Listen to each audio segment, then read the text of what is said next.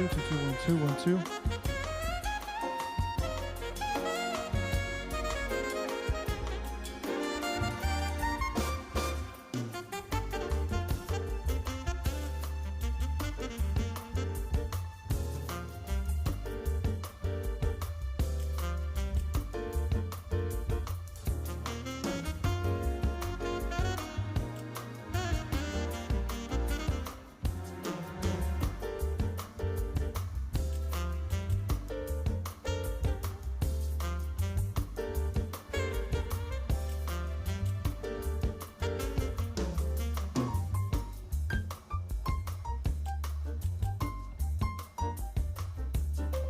Testing 1 2 3 4.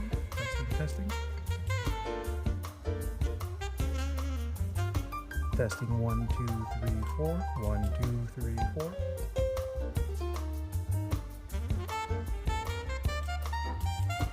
Testing 1 2 3 4. 1 2 3 4.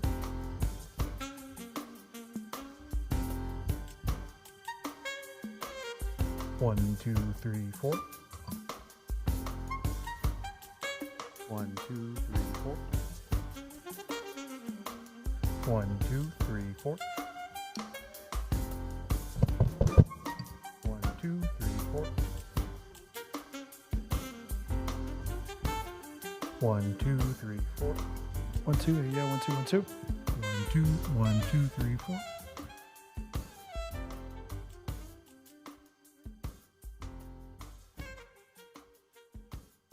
1 2 1 2.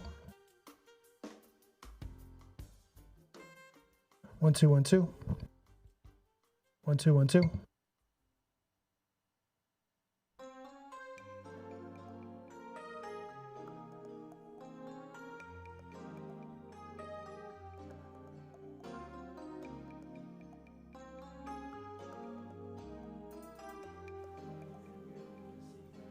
1 2 3 4. 1 2.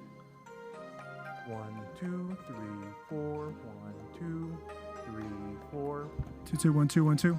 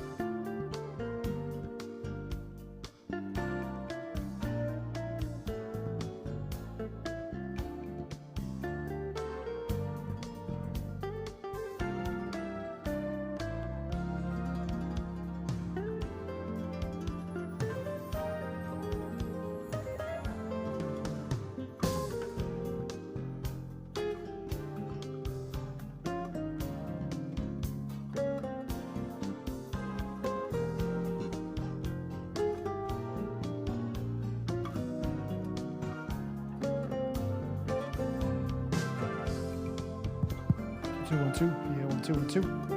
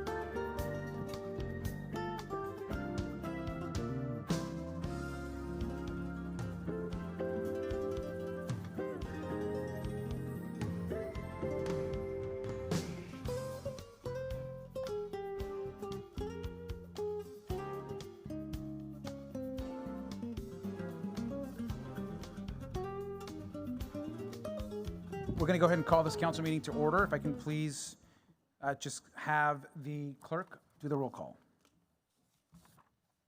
Councilwoman Zendejas.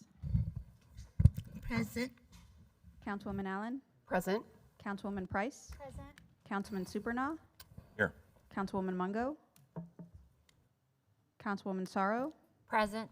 Councilmember Uranga. Presente. Councilman Austin. Vice Mayor Richardson. Mayor Garcia. Thank you. With that, I am going to just a quick announcement.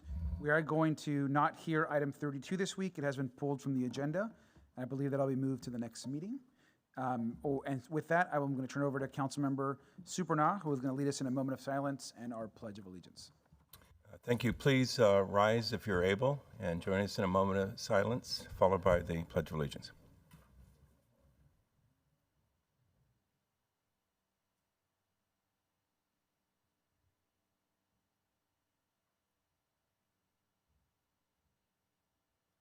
Thank you. Please place your hand over your heart, face the flag, and join me. I pledge allegiance to the flag of the United States of America, and to the republic which stands, one nation, under God, indivisible, with liberty and justice for all. Thank you. If I can have a motion and a second for the consent calendar, please.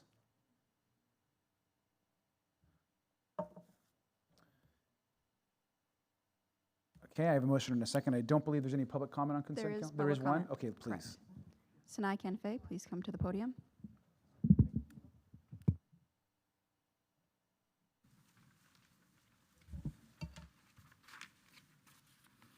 My apologies, Mayor. I didn't think we would get so early into the dance today. No but problem. I only have a question with respect to development services.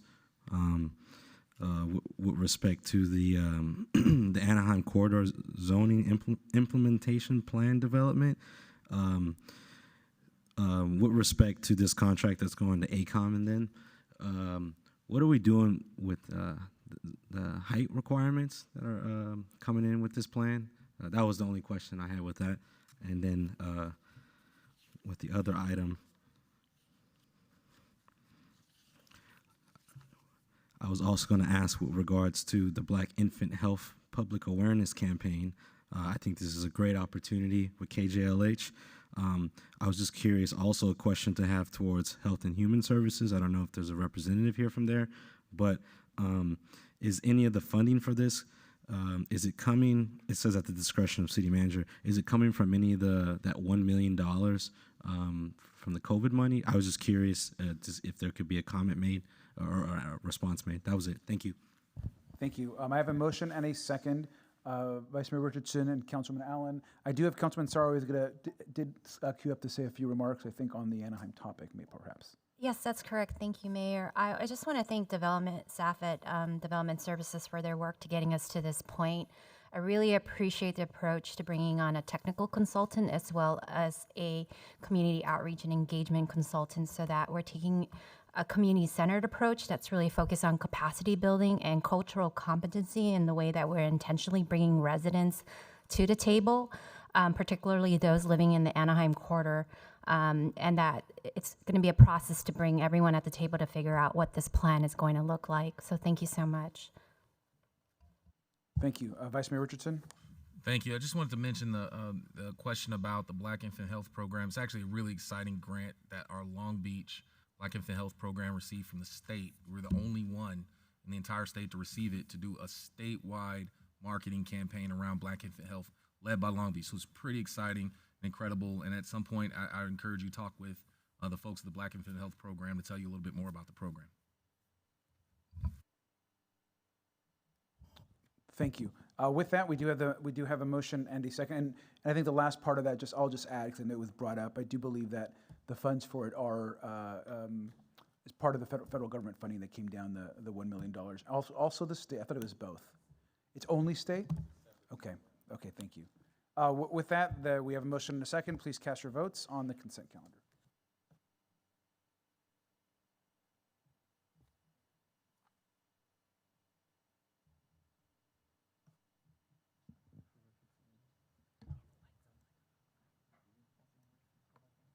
Vice Mayor Richardson? Motion carries 8-0. Okay, thank you. We do have 3 hearings tonight, which we're going to hear in a minute, but we also have our study session. So we're going to, just from a timing perspective, we're going to do the study session first. Then after the study session, we'll go through our 3 hearings, and then we will go into our series of funds transfers, which we have a bunch of, and then the other items on the agenda. In fact, and I'm not sure if there are folks here for any of the funds transfer items or not, but we have so many of those. Why don't we just do those ones right now and just get those out of the way in case you're staff in the back. Let's do item 22, 23, 25, 31, 33, and 34 are all funds transfers. We can just read those all into the record, and we'll take one vote.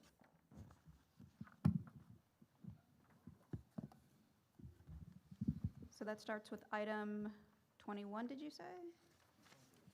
I believe there are items 22, 23, 25, 31, 33, and 34, I think are all the funds transfer items. Item 22, communication from Councilwoman Price, recommendation to increase appropriations in the City Manager Department by $2,490 to provide a donation to the Friends of Belmont Shore for summer concert. Item 23, communication from Councilwoman Price, recommendation to increase appropriations in the City Manager Department by $460 to provide a donation to Children Today for the annual 3rd of July celebration, Big Bang on the Bay.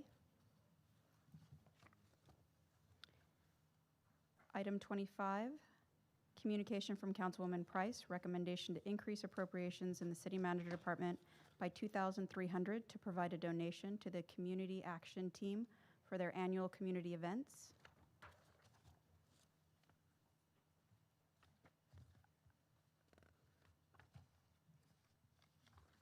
Item 31, communication from Councilwoman Price, recommendation to increase appropriations in the City Manager Department by $6,000 for a community concert on August 1st, 2021.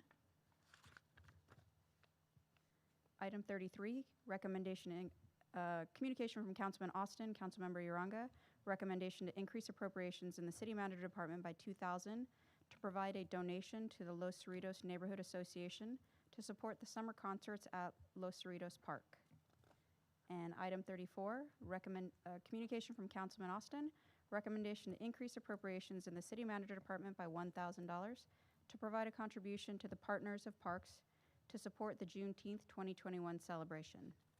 Item 35, communication from Councilwoman Sorrow, recommendation to approve the expenditure of $5,000 in the general fund group as a reward for information leading to the identification. I'm sorry, that's not a fund transfer? That's correct. 35 needs to be heard separately. Thank you. Great. And that was it? Okay, thank you. We have a motion and a second. Is your public comment on any of these funds transfers? No public comment on those items. Councilman Price, anything? Councilman Sorrow, anything? Okay, then let's go. Then we have a motion and a second. Please cast your votes.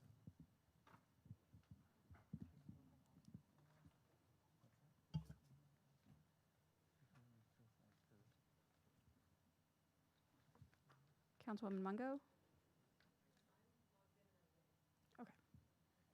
Okay. Just for the public, the councilwoman's system is not working, so she's sitting over in the 8th district. I'm renting a seat in the 8th district tonight. Motion carries 8-0. Okay, thank you. We're going to go back to our study session then, which we have scheduled today, which is a big staff presentation. I'm going to open it up and let me know, Mr. Modica, when you guys are set up and ready.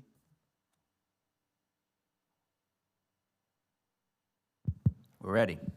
Okay, great. We have, actually, let me go ahead and first, do you want to read the study session into the record, please? Recommendation to conduct a study session to receive and file a presentation on efforts related to the Clean Long Beach Initiative. Thank you. And I'm thankful. I've been talking to staff about bringing this study session forward, and it's something that I know is not just important to me, but it's important to everybody on this dais. And we've been talking about this for as long as we've all been, I think, together as part of this body. The cleanliness of the city and ensuring that neighborhoods, regardless of where they're located across the city, are clean and well-maintained is incredibly important. I also want to make sure that I think we're all aware that during the pandemic, the impact that the pandemic had on cleanliness was serious. And we have gone through a health recovery, we're going through an economic recovery, and making sure that we also recover so that neighborhoods have the street sweeping on time, that trash is being picked appropriately, that dumped items are being picked up when they need to be, that corridors are being cleaned up, is also really important. When you think about a year and a half now where you had much of your staff or many staff members, whether they were sick or they weren't able to go do certain functions of their job, it did impact cleanliness. When you had more homes producing more waste, that also impacts cleanliness. When you have different patterns of travel, that also impacts cleanliness. When folks from certain departments are unable to do certain work because they're out working at getting folks healthy or vaccinated or tested, that also impacts the work that we can do as a city around cleanliness. So we have had a difficult year and a half, but I'm really proud that the staff is doing a great job of bringing this back. And I look forward to hearing the presentation. We want to make sure that Long Beach is a clean community for everyone that is here. And I know there's going to be a lot of questions. I have some as well that I'll ask of you guys as soon as the presentation is over. But I want to thank you guys for the work that you did with this and the memo that you sent to council earlier today. And I view this as a very important initiative for the team and for the staff as we move forward across this next year. So, Mr. Modica. Thank you very much, Mr. Mayor. I think that was a very good overview. We are going to have a presentation that kind of has three parts today.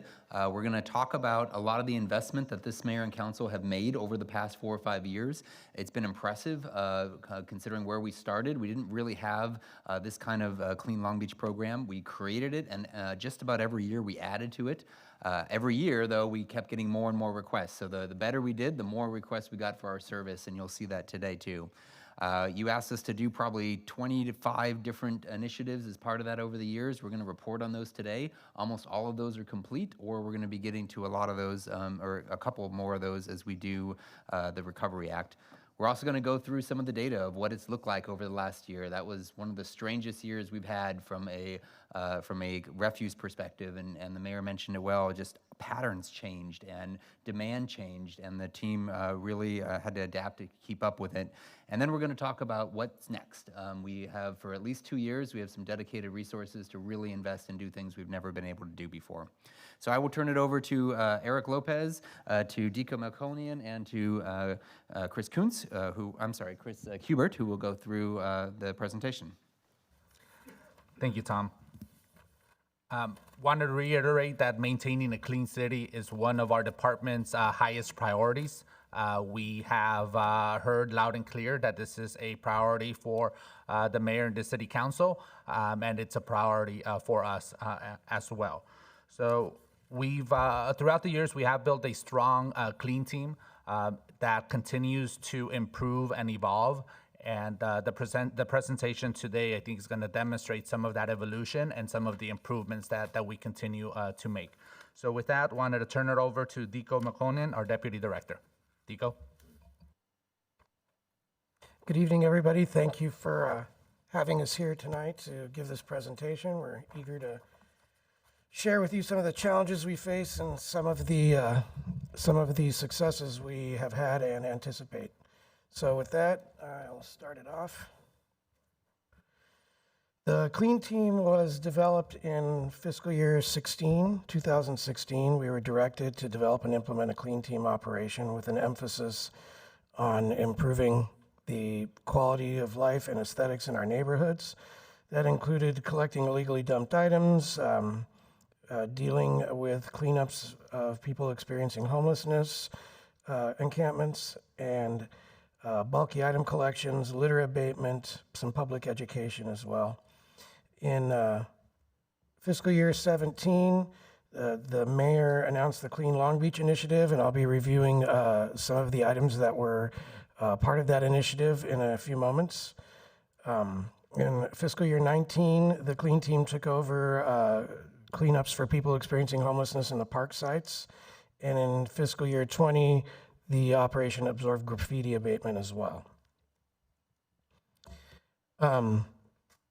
Initially, there was a request for an illegal dumping action plan, which I believe Councilmember Uranga had brought to the table. At the same time that the mayor was also asking for the similar questions. What we did was we evaluated what we were doing and looked at the requests from the plan, and we enhanced our staffing as a result of that. We started promoting our no dumping signs that are available to residents for posting. We worked with the LA County and the LA County sanitation districts to increase opportunities for household hazardous waste drop-offs, going from once a month to twice a month at the facility on California. We increased we promoted our bulky item collection program a little more heavily, and we increased opportunities at that time from 2 free annual pickups to 4 free annual pickups, and subsequently we have increased that to 12 annual pickups. We developed a mapping system where we can track our hotspots of where dumped items were being found so that we can proactively address those areas.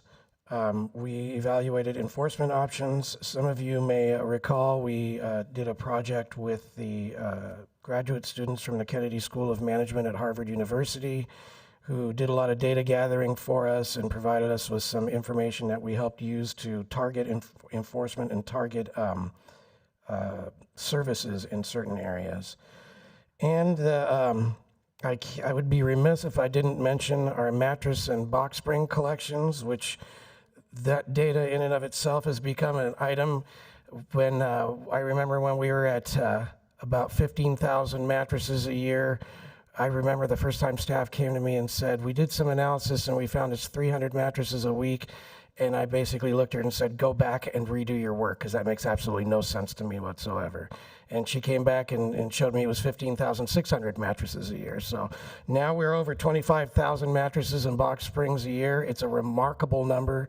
We do track this separately because we do get some reimbursement from the Mattress Recycling Council, which when I learned that there was a Mattress Recycling Council, I learned that every industry has its representatives out there championing your efforts. And I want to just kind of highlight that. I just think it's such an important number that we haven't talked about with the public in a long time.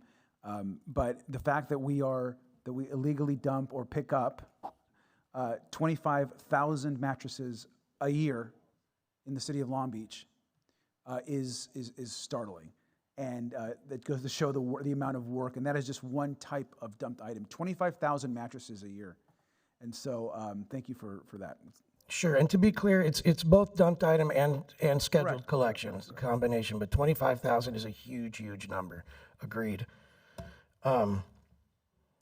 So in the mayor's Clean Long Beach initiative, there were about 18 different action items that we will summarize over the next few slides and provide some updates. A review of the city's current cleaning efforts was obviously the baseline that was established, and based on that, we made some staffing increases by reviewing our resources and our current efforts at that time.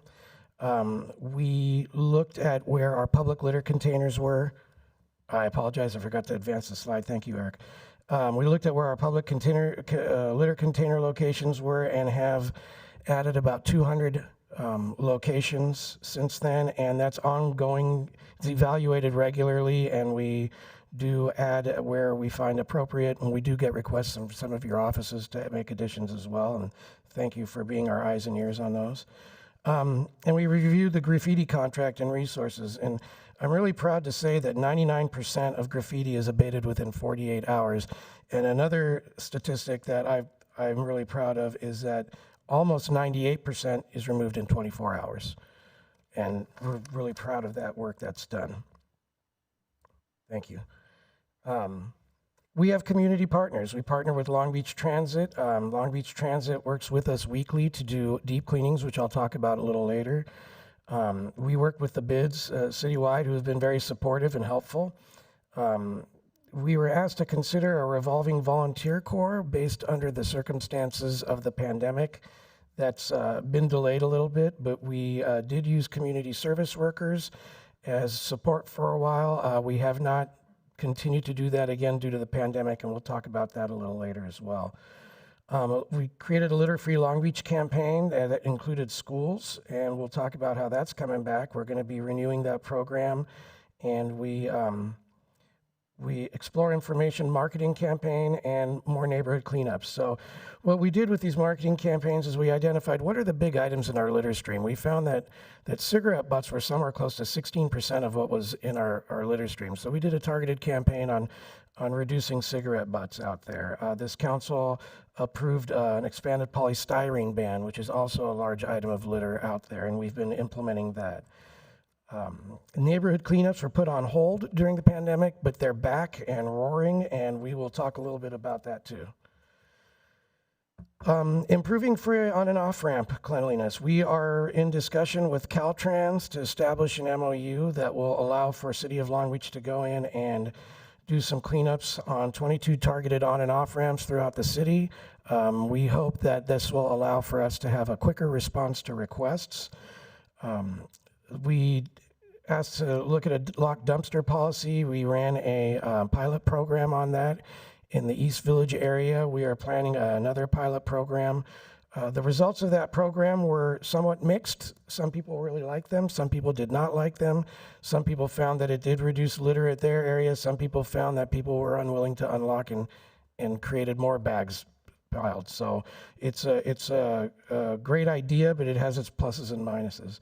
And then we were asked to explore an empty private lot ordinance, which Development Services and Code Enforcement did that, and the City Council passed an ordinance a few years back regarding empty lots. We were asked to modernize the Go Long Beach app, and we have done so. We use a Salesforce platform now, which is known worldwide, and this system integrates with our existing systems, and on the back end of it has really streamlined our ability to create field assignments and issue them out to the field in a much more expeditious manner than the previous system allowed us to do. And provide a customer relationship management implementation system, and the Salesforce application allows us to do that, and there are many tools currently available to utilize in that manner. Review shopping cart theft technology. We reviewed what we were doing. We had a contract with the shopping cart retrieval company, and frankly, what we determined was it was not being effective. So we eliminated the contract, and the clean team crews are now responding to that. And I will tell you, we get a fraction of the requests for abandoned shopping carts than we used to do. Proactive code enforcement. Code enforcement partners with the clean team on our deep cleaning days. Their staffing was impacted, and during the pandemic, a lot of that staff was reallocated to do the enforcement for the health orders and at the parklets and whatnot. So while they are continuing now to get their staffing back up, we will hopefully see some more proactive code enforcement coming in the future. And police department issued over 120 litter citations in fiscal year 20. We continue to work with them to see how we can enhance those options. So now I'd like to talk about our current clean team activities. As you can see on this slide, we started in fiscal year 16 with about 10 and a half employees. That includes management oversight. Since then, to fiscal year 20, we've increased the full-time equivalents to 31 and a half, and based on our American Recovery Plan funding that we're going to get over the next 2 years, we've been approved to add 20 full-time equivalent non-career positions to support that. We are already in the process of hiring those non-careers, and we have brought about 11 of them on board so far already. This is not to reflect that what the actual current staffing is. We do not have 51 people out there working. I didn't want to make sure that's clear. The goal is to get 51 people out there working. The responsibilities of the clean team remain largely the same as when they were originally planned. Illegally dumped item collection, mattress collection, bulky item collection, homeless encampment cleanups, e-waste, white goods, which are appliances, and tire collections. And the reason some of these items are listed separately is to make clear that we have to use different equipment to collect these materials. We can't throw a TV in the back of a trash truck. We have to send a different vehicle to do that. Mattresses have to be kept separate altogether so that we can get reimbursement from the mattress Recycling Council. So sometimes when you have a pile of stuff and only a portion of it disappears and then some of it remains, it's because we have to bring a separate truck in to collect those items. Deep cleanings, which we'll talk about in a moment, and graffiti abatement and litter abatement. We wanted to provide a little bit of some statistics and some graphs because my mom always told me she likes pretty pictures and colorful stuff, so that's what we did.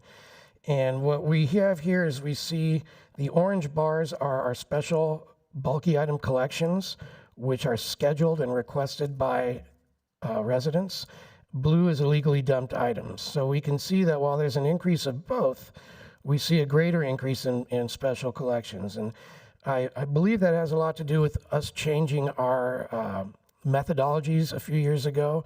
Part of what we determined when we were working with the graduate students from Harvard was that we got so caught up in responding to illegally dumped items, we were collecting them sooner than we were collecting items for people who were doing it properly and scheduling it. And we also learned that when we would tell people, we'll come pick up your couch in 3-4 weeks, they'd say, never mind, and just take a picture of it and send it in as a dumped item in the Go Long Beach app.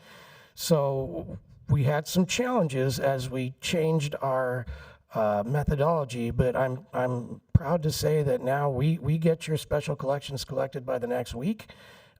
Sometimes at worst, we may have to schedule a Saturday crew to do anything that we missed, but they're done by that next week.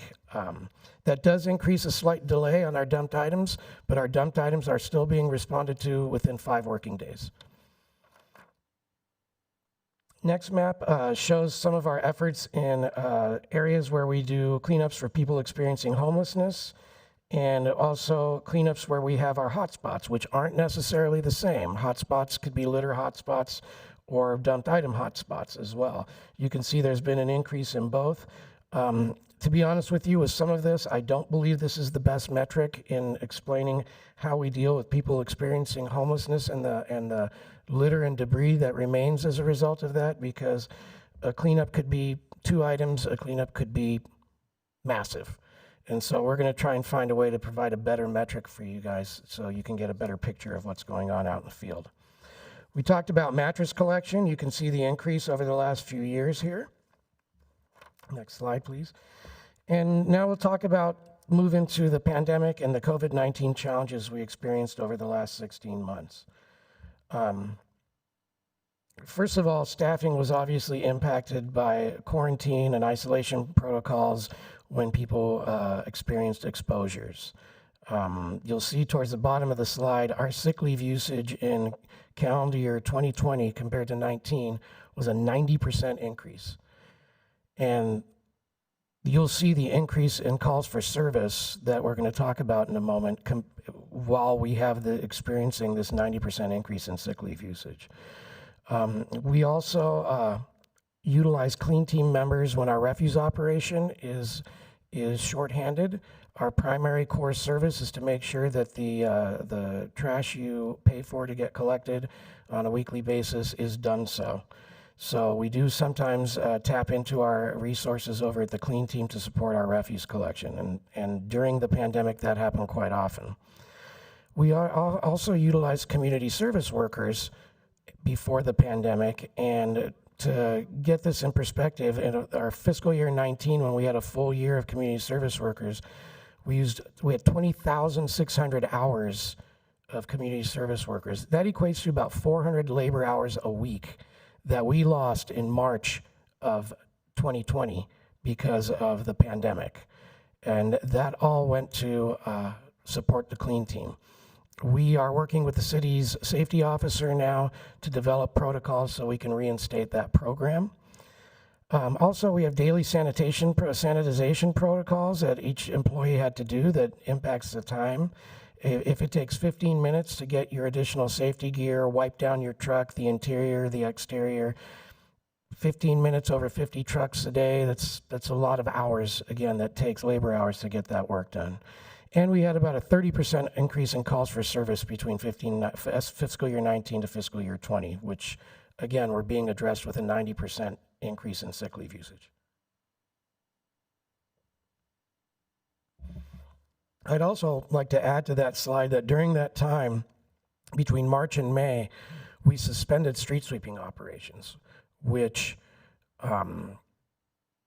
street sweeping collects about 900 to 1,000 tons of debris a month. So you can imagine for 2 months we didn't sweep any streets at all. And then when we did return street sweeping, we have been short-staffed. Good news is that we have a civil service list now. We conducted interviews today to hire some people on board, so that's great news. But when we did return to sweeping, we also had parking citation forgiveness. And so we were issuing a lot more parking citations than we typically did and dismissing a lot more citations. I believe we dismissed somewhere in the vicinity of 25,000 citations. So imagine for each one of those citations that was dismissed, there was a vehicle impeding our ability to provide a quality sweep. Additional challenges, 49% increase in calls for service in our hotline. We'll show you that statistic, that graph in a minute. It was somewhere around 150,000 calls for service this past year. 32% increase in Go Long Beach requests, 22% increase in illegally dumped item reports, 21% increase in special bulky item collection requests, 9% increase in residential refuse collected.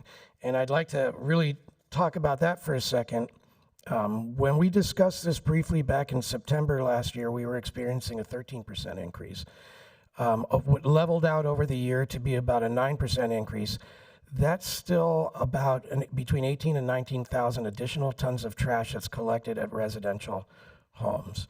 That's the addition of the equivalent of 5.5 routes added per day, which we didn't add. We had to absorb with our existing team, which again was being impacted by the higher use of sick leave and furloughs for a portion of that time. So it's really commendable that refuse operation was able to do what they did do during that time with the additional challenges they experienced.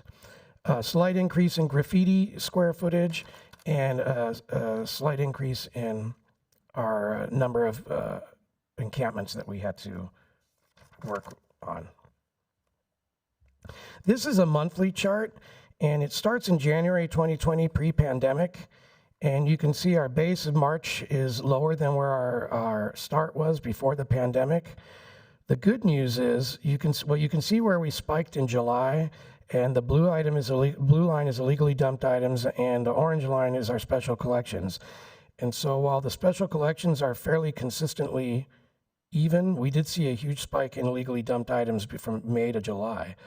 Some of that balanced out, and now as you can see, we're lower than where we started in January in both illegally dumped items and Go Long Beach requests, and our requests for scheduled special collections continues to go up, which is a really good sign for us.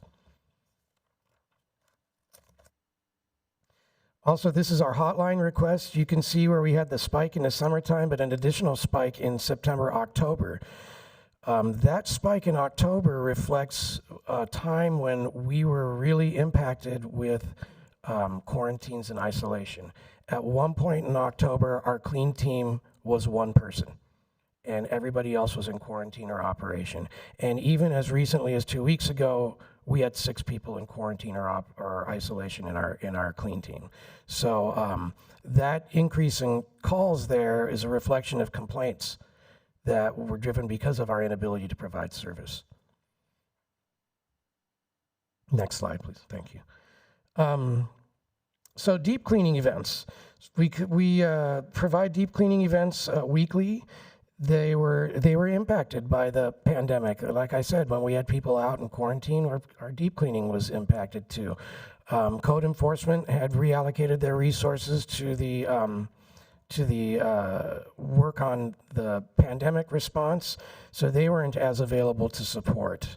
Other outside agencies like Long Beach Transit had their own impacts, and there were times where they were unable to support. So it was challenging. I'm glad to say things are back to normal. So we're glad to see the deep cleanings continuing.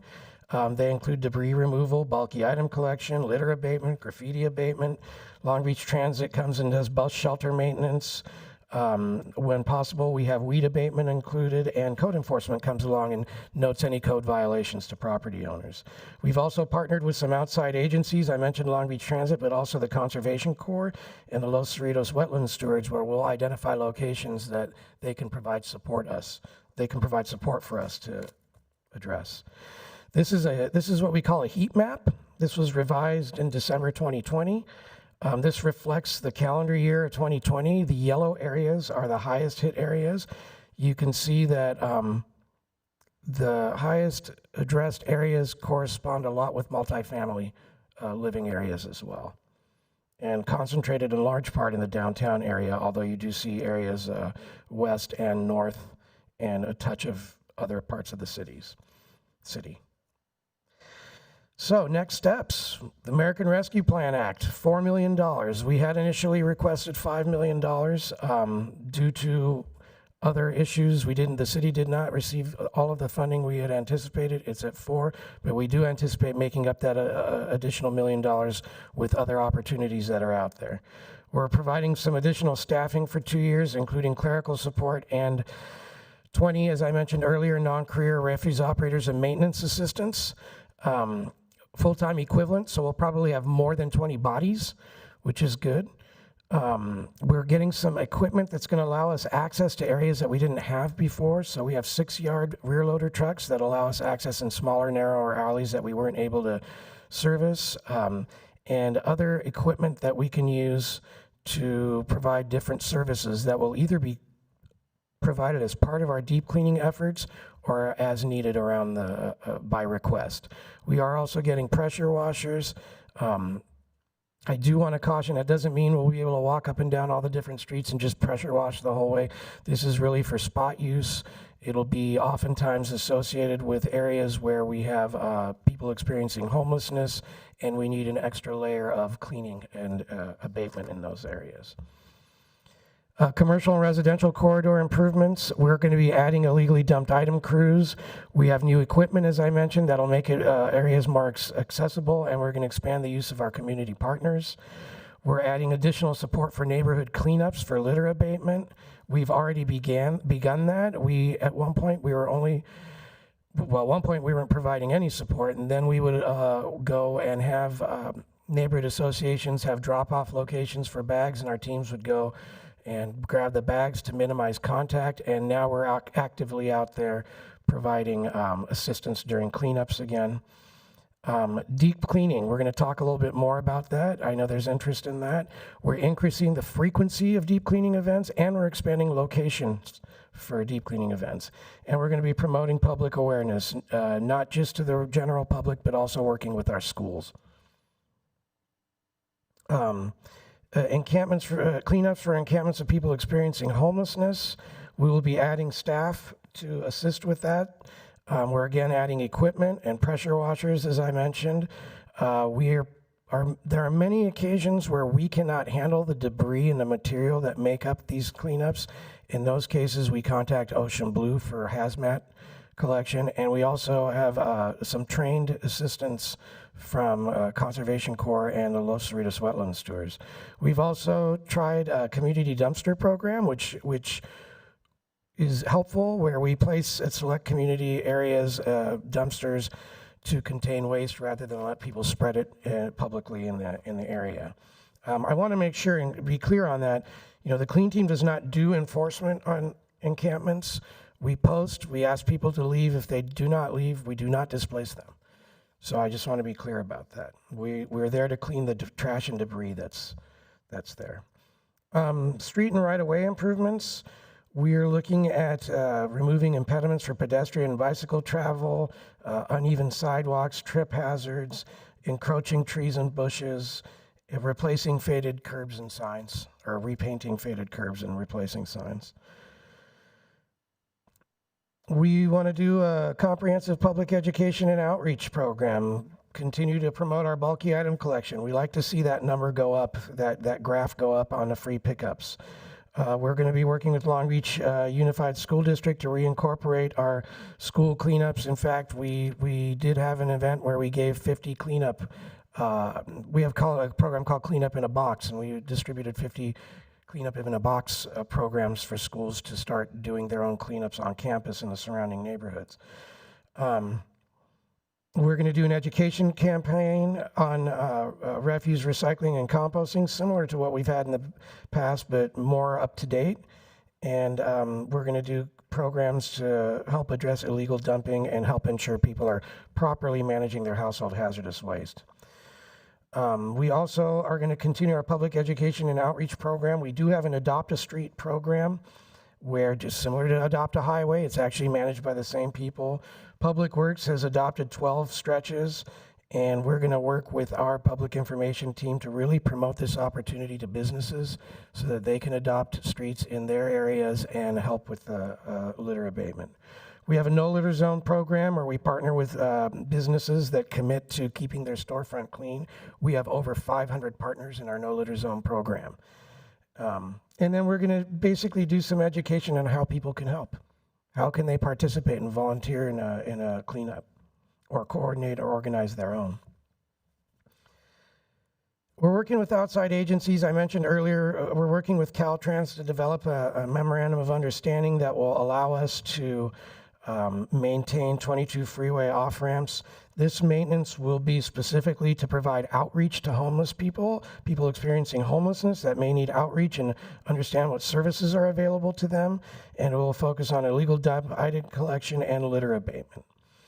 We are also in discussion with LA County to address encampments for people experiencing homelessness along the LA River, San Gabriel River, and Coyote Creek. We do really need to get those agreements in place to access those locations appropriately.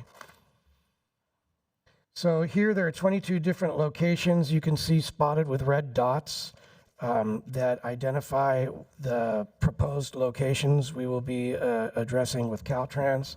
They are all around the city. Now I'd like to talk a little bit about deep cleanings. Back to the colors I mentioned. If you look at your map on the board, and we'll identify the locations in the next slide. The red lines are where we're currently providing deep cleaning services. The yellow lines are where we, which overlay some of the red lines, are where we intend to increase deep cleaning frequency. Green lines are where we're taking an existing location, expanding that deep cleaning boundary. And the blue lines are new proposed additional deep cleaning locations. The expansion and the proposed locations are based on where we tend to receive a concentration of calls for service. So that's why you'll see that we expanded some and not others, and why we added some of the locations we proposed to add. So these are the locations. There's a lot. I'm not going to read them all to you, but you can see the majority of locations have been, current locations have been expanded to a larger boundary. Next slide, please. And these are the new proposed deep cleaning locations that we propose adding to the existing ones. So the question is going to come up with, what is the frequency of these cleanups? Currently, they're done quarterly. The goal is to get the current locations to at least monthly as we expand our staff. The proposed new locations, which don't tend to be as heavily needed locations, will begin quarterly, and we will increase those and monitor those to see what frequency we find it becomes more effective. If it's increasing it, are we spending too much time there? And all locations will be assessed on a regular basis. So $4 million for citywide cleanup over 2 years. What are we going to do with this money to accomplish all these things we talked about? We're adding staff and equipment. We are going to address a public litter abatement campaign. We are going to be more proactive in addressing issues for people experiencing homelessness, including working with the outreach team to provide services prior to a cleanup. And ensure that we're not displacing people, expanding the frequency and the locations of our deep cleaning, doing a comprehensive public education campaign, and improving our efficiencies. I'd like to thank you for this opportunity and the time you gave us to present, and we're here to answer any questions. Thank you very much. The very thorough presentation, and we appreciate that. I do have some comments and then a couple of questions, and then I'm going to turn this over to the folks that have queued up to speak. Let me just first start, and I think I want to make sure that we say this also for the council and for the public. The cleanliness of the city, and I've said this before to the team, like we have the potential to be the biggest clean city in California, and that should be the goal. And we should strive for nothing less than that as our target. And I think that one thing that a lot of folks don't know is that we have a lot of work to do, I think, still to achieve what we find as acceptable for every neighborhood. But the amount of innovation and hard work that has happened behind the scenes on this initiative has been incredible. Like I will tell you, like, and you know this, I'm so proud of all the work that the staff has put in over years on this initiative. Even long before we brought the Clean Long Beach initiative forward, and there were 18 points in that initiative. You covered, I think, all 18 of them. I mean, the city council passed that policy. We were working, we brought the Bloomberg Innovation Team to do mapping, to do data. We brought in Harvard to do a study on how we can best approach our collections. Every suggestion that council members, that the staff brought forward as it relates to how we track trash, launching the Go Long Beach app, putting the CRM system in place, changing the way, expanding the collection items, the pilot programs we tested, just the amount of innovation that went in to producing what is a very basic city function, which is making sure the streets are clean and picking up trash, has been to me very impressive. So I just first want to commend just the entire organization for what I feel has been an absolute success of where we are today.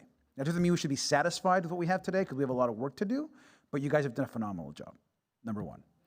The second thing I want to say is, if you can go to slide 9, first of all, and I would definitely want to make sure we get, and maybe you already have Mr. Modica, but can we get Councilwoman Allen and Councilwoman Sorrow, the initial clean team kind of agenda item and the kind of the 18-point plan that we put in place that you covered, but it'd be great for them to see the narrative as well. Sure, we can do that. And that was I mean, we think we did that in 2017, or when did we pass that? The Clean Initiative, I believe, was 2017. Okay. So, and I'm looking at it obviously here in front of me here. And one of the things I wanted to bring up, if you can go to slide 9, please.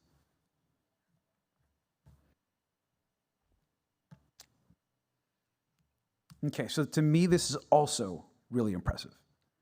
And, you know, right around, of course, when we made a commitment, this council created the Clean Team program through our budget process, where we literally shifted to a proactive cleaning. Prior to the Clean Team process, where we actually put employees on Clean Team trucks, branded them, sent them out into the community, we didn't have proactive cleaning on streets. It was all by request. And so the proactiveness has got us to a much cleaner community than we were 10 years ago. There's just no question. And then I look at where we are from the amount of employees we had in FY16 to where we are today, which is triple, I think, where we were, to where we're going to be next year. We're going to be 5 times the strength of folks working to clean the city from back in 2016. And that to me is very impressive.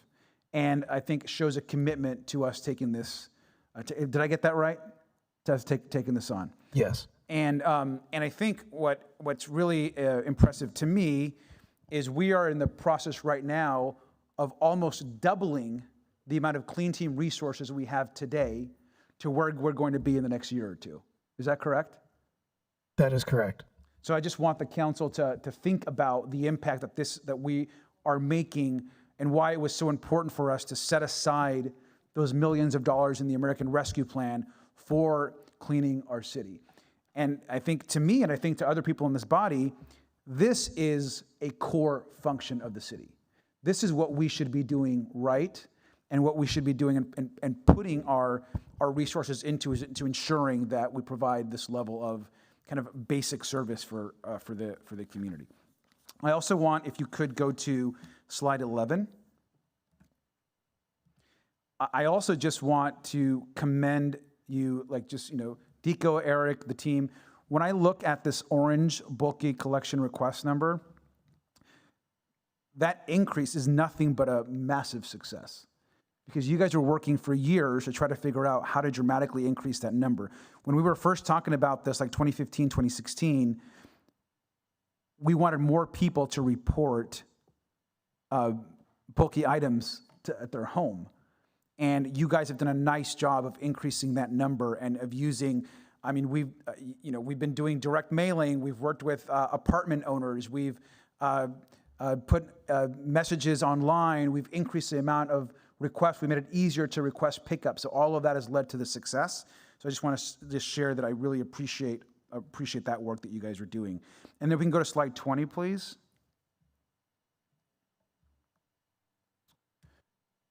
Again, what I love about what you guys have done here in the plan you presented is you're not just bringing in staff, but you're bringing the type of equipment that we need to ensure that that our team has the resource, the modern equipment that we need. So I appreciate that.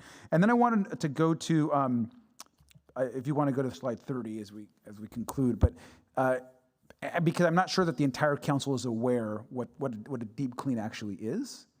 And so obviously all streets in Long Beach get cleaned and there's street sweeping and crews go out and do pickups.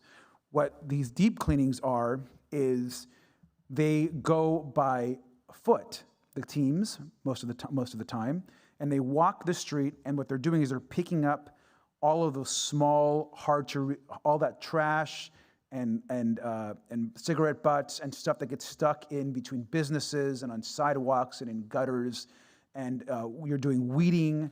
You're ensuring that that the streets, and I know why the streets that are selected are obviously the ones that get the most impacted by trash, these corridors do. So that deep cleaning that is happening right now a few times a year, and we're thinking about increasing those to a month, is so important, and the quality and cleanliness of those streets has dramatically improved over the years, like dramatically improved. And I just think about just neighborhoods that you've highlighted as being the most impacted by trash and illegal dumping have changed dramatically. Now, we had a setback this year, there's no question, because of the pandemic, and so, I have, we have been less, I'm still frustrated, but, understanding why we are where we've been. And so I'm just really excited about kind of doubling down on this and making sure that we continue to clean the city as much as possible. And the last things I'll just say is I want to make sure that the council stays updated regularly on our efforts on this, because you guys are doing such a great job with the innovation. Don't stop with the innovation. Let's continue bringing in some of these teams and continue analyzing what we're doing and looking at the data, how we can improve things. And then I had mentioned to Tom also that I wanted to just conclude my remarks about just talk about the Go Long Beach app. And we had a prior Go Long Beach app system that maybe in some ways was easier to use, but it wasn't connected to a back end. So it was very hard. People didn't realize it was manual, like a Go Long Beach. A request would come in and somebody was manually taking the request and getting it off to someone, versus now there's like an integrated back end so that the Go Long Beach requests go to the right person. How many unique users do we have today on the Go Long Beach app? So I'm going to ask Barengabadi to come up and talk a little bit about that. That is a little bit of a complicated question because we couldn't track from before to today, but we have some of that stats. While he's coming up, I do want to highlight the changes in the app. We've heard that too, is that the other one was kind of point and click. And again, all it was just enough to get to a person who then would enter it into all of our complex systems. And when we had 10,000 requests, we were keeping up. Now that we have 30,000, 40,000, it needs to be an automated system. It's provided a lot of functionality. We have it in 4 languages now, which we never had Go Long Beach in. We have resource sections that you can actually look things up. And a really neat function is the mapping function. You can actually see who else has actually reported that already and what the status is, and then then if you want, you can follow it and you can get notified when that gets closed out. So it is a little bit of an adjustment. We had some technical issues in the beginning, as you do with any major new system. A lot of those have been fixed and worked out, and we're still working on some improvements. So we'll turn it over to Barang to talk about the number of users. Good evening, Mr. Mayor, members of the council. My name is Barang Abadi, Bureau Manager with Technology and Innovation. As City Manager Modica said, it is a nuanced question. Our old system did not have the notion of a user. A user was anyone who submitted their email address along with a request. Our new system can also align with that methodology. So a sort of apples to apples comparison would be same time period from 2019 to 2020, so I'll give you the dates. October 1, 2019 to July 1, 2020, the old system had 3,225 cases with associated emails, and those are unique deduplicated email addresses. For the same time period, October 1, 2020 to July 1, 2021, the new app has 5,899 unique email addresses. The new system, though, it does have a well-defined mechanism for what constitutes a user. So a user would be someone like myself, or many of you, I've seen your accounts, that take the time to go in there, you create an account, and then you validate your account. So it's not enough to say, I want to sign up. You actually have to go in there and log into your email and verify that you are who you said you were. So we have 1,000, I'm sorry, No, thank you. 1,089 users. Okay, so would you say that we have been likely have more users on the new system than we had before? We certainly have more unique email addresses in the new system. That's good, and I think that's a positive thing.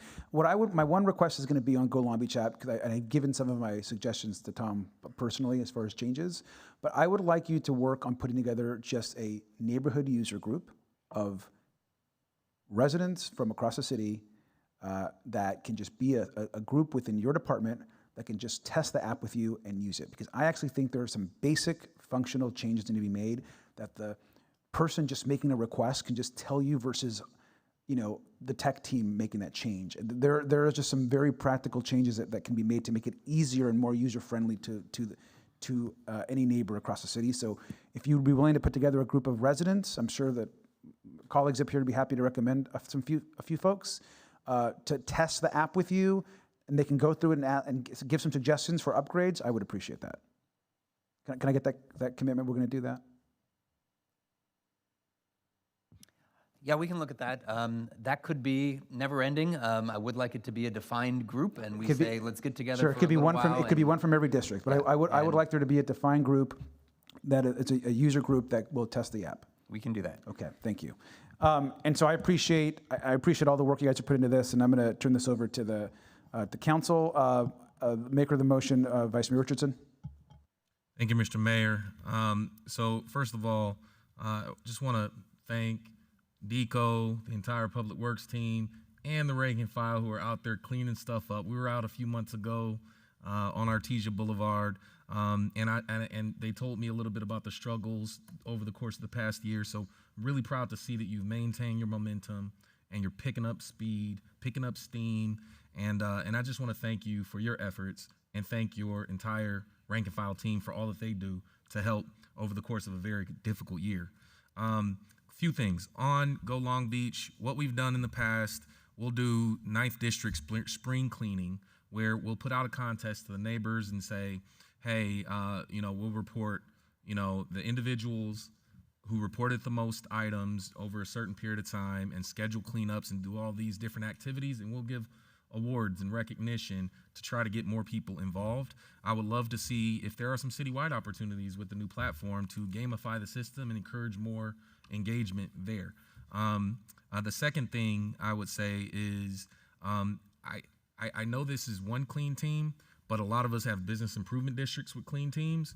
I would personally love to see us through this recovery effort, and I know that there is some direct funding to bids and things like that. I would like to see some coordination and incentivize some coordination across, like we use Conservation Corps at Uptown Business District. I would love to see some strings or some way to incentivize them to work and coordinate with our clean team. An example would be, if I know that our clean team, I saw 2 corridors in the Uptown Business District area on your map, Artesia and Atlantic. If we were to have their schedule and then overlay that with what the Uptown Business District schedule is, then we could work with the local neighborhood associations to help fill the gaps and have one published maintenance schedule for the business district. I think something like that, and the council office can help coordinate that, but I think it would go a long way for people to see exactly where our gaps are so we can keep up with it. The next thing I would say is I know that there was a period where we actually couldn't do neighborhood cleanups during the pandemic. I'm glad to see that they're back, that the neighbors are getting the dumpsters and cleaning it up. At some point, I'd love to see, from prior to the pandemic to now, are people requesting less cleanups or more? And do we need to do work to encourage more people to get out, the neighborhood associations to get out and do more? So that's something I'm curious about.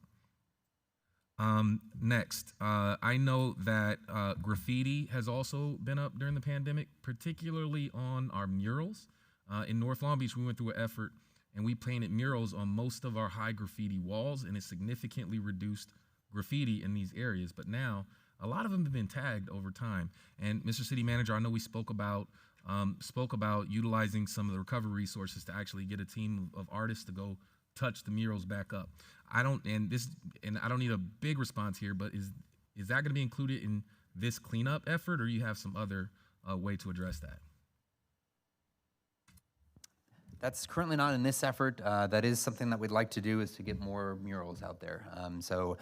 The original plan was that we couldn't find a way to fund that as part of the Recovery Act. I think as we have found ways to use the Recovery Act in certain ways, we can look at that. But I don't have that funded yet, but that's still something I want to do. Okay, what I'm interested in isn't necessarily more murals, but the ones that we do have, we need to go out and we need to tighten them up.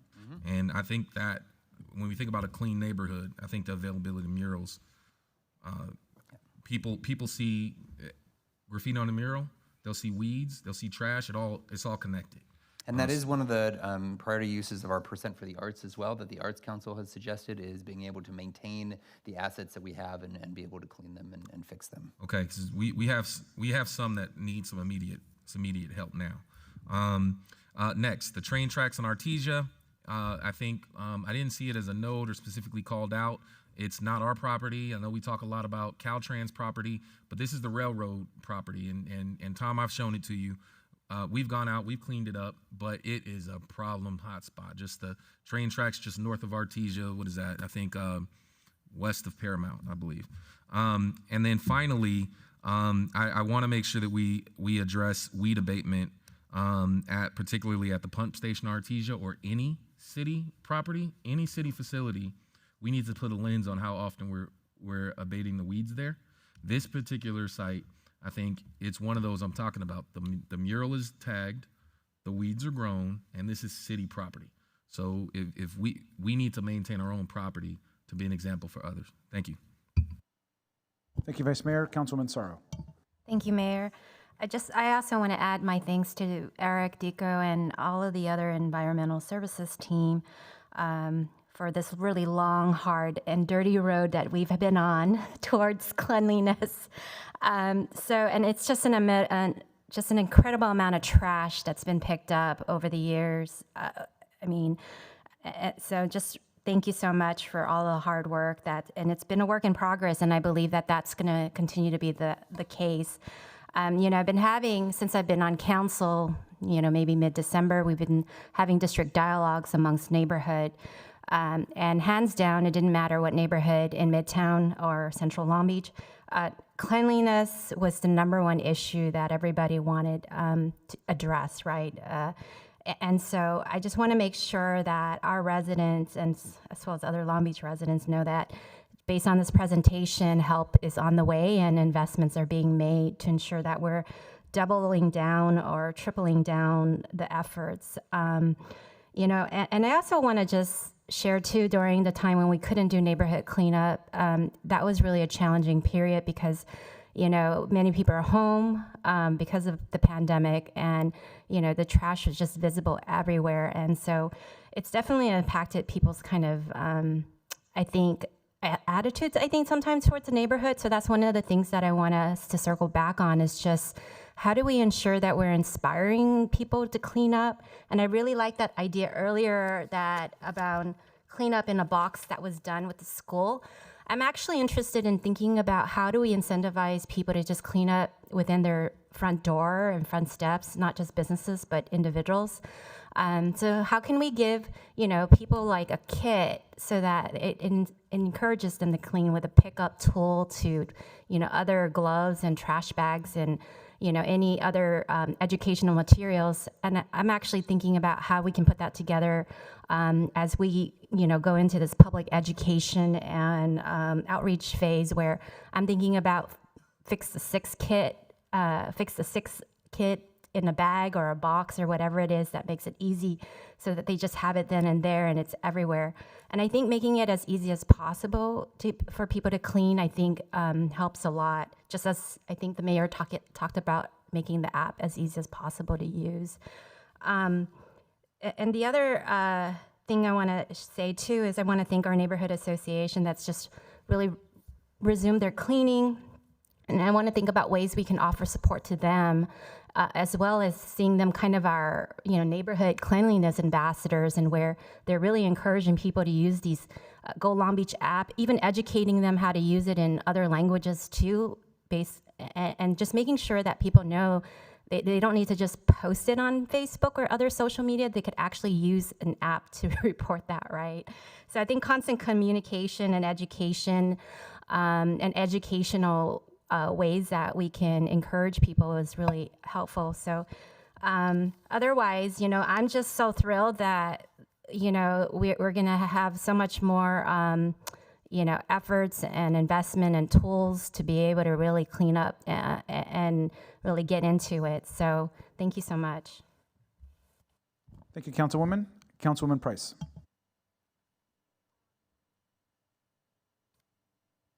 There we go. Thank you. So thank you for the presentation, and I know that my office is probably one of the offices that contacts you a lot on these issues, and I appreciate the work that you do.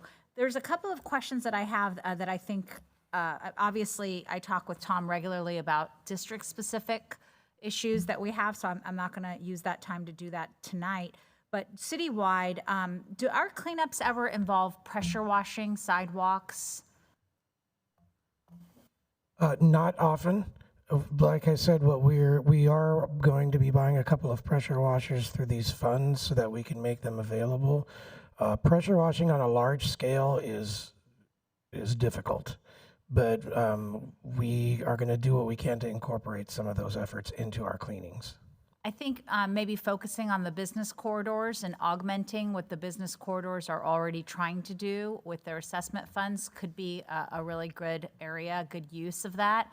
And some of our major corridors, I think, would be a really good use of the pressure washers if we could incorporate that, maybe a quarterly pressure wash on some specific corridors. The other thing I wanted to talk about is community cleanups. We used to do those a lot where we would partner with community neighborhoods, and then we kind of stopped doing that during COVID. What is the status of that now? Community cleanups have resumed. As I mentioned initially, when we started supporting them, it was simply the neighborhood association would tell us they're doing a cleanup. We'd identify a couple of locations in their cleanup area to drop off their bags, and we'd have a truck go by, pick up whatever's there. Now we're beginning to actively assist in those cleanups, and we're interacting with the actual volunteers. So I believe in 2021, we've done already 91 cleanups. So we're back on track. People are eager to get out there. Okay, and yeah, I know you touched on it, but is there anything specific they need to do to coordinate? Should they go through the council offices or go through you? Either way, we have a staff person that helps coordinate those cleanups, and many of the council staff actually you call her directly for assistance as well. So either way we can do it. We do like to hear ahead of time. We do have occasions. We recently had one, for example, where some people take it upon themselves to do something and then kind of leave stuff behind for us, and we don't know what's going on. We went today, in fact, and collected over 200 bags of debris that someone had left behind. And again, while we appreciate the efforts to to clean a city, it's very shotgun if we don't have some sort of coordinated understanding of what's happening where. And one thing I would add is, in some of these cleanups, we could really use the council office's help, and some of you are already doing this. Cleanups are more complicated than just putting stuff in a dumpster. A lot of things can't be accepted in the dumpster. It has to be sorted. It won't be accepted if we put in e-waste. And so we're looking going forward to really partner with the council offices to kind of help take that responsibility to organize neighborhoods and designate someone who's in charge of appropriate disposal. And that'll make us be able to go a lot further and do a lot more of these as we work in partnership. Okay. Let me add something to that too, Councilwoman, because I think, I don't know that, I hadn't mentioned it, but and it was probably going to be, I think, announced in the next few days, but I think it's pretty close to being set. We are going to launch a citywide Cleanup Long Beach Day. I think it's going to be August the 14th. And on that day, it's going to kind of kick off kind of like our post-pandemic, like cleaning the city. I think we're going to ask and host events in every district in the city, and try to have an event hosted by every council office across the city to have cleanups happening everywhere. And Mr. Modic is smiling because he knows it's going to be a lot of work, but he's very excited to lead this effort. And so I think all of us are looking forward to that too. So I think that's going to be Saturday, August the 14th, and that'll be our Cleanup Long Beach kind of community kickoff, and we'll have a lot of resources for all of our neighborhood groups to continue doing that work also. And by the way, and a lot of council members, you've already been hosting a lot of cleanups. I think Councilman Zendejas, I just saw one, I think, that you just did, I think, this weekend. And so I encourage us all to put our efforts into the 14th, and there'll be information on that in the days ahead. And if we can work on confirming that date, that's a huge effort to do all 9 all at once. We normally move them around. So we think we can do it. We got to work on the actual date and make sure we can get all the resources there to support all your efforts. But yeah, we will get a date, and I'm hoping it'll be the 14th. Okay, right, because that's the one that you mentioned to me today. Councilwoman Mungo. Thank you. First, I want to thank the team. I'm very fond of all of you, but Deco, you've done just an amazing job. I can't tell you enough how great of a partner you've been over these last 6-7 years, from street sweepers to alleys to you name it.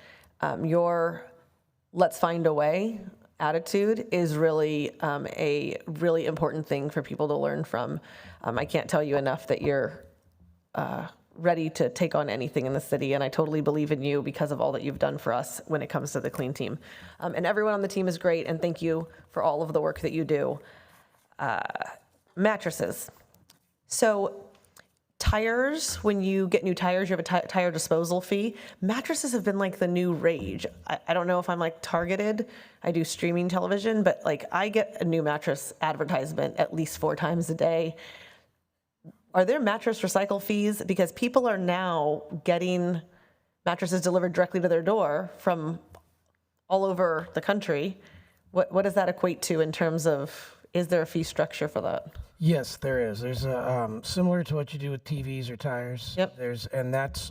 Those dollars go to the Mattress Recycling Council, which in turn we file a report to them annually, and then they provide us reimbursement. It doesn't cover all the costs, but it covers a portion of the costs. That's why we collect them separately and track them separately as well. Good. That's good to know. Graffiti, you guys have been doing a great job. I can't tell you enough. I want to thank both your team and then also my council office staff. We have a lot of on-ramps and off-ramps that we have to work with Caltrans on, and my team is on it, and I appreciate the community for helping us report that stuff, because the sooner you report it, the sooner you can get rid of it. You talked a little bit about 16% of litter is cigarette butts. I'm imagining that that's a citywide number. I'm going to feel terrible. I can't remember her name right now, but I was out and about walking, and one of our neighbors of 60 years is named Lloyd, and his daughter asked me about the current trash problem we have with advertisements, and specifically some of the non-subscription papers that have kind of really taken off in terms of their ability to throw these things into our driveway, and a lot of them just end up in the gutter. What percentage of the city that receives these throwaway advertisements, what are we talking about in terms of cost? And I wish I could tell you that. I don't know. The 16% number on cigarette butts was from a statewide report. I do know that there are some freedom of speech issues Doesn't mean you're allowed to litter, but there are some Right. freedom of speech issues involved in printing and distributing. Well, there are people who leave them on your curb, like at your door, and there are people who just throw them into your gutter. And we should have some kind of structure for organizations that hire lazy distributors that just leave stuff at the sidewalk to the street, and figuring out how to ensure that those that are making money by advertising to our residents but are not spending that money for a proper distribution system should then be charging or paying for that cleanup. They also cause blockages of water movement until the next street sweeping day, which then causes buildup of water and mosquitoes and all sorts of problems. Go Long Beach app. I just want to thank the entire team, both in the city manager's office, the rescue use division, and in the IT department. A lot of you know I was a big driver of fixing the Go Long Beach app. I would guess that of your initial 3,000 people on the app, 1,000 of them were probably 5th District residents, were high users, individuals who are in the park all the time, fixing our water fountains, all of those things. So I would love to have a presentation in the next few months related to our next steps on the Go Long Beach app. I appreciate the idea of the team.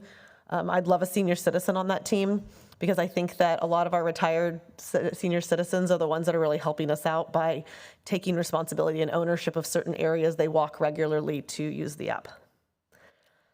I'd love to find out more. We're hiring all these non-careers, but we also have a lot of retirements coming. I'd love to make sure that there's a pathway for our non-career hires to work towards a career position and how we work on that as a city. Slide 11, we were talking about illegal dumping something. Let me see what we were on. If you could turn back to slide 11.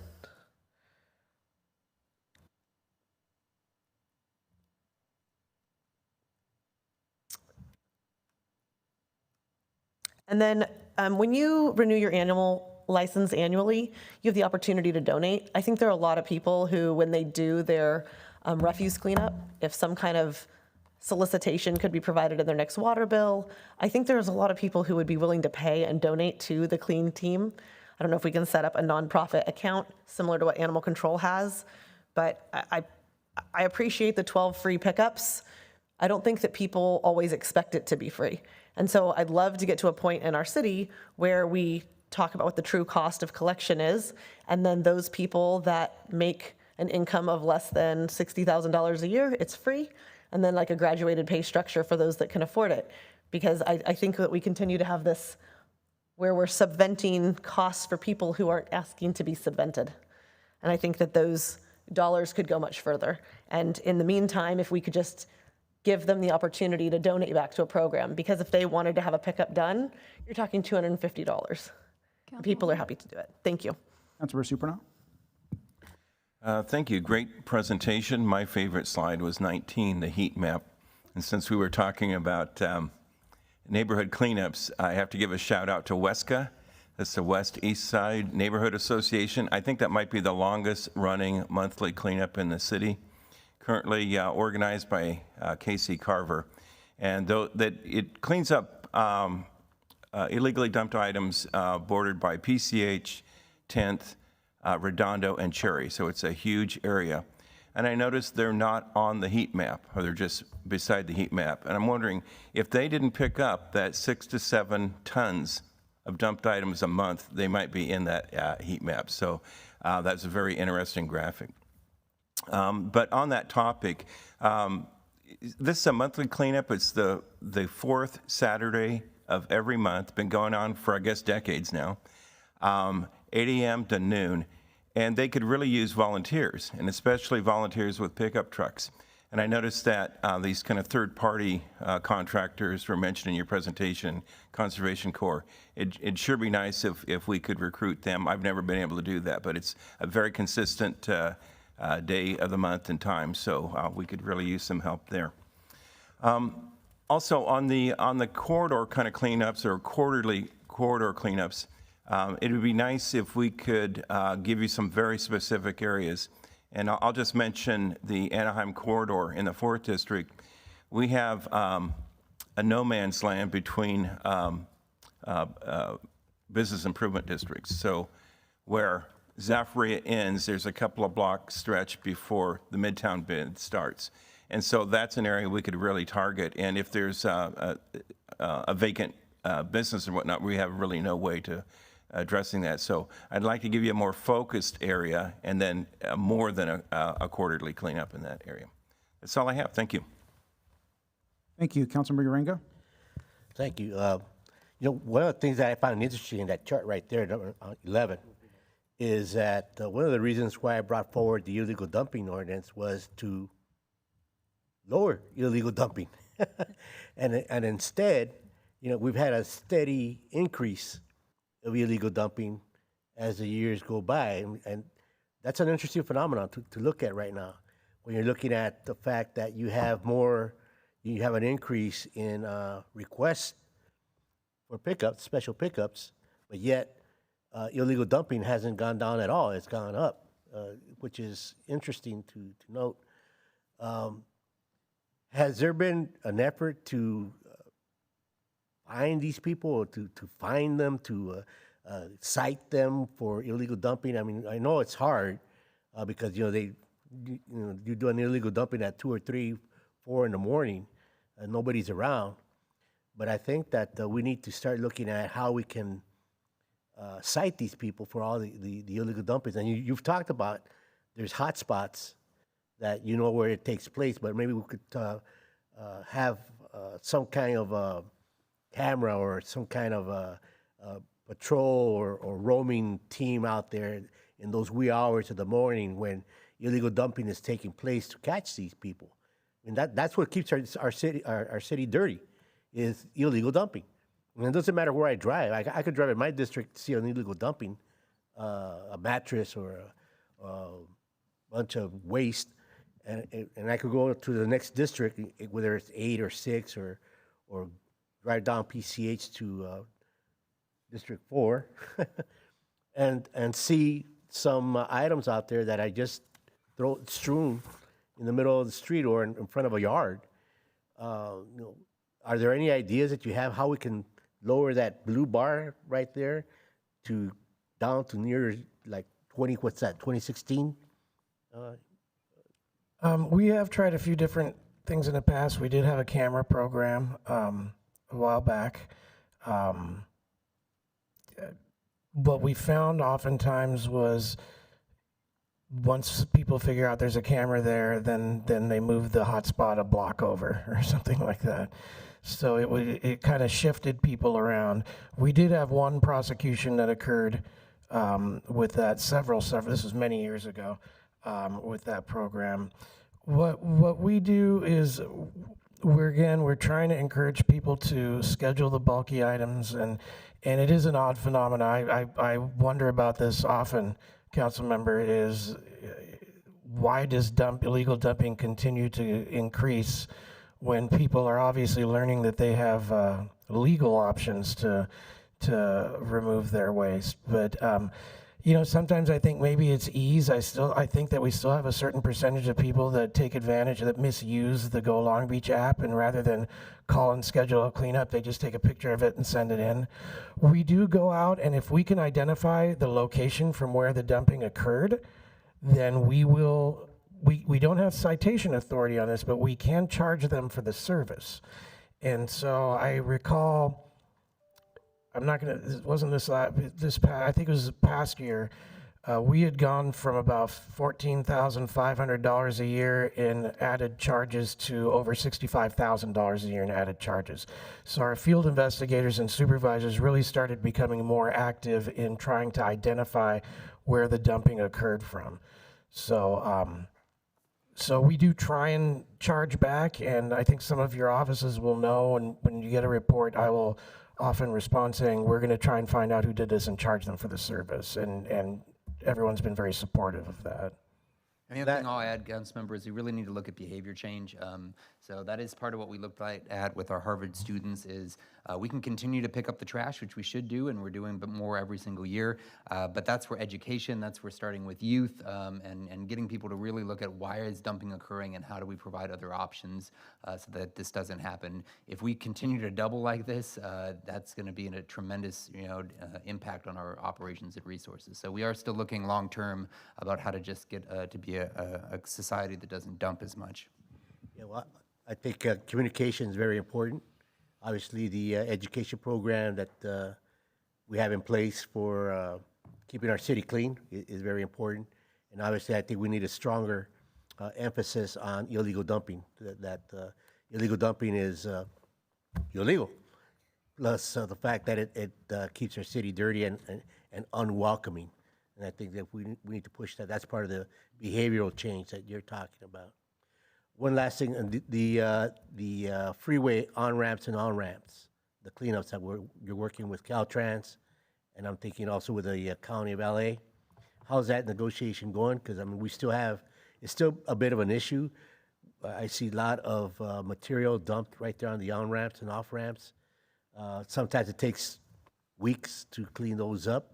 So how are we doing with that negotiation, and how are we gonna be able to get a faster response when we have items dumped on right there on the freeways, on the freeway on-ramps and off-ramps? We are further along in negotiations with Caltrans than we are with LA County. I think one of the challenges we're trying to overcome is how's it going to get paid for. So to make it more expeditious, the city staff will be responding rather than waiting for Caltrans to respond. But we're trying to develop a model that will allow for their support to do those cleanups. So the dollars that we're presenting you tonight will allow us to start doing that. So we were doing the final negotiations. We believe we're having the only type of agreement like this in the state where we're doing both maintaining some areas, but also working on people experiencing homelessness. So we would obviously like some of the state dollars that are coming down. We're not waiting for those though. Once we get through the MOU, we're gonna go ahead and start doing more of that work. But we do think if there's new state resources that they should help compensate us for those costs. That's all I have, Mayor. Thank you. Thank you. Councilman Mungo. Thank you. My theory on the illegal dumping is that the cost that you charge to come pick up an illegal dumping is worth it. And I think that part of that is because people don't recognize, you talk about the change and don't plan ahead for, I'm going to clean out my garage this weekend, so I need to call in a request now for next week. And the individuals would rather pay the illegal dumping fee and fine and get it picked up right now, because that cost is still two parts. One, less than it would cost them to hire someone off of Yelp or Rabbit, whatever people use to task people to do things. It's still cheaper than those two options. I mean, a same-day pickup minimum, I can't think that it's going to be under $225, and that would be for a small amount of stuff. And I think our fines are less than that. I think I saw one in my district that we worked on together that was $115. And so if the fee structure is incentivizing them to be an illegal dumper, it is worth that cost to them for a same-day pickup. So my call to action to you would be to find a way to come up with a fee for a same-day pickup that was closer to market rate, because we are the legitimate option. And senior citizens are more comfortable calling us and knowing that we're going to reliably be there. There are a lot of these individuals who, when you call them and you schedule them, they come out, they start the pickup, and then they raise their fees on the individuals. And so those are the kinds of situations that I've encountered that I think are contributing to the number of illegal pickups. We talked about Long Beach Volunteer Day. I know I've done a lot of those. I would love to see us expand to Long Beach Volunteer Month. Just a friendly reminder, we have a citywide calendar and all of these things should be on there. I think that every cleanup should be on the citywide calendar. Even when the clean team is coming, I think it's something for people to look forward to. Obviously, we don't want to incentivize illegal dumping in the corridor that's getting clean, but I think that it's important transparency for us. I also just want to kind of give a shout out to our city manager. We talked a lot about the Go Long Beach app when you became the city manager, and whether or not even every department head had the Go Long Beach app, and whether or not they were ambassadors for the city in the way that we felt that it was important. I don't know what that progress is. I'd be interested to know who the city staff member is that does the most reporting. Same with the council offices. I imagine some of us do more than others, and I think that that's a fun incentive-based activity. When you go into Yelp, you can become the mayor of a restaurant because you're the one that goes there the most. We need to find ways to make the Go Long Beach app fun. When kids are standing at El Dorado Park playing some Pokemon game on their phone, I'd rather them be playing some Go Long Beach app, right? You did? You played the Pokemon game. And then lastly, we talk about on slide 23, the sidewalk issues and things that you're addressing, but even some of the streets in the city that are in very good condition have poorly graded streets. So we're still having the collection of debris and water and trash that the street sweepers can't get to. So I don't know what our long-term solution to that is, because those streets, instead of being fully reconstructed, were slurry sealed. So now theoretically, we're not going to touch them for 10 years. We need to have a plan to address those grading issues that are causing debris collection, especially on our corners adjacent to our parks and things like that. So thank you very much. Thank you. Councilman Zendejas. Thank you, Mayor. I just want to give a huge thank you to both Dico and Eric and the whole team for all the incredible job that you've been doing this past year and a half. It's just been a very trying year, but you guys have managed. So thank you very much. And thank you for all your support for our cleanup in the 1st District. This past Saturday, it was such a successful event. We collected so much trash, which makes me happy that we collected it, but sad that it was there to be collected. But the community really enjoyed being able to participate. So I look forward to many of those moving forward. I know that the Go Long Beach app has been an incredible tool for my constituents and for my staff as well. And I know that you guys in this plan had a portion for education. Are we planning on doing maybe like workshops for Go Long Beach app for our residents to get more familiar with them? I know I had a presentation done for my check-ins for my residents, and they really enjoyed it, but maybe we can create, and I know we have like a short video that we have. If you guys could correct me on that, I think we do have a short video, but are we planning on doing more outreach on and education around the Go Long Beach app? I'm getting a nod of yes from Leah Erickson, our Director of Technology and Innovation. Yeah, so I'll address that. So with any new system, we kind of did a soft rollout. This was a massive system. It's not just an app, but it is a customer resource management system that interacts with all of our work order systems. And so there were some bugs to figure out. We had one of the premier firms, Salesforce, to do this for us.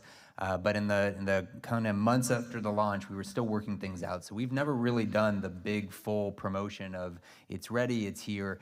So that's still coming. We're going to be doing more and more of that, and more of explaining to people how to use it. So we've gone to a number of community meetings, and just when we talk about it for 5 minutes, people just really get excited that there's these new tools that they have available to them.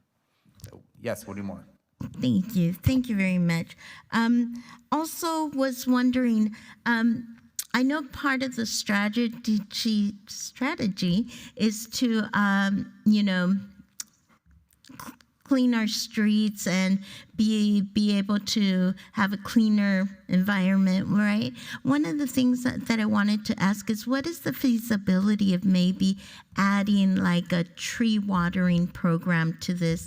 I know that, as we all know here, that our trees have really, really been dying, and I know that something like that would be really, really important. Is there any plans for something like that through this program? Or maybe if you can recommend something else, another program?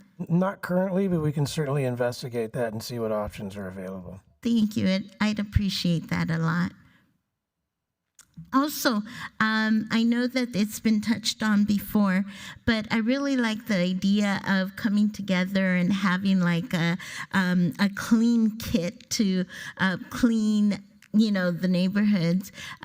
And it also would be really neat to be able to collaborate with our schools and our students. I think that would be very essential. Is there anything in mind in this strategy to cooperate and collaborate, I should say, with our local schools? Yes, absolutely. We're like I said, we distributed 50 cleanup in a box opportunities to the schools, and as students return to in-person learning, we will continue to expand that. We've had other programs in the past that we're looking at potentially reinvigorating or seeing if there are new opportunities for litter awareness and education. Wonderful. As you know, because my office is always in constant contact with your office in regards to this, but one of the most frequent calls that we get is about street sweepers and how maybe we don't have enough. Maybe you can say a little bit about that and what the plan is. Certainly. I think we have enough street sweepers. If the challenge is that we currently are short-staffed in street sweeping. Like I said earlier, Civil Service has established a certified list for us to hire from, and we started interviews internally today and tomorrow. So we hope to be getting some sweeper operators on board. Again, one of the challenges we face this year in particular is that in our zeal to assist people that were experiencing COVID hardships, we were dismissing a lot of street sweeping citations. And as I said, there were about 25,000 citations dismissed, and each one of those was an obstacle along the path of the street sweeper to provide a quality street sweep. Now, that's not to say that that's the only reason. We are going out pretty much every day with at least one route or time zone open, and what we try and do is move those around so we don't miss any one particular route 2 weeks in a row. But recently, for example, we did experience that where a sweeper actually broke down on a route that had been skipped the week before. So once we get these people on board, we will have full staffing and we will be sweeping every route every week. Amazing. Thank you for that. Thank you. Councilwoman Allen? Thank you, Mayor, and just great job. Really just good work. I love these cleanups. This has been really important, supporting our economic recovery, supporting our residents, supporting our businesses, and tourism. I'm so proud of CD2. A big shout out to a lot of my HOAs that are constantly doing cleanups. I keep all the equipment in the back of my car because I know there's going to be one happening every week. So I'm really proud of all the work that's being done in the community. I had a question for you with regards to the trash bins. I know we've had some cleanups. Are those available through this project if we have neighborhood cleanups and we're going to need that? I believe Development Services and Neighborhood Services Bureau can provide you bins for if you just want a bin to be there at the location for cleanup. Perfect, great. And then also, I love the Go Long Beach app. It's incredible. I have met with all of the scooter companies, at least all of them but one, and no scooters being left in, especially in the downtown area, is problematic.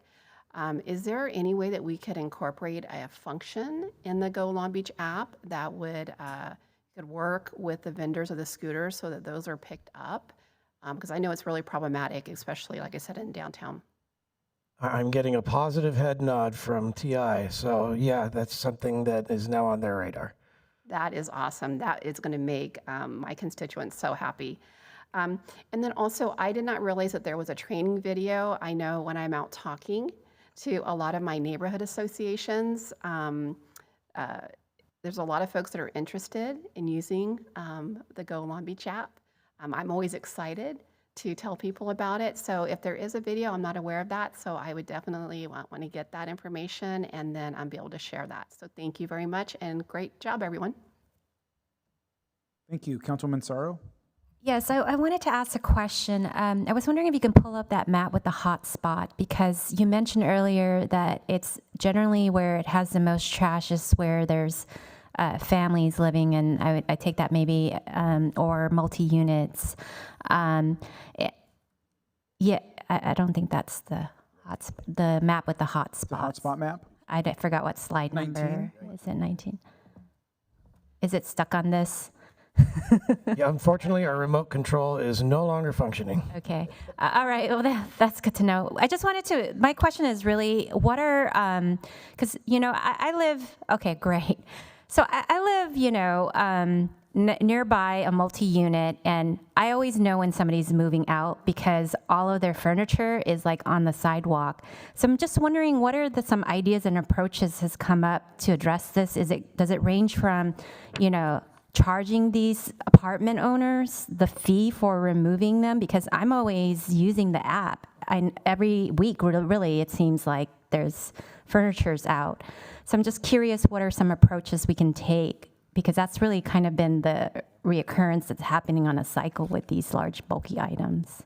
We can often tell the difference between a move out and just a dumped item based on the composition of the material that's out there.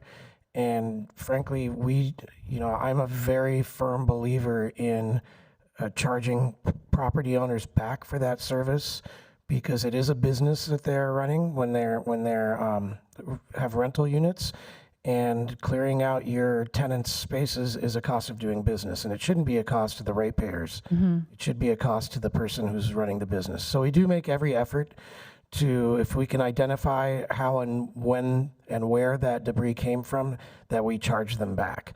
At this point, we don't have the ability to cite. What we do is we charge for the cost of the service to collect those items. There's no way to do that on the Go Long Beach app, right? As far as, that you see something illegally dumped by a site, kind of like what we have, I think, when we're doing those firework, right? We have this app that you can download where the pictures of it, people are literally moving things from the building into the sidewalk and then reporting that. Is there a function that does that? You can add a picture in the Go Long Beach app, and we've, so many options out there now. People have closed circuit cameras, they have the Ring app, and they have all these different apps, and people send us videos of all sorts of stuff anymore, and more and more and more. And I have to remind our team, is like, you gotta work as if you're on camera all the time, because that does happen. So people do provide that. With regard to the Go Long Beach app, you can, and you're encouraged to add photos in your report, and you can add comments. So if someone is aware that, and we do get this sometimes, this came out of my neighbor's place, the address is this. But oftentimes people are also a little reticent to kind of put their name out there and say they're reporting their neighbor, because they don't want to create neighborhood problems either. All right, thank you. Thank you. And Councilman Zendejas. Thank you, Mayor. Another quick question. As we see that illegal dumping continues to rise, I'm curious to know if you think it's because it's in locations where perhaps there's a lot of renters. And my question is, can renters call in for for specialized pickup?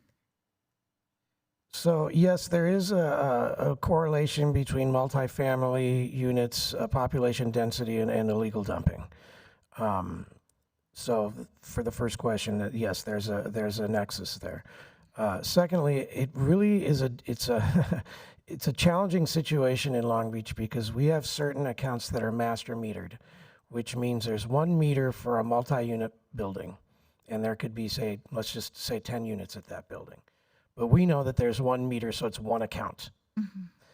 Whereas other buildings may be multi-metered. So you have 10 units, each unit has its own meter, and so there's 10 accounts. So it's challenging for us to say that every renter has the opportunity for 12. Every renter does have the opportunity, but it's hard. We don't have the ability at this point to kind of track when it's a master metered account to say, how many did this unit get versus that unit get versus that unit get? Thank you. Thank you. That makes sense.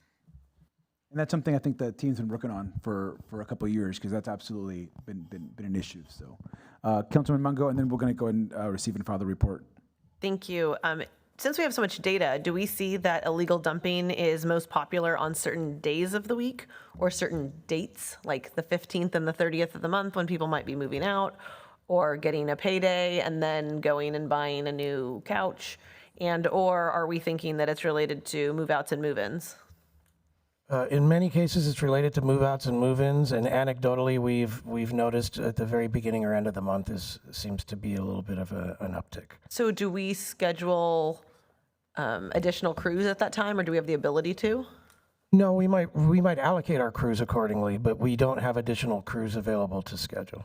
I'd be interested in, I'll touch back with Councilwoman Zendejas and Councilwoman Sorrow, who have also talked a little bit about the move-in, move-out date. I'd really strongly recommend that we provide a 30th of the month available for purchase, $200 pickup. Because again, that's below what it could be cost. The landlord could very well burden the price. The landlord's the one who wants those items out of there for the new tenant to move in. And then I really think, and I talked about this last week, we need to do a better job informing the landlords of these opportunities. The landlords don't want tenant A to move out and leave all their stuff on the curb and then tenant B and C be upset. We aren't really informing those landlords. A lot of them are senior citizens. We really need to do a better job. We need to pull the situs addresses of the properties from the assessor's office, and then we need to do a notification based on landlord of what programs are available, how we can support them better supporting their tenants, and the penalties if they don't. So I would love to see us work something out if either of you want to work on an agenda item together. As you can tell by my number of cues, trash is really important to me and keeping the city clean. I really appreciate Mayor Garcia and all the work through the years. One of the biggest things we've done through the budget process is these clean teams, and I cannot tell you enough. When I used to drive from the east side of town all the way down to City Hall meetings, it was brutal. And now it's just so rewarding to see how clean it is and the streets are clean. I know we could get a little bit better coverage on the weeds in the winter. Right after that first rain, we just have a huge pop-up of weeds in all of the sidewalks and gutters across our big corridors. But other than that, excellent job. I drive all over LA County for my county job, and you guys are just doing such an excellent job. I just want to thank you so much. I'm excited for the improvements that you're still striving for, and I want to keep you striving, but you're doing excellent work. Thank you. Thank you. That concludes council comments. I don't believe there's public comment in the study session, correct? Okay. Thank you guys for the report. I know it's been a long 2 hours, but I think an important one. So I just want to thank you guys for the study session on this item. So with that, members, please go ahead and cast your votes to receive and file.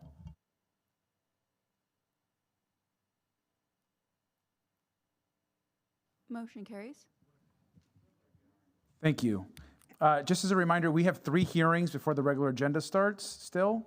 So those are going to go next. I think I have one member of the public who had public comment that's on a non-agenda item. Is that right? Okay, why don't we go ahead and Mr. Sinai Kanfei, can you please come to the podium?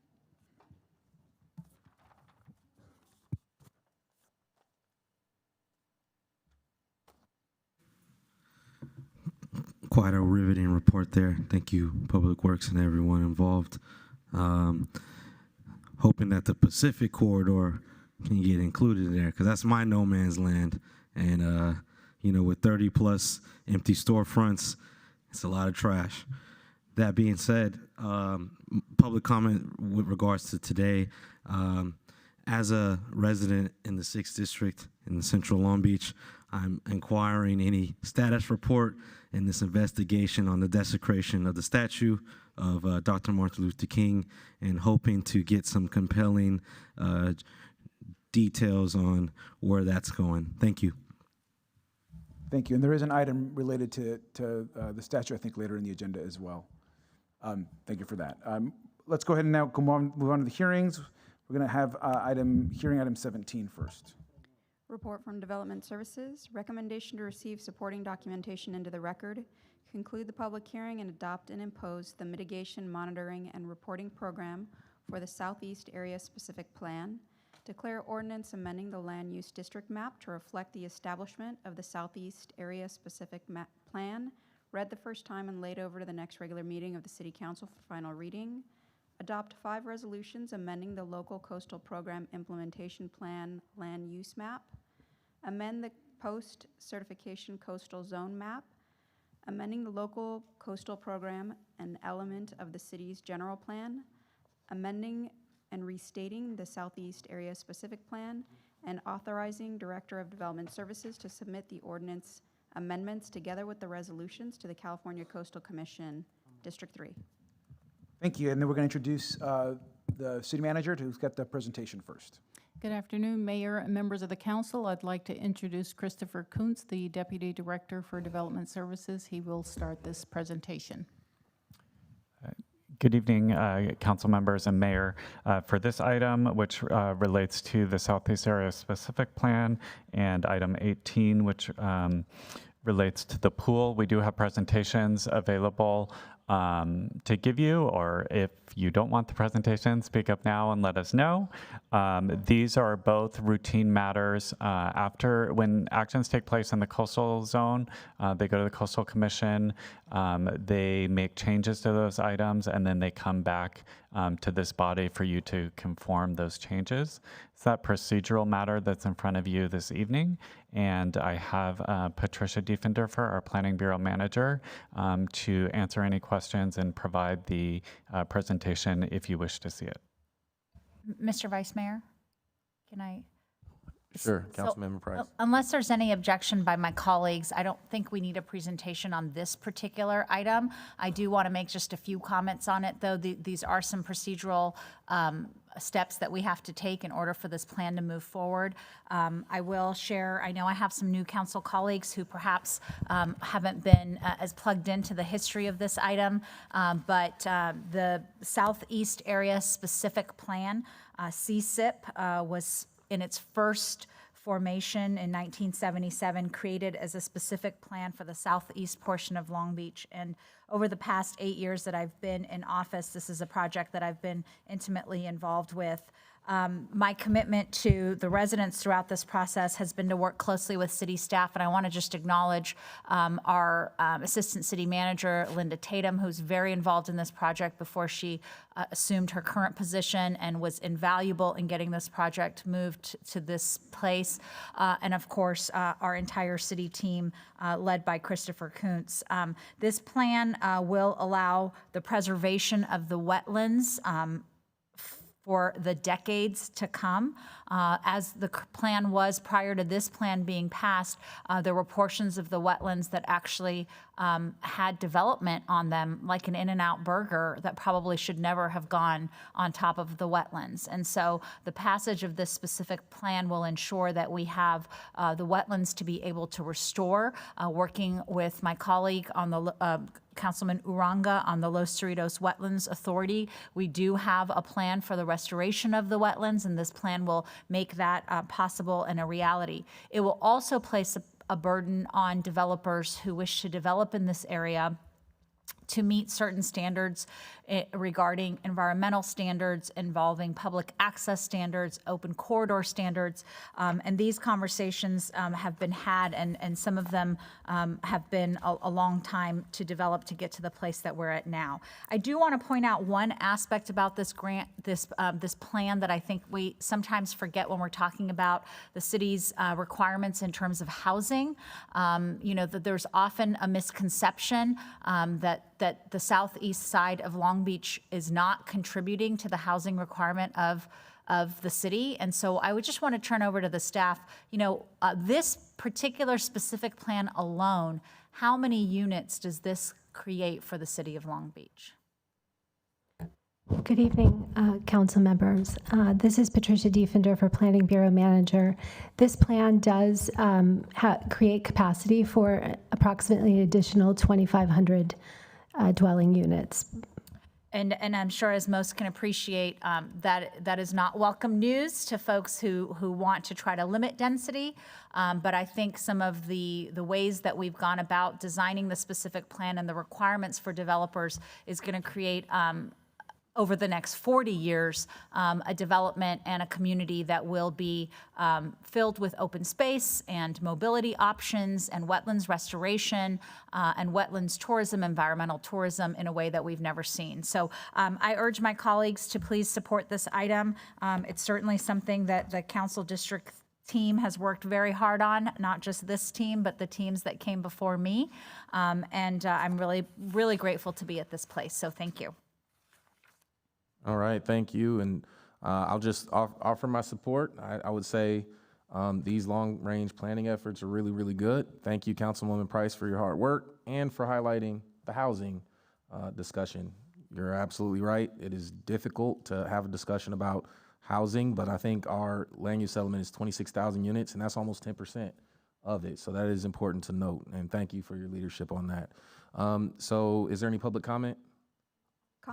We have 3 public comment. Anna Christensen, Ann Cantrell, and Marlene Alvarado.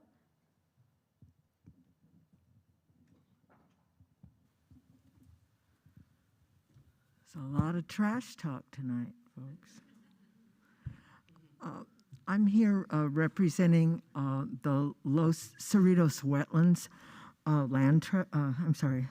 Task Force from Sierra Club, and I also live in the 3rd, and I got pretty much the same description that you just got of this. I'm going to take this off. Of this rezoning. It talks about it in one way, but I think of it in a very different way. I think of the zoning that is here in place now, CDIP, which limits the height of housing to 3 stories, of all buildings, really. And how from the very beginning, and that was a community-generated zoning, from the very beginning it was attacked by business after business, developer after developer, who didn't really respect the community members who designed that for their desire to protect the Los Cerritos wetlands. And I don't want this to come off the wrong way, but you know, when I went to the first CSIP meeting, I sat next to a guy who was all in favor of it, and he said, I wonder about low-income housing. I said, go ahead and ask. And someone from Development Services who answered that question says, Long Beach doesn't do that. And I think it's very important when we talk about our need for more density on our state mandates and all the units we need supposedly to provide for future residents, that we understand that we're really involving a lot of developers who really want to make a lot of money doing this. And just like wetlands restoration, this is business. To leave something alone, to leave the land alone, to leave the wetlands alone, rather than to add more visitor centers, more bike trails, giant berms to protect industry that's already there and will come, to call the in and out, as this CSIP does, a recreational area, to zone the in and out recreational, is pretty stunning. And you know, we need housing for the poor. We need housing for people who have very little income. We do not need 7-story high-rises in a liquefaction zone, in a tsunami zone, you know, next to our wetlands. And so I'm afraid this will perhaps solve some problems. I realize today, you know, as the sea rise goes, all the people who are living in Belmont Shore and on the peninsula can just move into the high rises because they are, you know, above ground. That's a plus. That's a plus for those guys who down on the peninsula, I guess. But as for the majority of residents in Long Beach and those of us who fought for a long time to protect what's already in the wetlands, this is no benefit. Sorry. Thank you. Next speaker, please.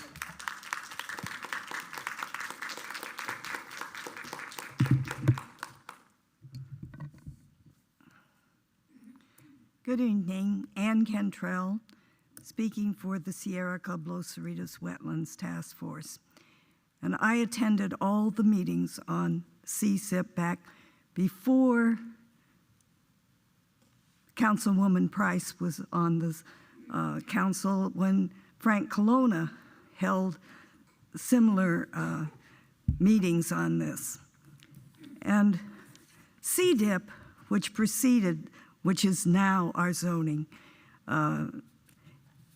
had some problems to it. It allowed housing development on the wetlands, and it allowed oil development on the wetlands. So CSIP still allows oil development on the wetlands, and it is creating 2,500 new dwelling units surrounding the wetlands. CDIP only allowed 3-story buildings. CSIP will allow 7-story buildings surrounding the wetlands. And the oil production is addressed briefly in CSIP as saying, modification 9 will modify CSIP Chapter 5 to incorporate the oil production standards recently certified by the Coastal Commission for CDIP, among other revisions. The Coastal Commission staff said, and I quote, "Oil released into the wetlands area would contaminate soils and vegetation and result in a range of effects for wildlife, from habitat exclusion to death. Required cleanup measures would likely result in the complete loss of affected wetland areas. Wetland channels could also provide a direct pathway to marine waters. If an oil spill reaches the San Gabriel River, Alamitos Bay, or the Pacific Ocean, impacts to marine habitat and species, coastal recreation, and other coastal resources could be devastating. Therefore, because the ability to effectively contain and clean up an oil spill does not exist at this time, staff finds that the proposed project is inconsistent with the second requirement of the Coastal Act."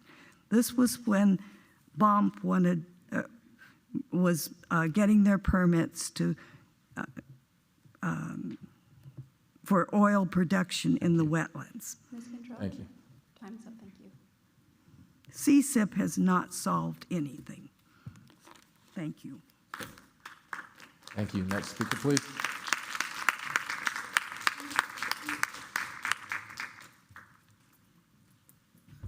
Hi, I'm Marlene Alvarado. I'm from the 1st District, and I have been actively involved in the wetlands for many years, and I see this whole thing part of a capitalist system that exploits the land, and it's exploiting the environment, especially with the oil. My God, we're having catastrophic temperatures right now, and we're still producing oil out of a wetlands, the last seawater wetlands here in Long Beach. It's tragic. And as was noted, you're going to build high rises of 7 stories when the law had previously said they could only do 3.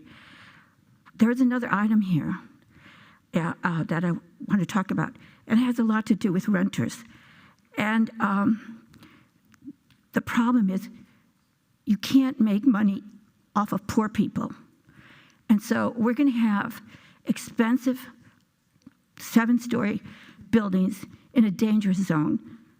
And you guys are going to go along with it. But you're all neoliberals who really believe that capitalism is going to be the answer when it's really going to be our destruction.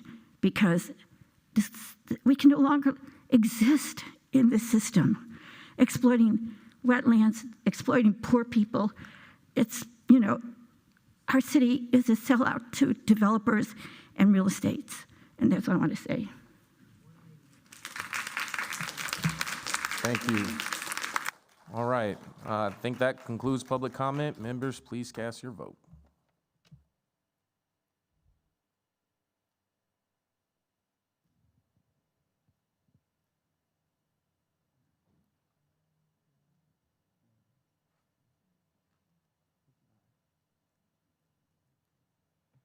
Motion carries. Thank you. I think we have hearing number 19 next. 18. 18 is next. Great. Report from Development Services, recommendation to receive supporting documentation into the record, conclude the public hearing and find the project exempt from CEQA, declare ordinance amending and restating the Belmont Pier Plan Development District, and ordinance amending the use district map from the Belmont Pier Plan Development District, read the first time and laid over the next regular meeting of the City Council for final reading, adopt 3 resolutions approving a general plan amendment to the local coastal program element of the general plan, amending the implementation plan land use map, and authorizing Director of Development Services to submit the LCP amendment to the California Coastal Commission, District 3. Thank you. Is there a brief staff report on this? Yes, I'd like to again introduce Deputy Development Services Director Christopher Kuntz to present this item. Thank you, Vice Mayor and Councilmember Price. Similar to the previous item, we have Patricia Diefenderfer, our Planning Bureau Manager, is available for any questions. We can provide information. Much like the previous item, this is a matter that has been worked on for many years and concluded its local process. It went to the Coastal Commission. The Coastal Commission made changes, and Council tonight is asked to conform those changes. While this matter does relate to the Belmont pool, it's important to understand the item in front of you tonight has to do with the zoning for the pool and not the design of the pool itself or financing of the pool or any of the other matters related to the pool. So with that, we're glad to answer any questions or provide a PowerPoint if necessary to you. Councilmember Price? Well, I think on this one, if you could go through the PowerPoint, it doesn't, I know there's a lot of procedural changes, so it may not be the most exciting one, but there's a lot of public interest in it, so. Absolutely. So if we could get that up in the back. No offense, but your area of expertise is not of mass levels of interest, so by everyone, of everyone. So the technical stuff, I think well aware. It's very technical.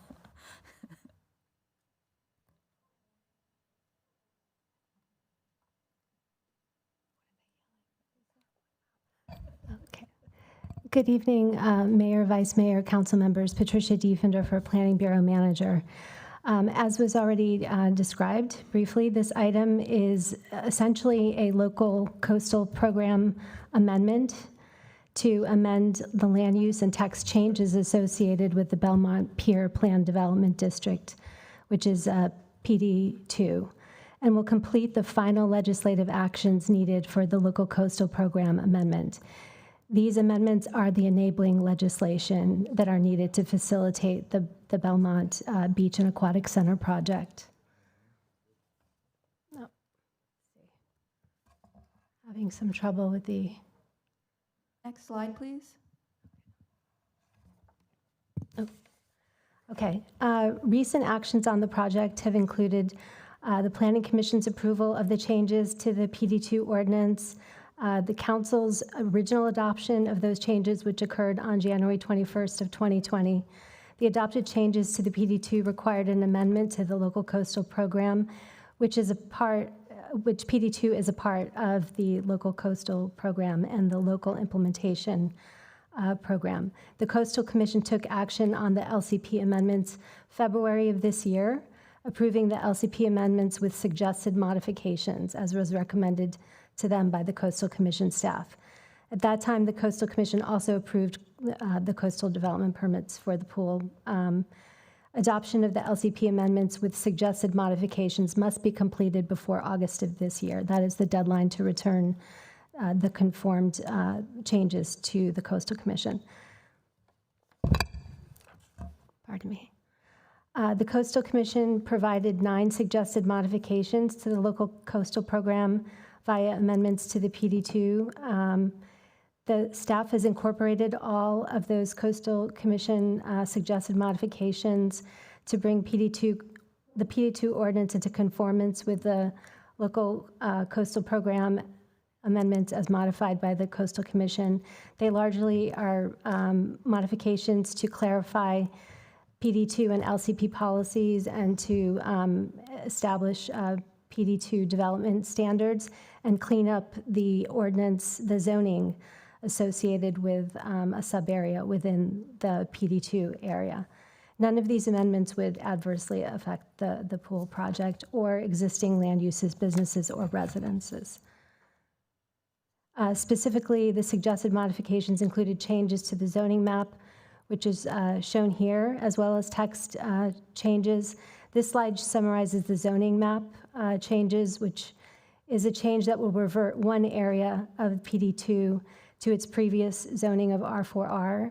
A previous zone change to PD2 was not certified by the Coastal Commission, so this just restores the zoning that has been in existence there for some time. With the deletion of the previous sub-area 4, the remaining sub-area is renumbered. So sub-area 5 becomes sub-area 4, and those are the changes to the map. The changes to the text bring the ordinance into consistency with the Coastal Commission policy and language that was previously certified by the Coastal Commission. Some clarifications to the public and recreation access purpose, for example, and the standard of review for projects were among those changes. So just to summarize, the 5 local actions listed here are needed by the City Council tonight to complete the local coastal program amendment, which was previously approved by the City Council. They include PD2 zoning ordinance and text map changes, general plan amendments to the local coastal program to implement the Coastal Commission suggested modifications, and a resolution to direct staff to resubmit these changes to the Coastal Commission for final certification. These actions are exempt from CEQA, as are all actions related to the preparation or adoption of local coastal programs. This project also had a project EIR and EIR addendum that it tiered off of, and those also are in effect and analyze the environmental impacts of the project activities, including these final legislative actions. These legislative actions do not create any new significant environmental impacts that were not already analyzed in that EIR, and so no further CEQA documentation is required. Noticing was done in accordance with requirements of the zoning code of the city and the Coastal Commission regulations, and all previous commenters were notified. All comments received on this matter tonight were forwarded to the City Council prior to this hearing. So just to sum up, this slide just shows the actions that are before the council. Again, approving a zoning code amendment to the PD2 ordinance and text, approving zone change to the PD2 zoning map, approving general plan amendments to implement text changes and map changes to the local coastal program, and adopting a resolution to authorize the director to resubmit these changes to the Coastal Commission. That concludes the presentation, and again, we're happy to answer any questions you might have. Thank you. I'm going to go back to Councilman Price. Thank you, Mr. Mayor, and thank you so much for that presentation. I take it back. It was totally very exciting, and I really appreciate you putting it forth. This is a much more technical presentation on this project than we've had, but I really do appreciate you going through it. I want to thank all the Long Beach residents who've been involved in this project for years, and the appellants, even though the appeal was not successful at the Coastal Commission, it did provide an opportunity for us to have meaningful discussion regarding the issues raised in the appeal and to work on those issues to obtain a project that is a lot more mitigated than I think what was initially presented. I want to give a special acknowledgement to my predecessor, Councilman DeLong, my former colleagues, Councilwoman Lowenthal and Councilman O'Donnell, who's now on the Assembly, who really fought very hard for this project before I ever took office and were supportive of this project and setting aside some of the initial funding. I want to especially thank Councilman Uranga for his work on this item with the Coastal Commission. I had the opportunity to attend that Coastal Commission hearing, and I have a new level of respect for him because of the amount of work that is required to weed through some of these very technical issues. This one not excluded among those topics, and really appreciate his thoughtfulness in listening and meeting with everyone on all sides of this issue. I want to thank the Coastal Commission because they have worked with the city staff, who are the heroes of this project. The city staff worked with the Coastal Commission all during 2020 to really address all the concerns and come up with a project that is smaller in scope than initially contemplated, but certainly something that everyone can live with and feels very comfortable with moving forward. And especially I want to thank them for some of their programmatic opportunities and outreach efforts to provide this as an access opportunity for everyone throughout the city and through the region. This facility is going to be an incredible asset for both competitive swimmers as well as residents throughout the city who are of all ages. It's a place where high school and collegiate athletes will be able to learn and master their craft, a place where seniors can take classes to stay active, a place where children can come for simple recreation in the splash pools, and kids of all ages can enjoy our beautiful city at a very low cost.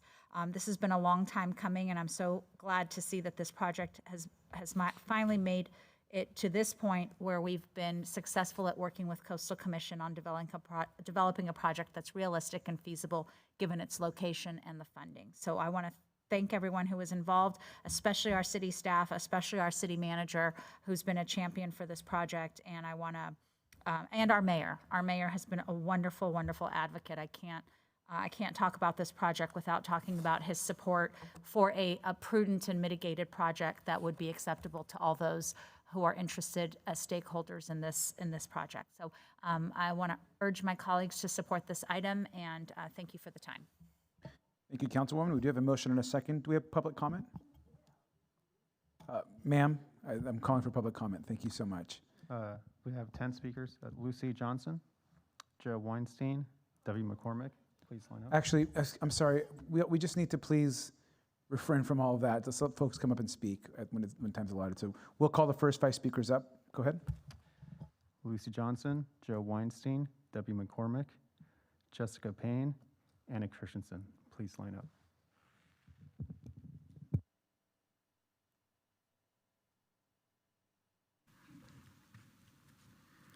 Good evening, Mayor Garcia and council members. I'm Lucy Johnson, a resident of the 5th District, and I've been a proponent of this pool since 1968. Here we are again. It's been 8 years and 5 months, almost to the day, since the city closed the original Belmont Plaza Olympic pool.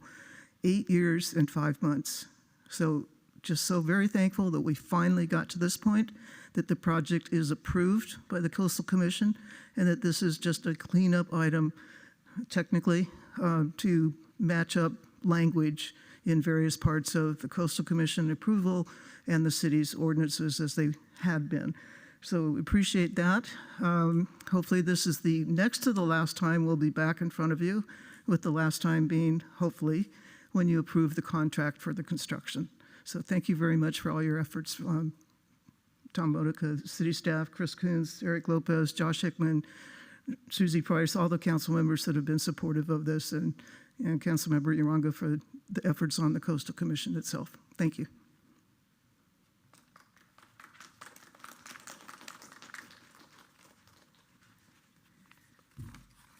Hello, I'm Joe Weinstein. Like my colleagues in CARP, we support the idea. More swimming and other aquatics. The problem with this project is not the goal. It's the specifics, in particular, the utterly irresponsible choice of the project site. Choice of this site for the former pool was okay in the 60s because no one saw threats from quakes, liquefaction, tsunamis, sea level rise. But now, knowing what we do, this is an idiotic site choice. The site choice makes Long Beach a leader in climate denial. Just see Melinda Cotton's submission to you. The site as a result, imposes huge extra costs of operation and construction, so that instead of a typical cost for such a facility like $15 million, which they did in Torrance, this is supposed to cost $60 million more and give us a site that will be less functional, less life, less everything. And it's all due, apparently, to a concept that Tidelands funds are to be used and need be used only for luxuries and extras and nostalgia, and never mind the people who are now going to depend on those funds to be spent for defense against sea level rise, not for defense of a swimming pool, which will be in the midst of a flooded neighborhood, but for the defense of those neighborhoods themselves.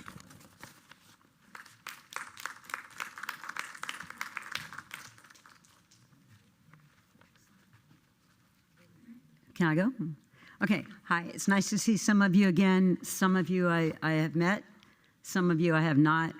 I also have been coming here for 8 years and 5 months. I'm very passionate about this project. So I want to thank Mayor Garcia, Council, Susie Price, and all the rest of you. My name is Debbie McCormick, and I'm the owner and head coach of the McCormick Diving Team in Long Beach. I'm also on the board of the Aquatic Capital of America Foundation and a member of the Long Beach Century Club. In 2019, you honored our team in these chambers for celebrating 51 years of excellence. Now it's 53. Okay, we are beyond anxious for you to start digging that hole. I realize there have been many delays due to frivolous lawsuits. Personally, I feel that those losing lawsuits should pay all those costs, since every delay costs the city thousands of dollars more. Once this pool is built, it will bring a lot of excitement for the public and all water sport enthusiasts, especially with the citywide access and multiple pools for all the fun aquatic activities.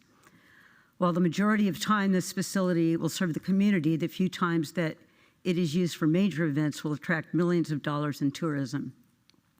Every delay in starting this project is more time that Long Beach clubs like mine has to spend traveling to different cities to rent their facilities. With the Olympics coming up, there will be a lot of kids dreaming of becoming an Olympian one day. One of my former students started at the old Belmont pool and just won the Olympic trials. So I want you to cheer for Brandon Loschiavo. I just know that there's a lot of kids that might want to be an Olympian one day. Okay, okay. Well, cheer for Brandon. Thank you so much. Jessica Payne, Anna Kirshenson, Ann Cantrell, and Corliss Lee, please line up.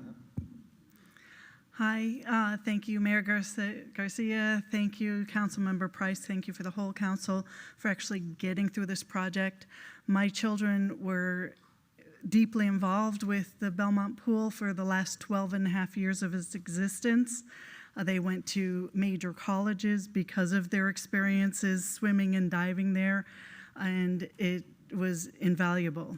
For 5 years, we actually lived in Sydney, Australia, and used that Olympic pool.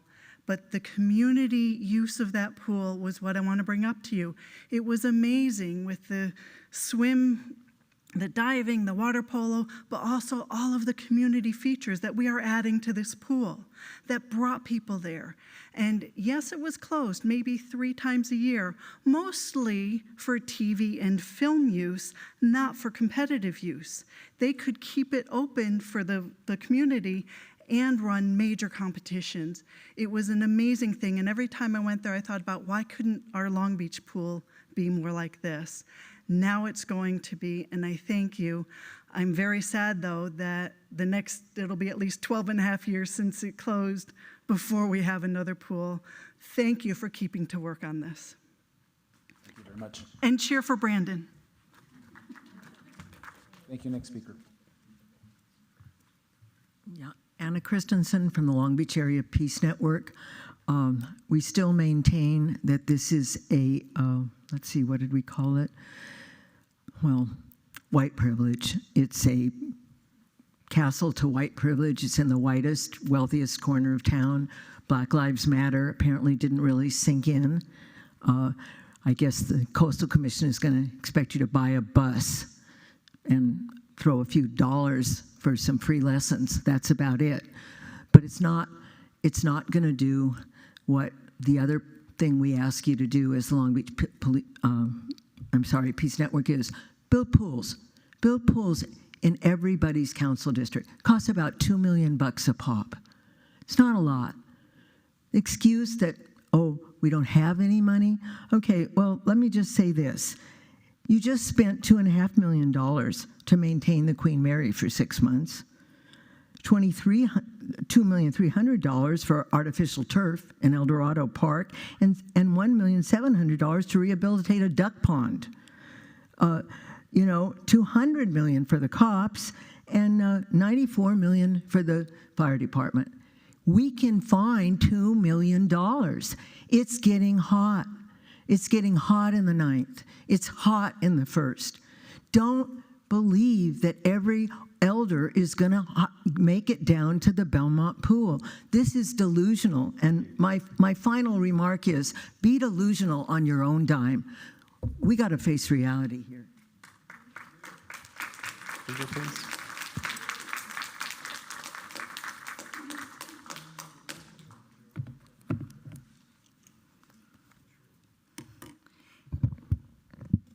Ann Cantrell speaking for CARP and the Sierra Club Los Cerritos Wetlands Land Trust.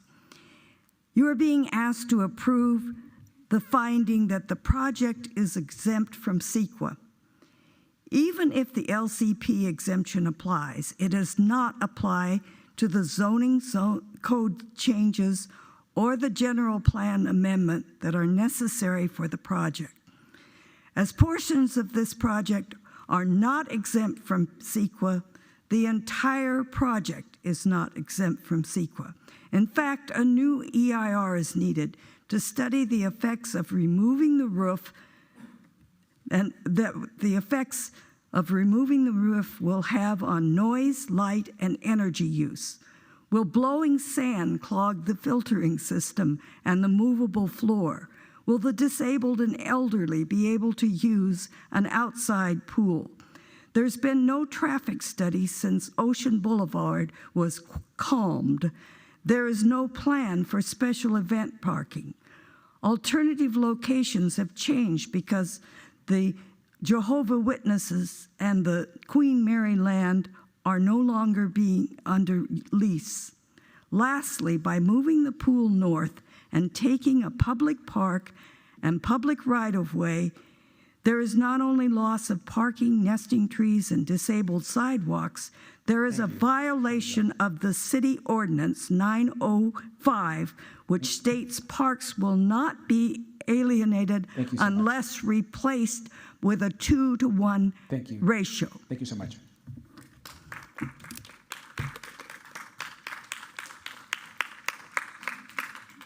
Corliss Lee, Marlene Alvarado, Hank Wise, Sam Simmons. Please line up. Okay, Corliss Lee here. The first point I'd like to make is a judge pointed out to us not long ago that imprudent spending is not illegal. The second point is that there is no objection from CARP on building an exotic swimming facility that will allow the competitive swimmers and divers to train. The objection is to the location. Looking at what the Coastal Commission put together, where they had 9 items and 24 pages of what needs to be accomplished before they can approve the CDP, you see words that you would not see in building a normal pool on more stable ground. You see words like plinth, that's a seawall. You see a 10-foot walkway, foundations to account for high groundwater levels, accommodate elevated liquefaction potential associated with high water levels, beach fill programs, plans for how each foundation element will be removed. So before we've even built it, we have to have a plan to remove it because it's in the path of sea level rise. The tideland funds will be gobbled up by this asset. there was a list of hundreds of competing priorities for those funds, and that list seems to have been discontinued. But reconstruction on the Belmont Pier is surely on that list. Everyday replacement of lifeguard stations needs to be paid for. Imprudence. Thank you. Time's up. All right. Next speaker, please. Marlene Alvarado. I'm actually with Language Area Peace Network and Democratic Socialists of America. This pool is really not a very wise thing to do. It is going to be affected by sea level rise. And, you know, we humans think we can beat nature, but, I mean, look at Florida. 10-story building, how many stories fell down because of the liquefaction. I think this is not wise at all. And another thing, too, is I don't think too many kids in Councilman Rex Richardson's area, or probably L. Austin's area, would be able to go down to the pool and enjoy it because they live too far away. Public transportation isn't that great. And maybe they kind of need more pools in their own area. Actually, I learned how to swim in Lake Michigan, and I didn't need a pool. That's what I have to say. Next speaker, please. Good evening, Council. My name is Hank Wise. It's nice to be in front of you again.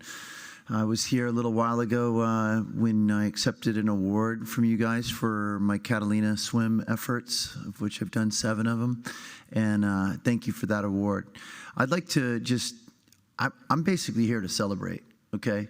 When the pool passed the Coastal Commission with all your hard work, especially Mr. Urangas, I was just like, I was over the moon, and I still am over the moon. This pool will be used by the whole city. It'll be used by every age group. It'll be used in so many capacities. And you know, I'm a head coach of a youth swim team, a lot of development and all that. And then the adults, I have an adult team as well.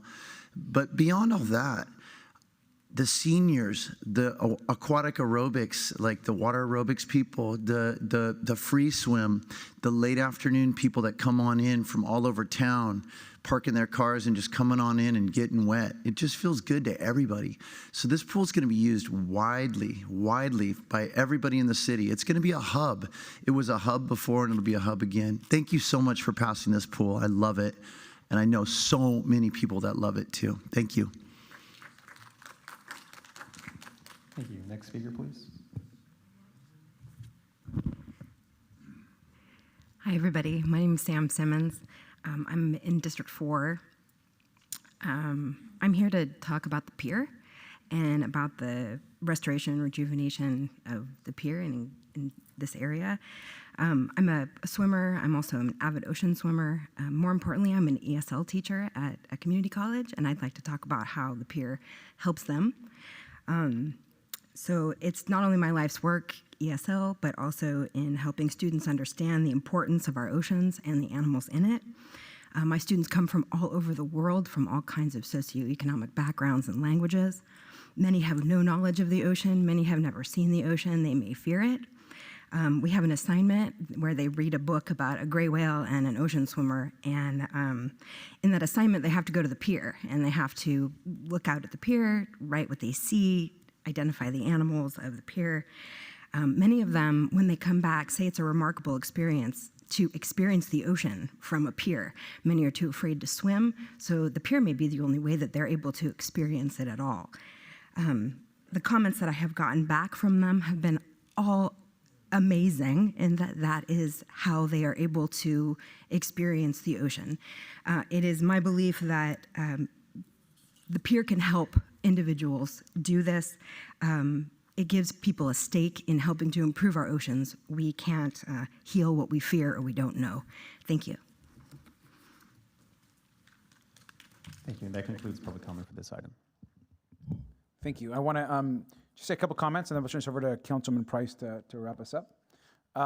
Let me just also just add that I want to thank just the staff again. I think you guys have, we've been talking about this project for a very long time, and it's one I've supported from the beginning. I think rebuilding a historical landmark, a place that so much of our community has been involved with since they were, many of them, kids, and the Olympians that have come out of this facility, and just the, I think, joy that so many Long Beach families have had as being a part of this community has been really important for us to be committed to this project.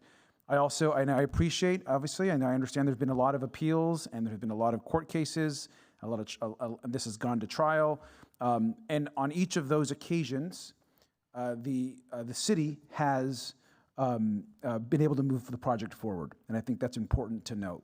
That what's happened not just in the courts, but also at the Coastal Commission, have reinforced why this project not only matters to our community, but meets the rigorous requirements that especially the Coastal Commission puts on projects of this magnitude. And I will share, and I think most folks know this, the Coastal Commission staff and the commission, having been a former Coastal Commissioner myself, put these projects through an incredibly rigorous process. And so I feel confident that the Coastal Commission has blessed this project. They have an incredible team of climate scientists, environmental attorneys, and staff that are committed to this work. And to the Coastal Commission itself is a body that has also done great work. And so I appreciate all of the Coastal Commission's work in getting us to this point. I think we all would have loved for this to have gone by a lot faster, but grateful that we're here at this moment.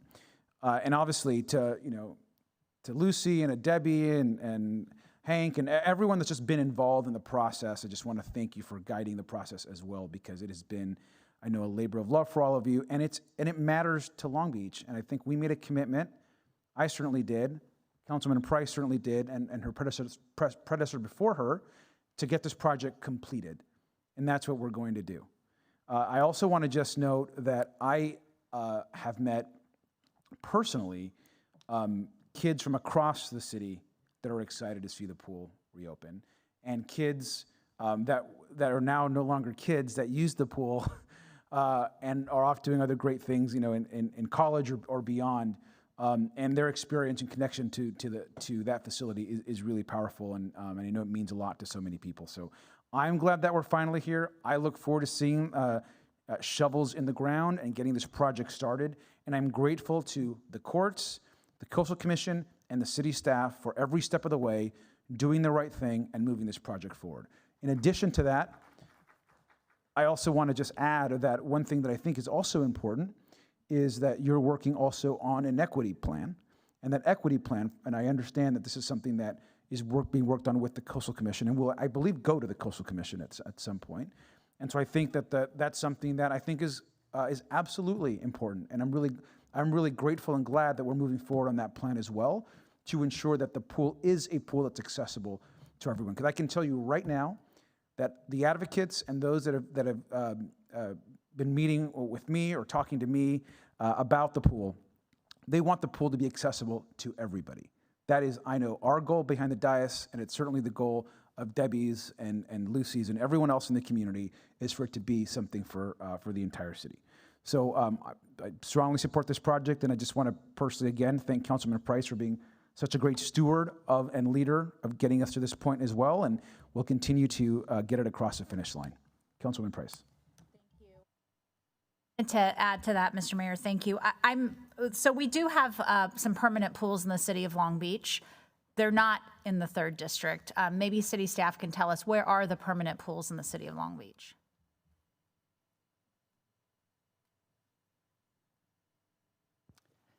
So we have 2 other pools. We have 3 pools total. We have the Belmont Pool.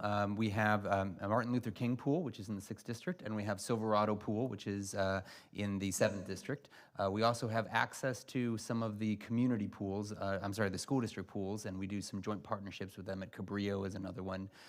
In fact, almost every pool I can think of that we have access to or we've done is in an area that is an equity area, that is an area that is related to communities that need access to facilities. And so the Belmont Pool is the largest. It's a regional pool, and it serves the entire region, and it's been located there ever since the voters approved it back in the 60s.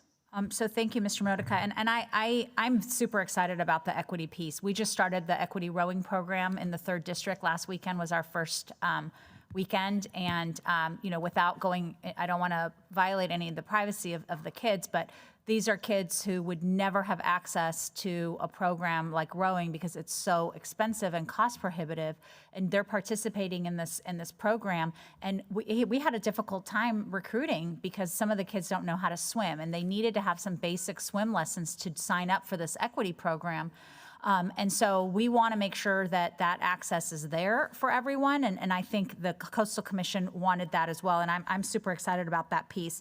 I will say I was moved by the comments of the Coastal Commission. I think the title is president or maybe chair. I don't know his exact title, and I don't have his words written down, but they hear from all communities all over the state of California. And at the end of the Belmont Pool comment, he made an observation that I thought was pretty profound. And I got to give it to Anna Christensen's been really the only one that's talked about this equity issue from day one. But in the beginning, the conversation was, let's not build this pool. It blocks the views. The building is too high. It should be in other parts of the city. And the Coastal Commission president made a comment about, it's interesting when you have residents from the community that is the proposed project site saying, we don't want those people here. That the whole idea of equity and integration is bringing people together in different communities, and that's a way of exclusion to say, let's keep everyone separated so that we're not integrating. He said it a lot more articulately than I did, but I thought it was a very. Hey, guys, please. Well, let's actually. We're not going to have the outburst right now. So thank you very much. Councilwoman Price, continue. So I thought that was a very profound statement that he made, because the idea of bringing people from throughout the region to different neighborhoods. Actually, no, that's not. Yeah, Ms. Christensen, there's time to talk. Ms. Christensen, there's time for you to do your comment. Now, Councilwoman Price has the floor. Councilwoman Price. Thank you. Okay. Ms. Christensen, thank you very much. Yep, thank you very much, ma'am. Ma'am, you cannot continue to do that. We've got to continue the meeting. Councilwoman Price. So thank you. So one of the things that I appreciated was the comment of, if you build facilities throughout the city, you get people from throughout the city going throughout the city. Right now, we have people going to Cabrillo or MLK or Silverado to use our free rec classes, and that will be the case in Belmont Pool as well. And as Councilman Uranga said at the Coastal Commission, if you build it, they will come. And I thought that was a really great statement, that that's a way for us to get people to get on the ocean and to access the ocean. And I thought that was a profound statement that someone else made, that it was important to highlight. So thank you. Thank you, Councilwoman. Councilmember Uranga.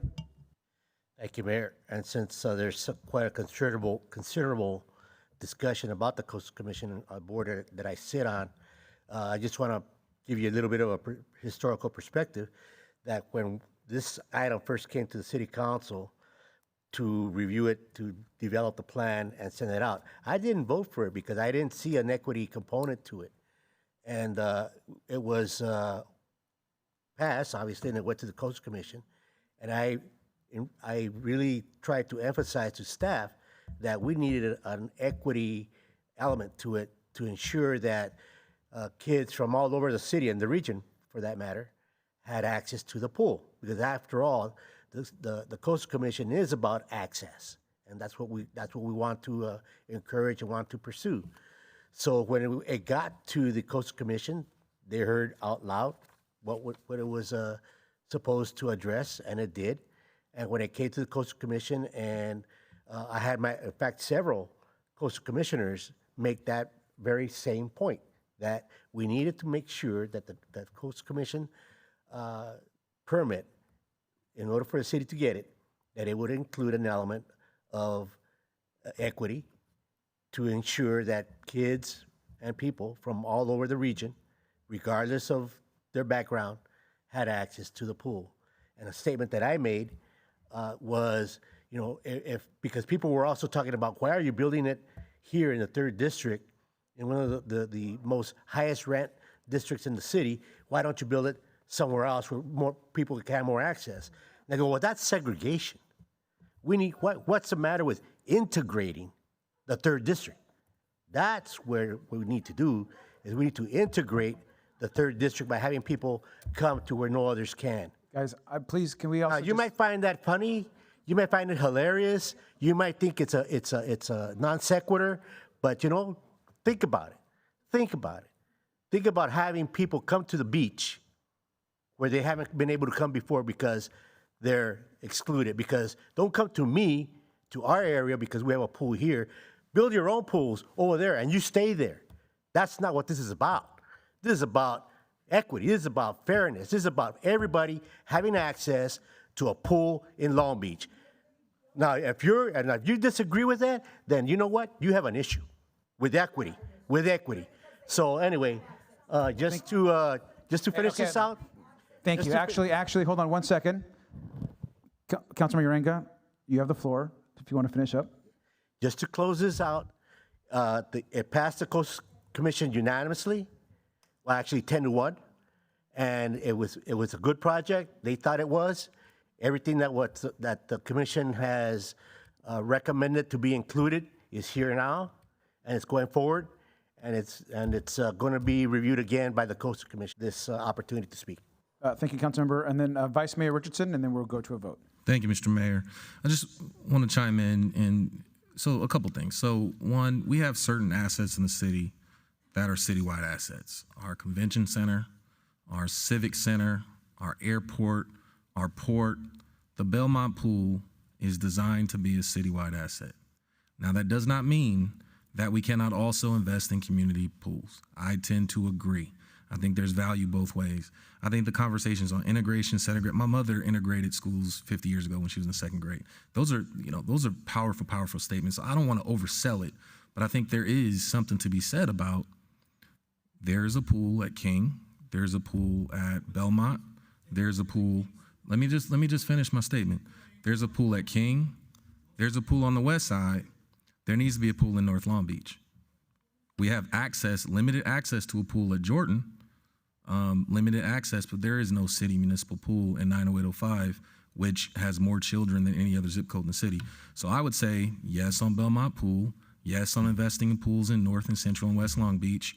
There are pools in Central and West. There needs to be a pool in North, and the facilities in Central West need to be improved. So I would hope that, and this obviously keeps on coming up, so I hope that staff is listening, that you don't have to, you've heard enough. We need to be making these investments. Next time there's a big surplus in the state, let's see some proposals about expanding pools into these other areas of town. So those are some of my thoughts here. Thank you. Thank you. With that, members, please go ahead and cast your votes.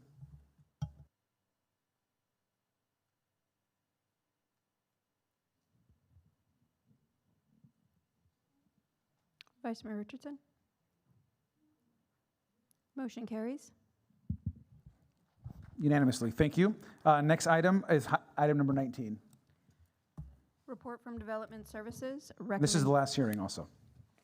Recommendation to determine that the project is categorically exempt from CEQA, declare ordinance amending Title 21 of the Long Beach Municipal Code to amend maintenance of low-income housing in the coastal zone, read the first time and laid over to the next regular meeting of City Council for final reading, and adopt a resolution authorizing Director of Development Services to submit amendments to the California Coastal Commission, citywide. Mr. Modica. Last hearing for Development Services tonight. Christopher Kuntz will make this presentation. Good evening, Mr. Mayor and members of the council. In January of this year, we were in front of the City Council regarding what's called the Mellow Act, which is how we deal with affordable housing that is proposed for demolition in the coastal zone. We presented an ordinance to the council at that time, and council had a number of comments and requested changes that were all positive changes.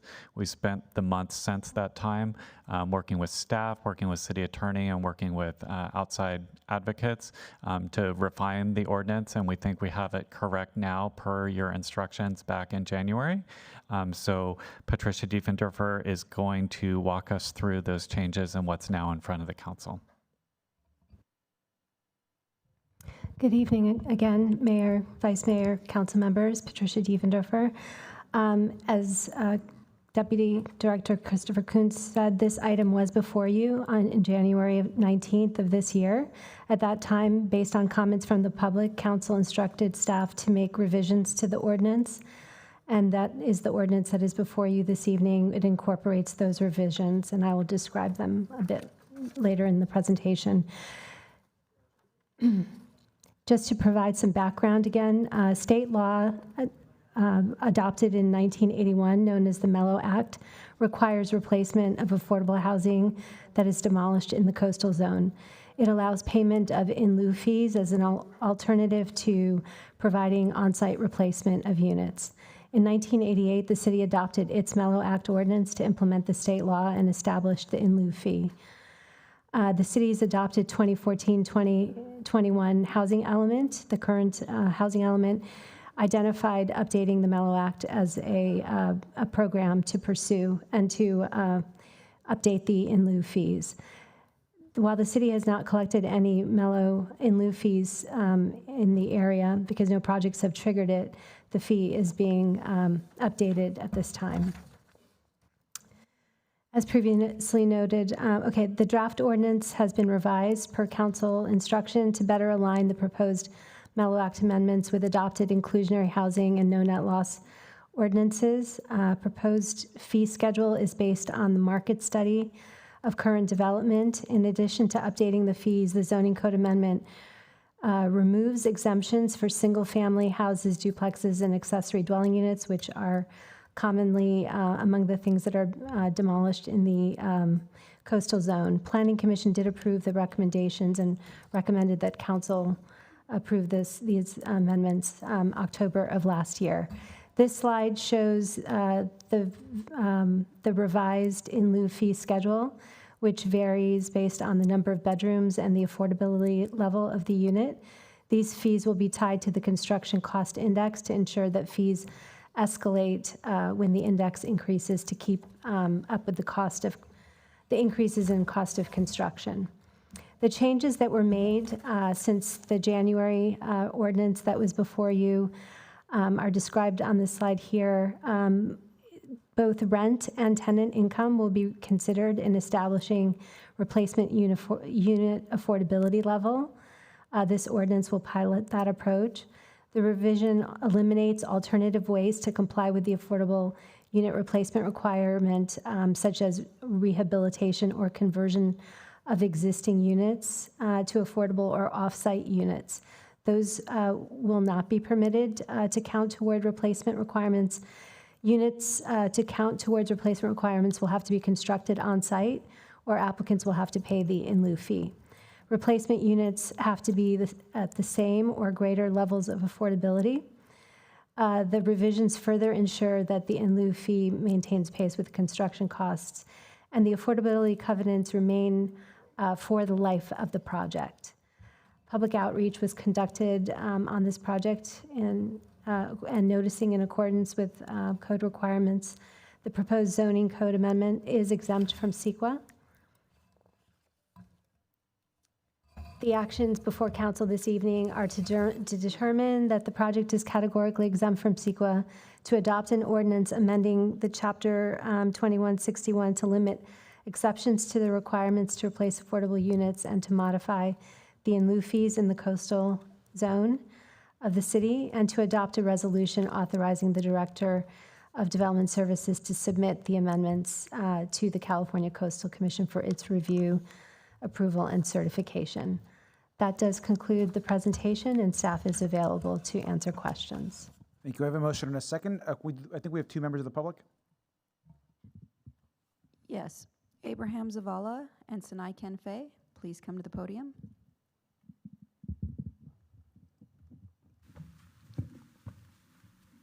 Good evening, City Council. I just had to answer a call from my babysitter, so I'm a little distraught. Let me gather myself. It's been a long night. Want to urge City Council to adopt this current ordinance, the Mello ordinance, as one critical tool to address the city's desire or the dire affordable housing needs that we have. Specifically, we support the following provisions of the ordinance that was recognized from February 2021. First point, the alignment with inclusionary housing and no net loss ordinances. The requirement that affordable replacement units be provided at the same or deeper affordability level. The requirement that affordable units be provided as net new units so that rehabilitation or subsidy of existing units is not permitted. The prohibition of off-site compliance for construction of affordable units so that all affordable units must be built on-site, or developers can pay the in lieu fee. We also agree with the extension of affordability covenants for new affordable units to 55 years or for the life of the project, whichever is longer. And lastly, we also agree with the inclusion of a pilot program to monitor the implementation of affordability requirements that are defined by looking at both the rent and income levels of tenants. So once again, we strongly urge you, and maybe I didn't introduce myself because I was so frazzled in with the babysitter call. My name is Abraham Zavala, and I'm with Long Beach Residents Empowered, a group that's part of the Housing Justice Coalition. And we as a coalition support these amendments and hope you adopt them. Thank you.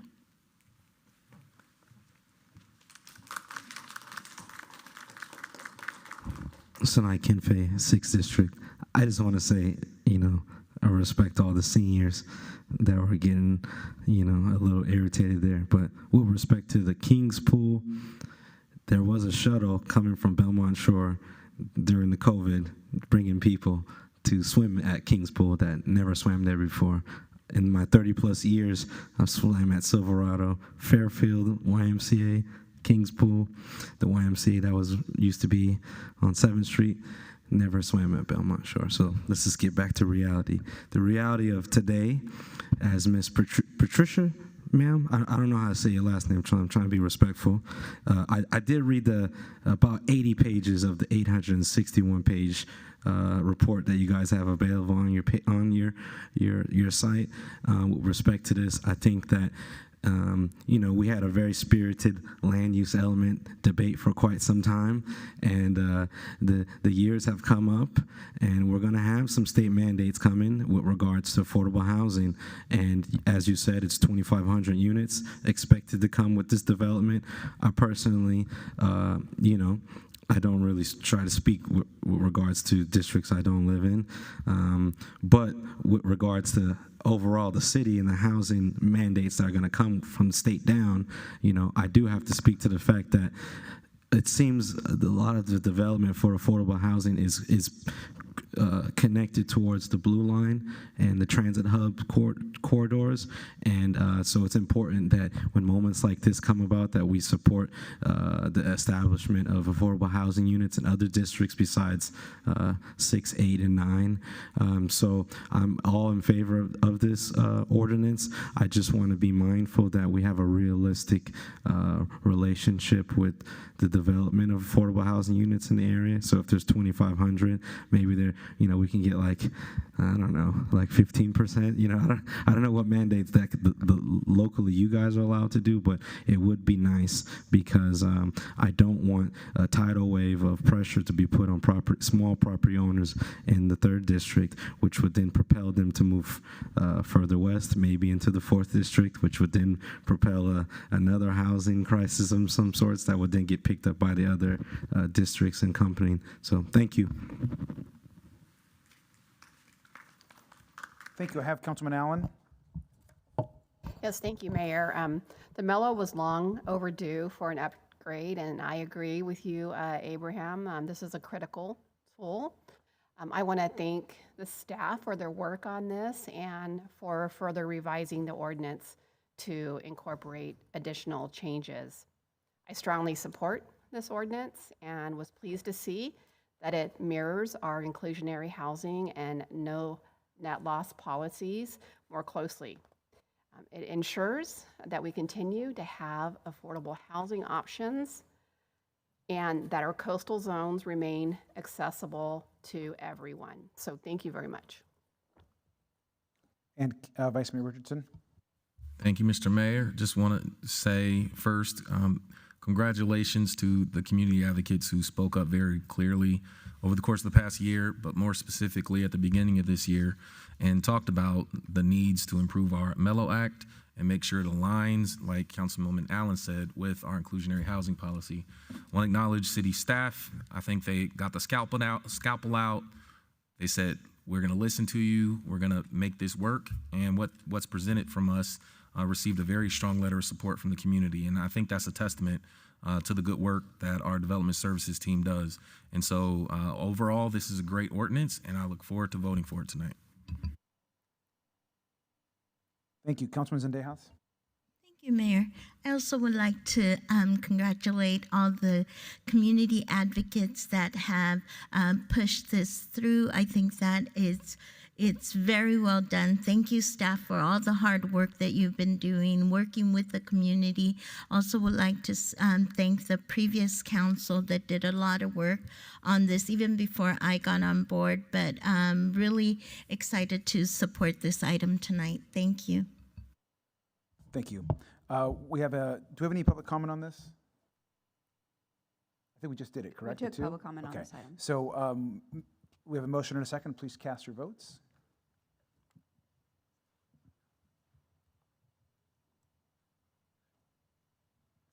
Motion carries 8-0.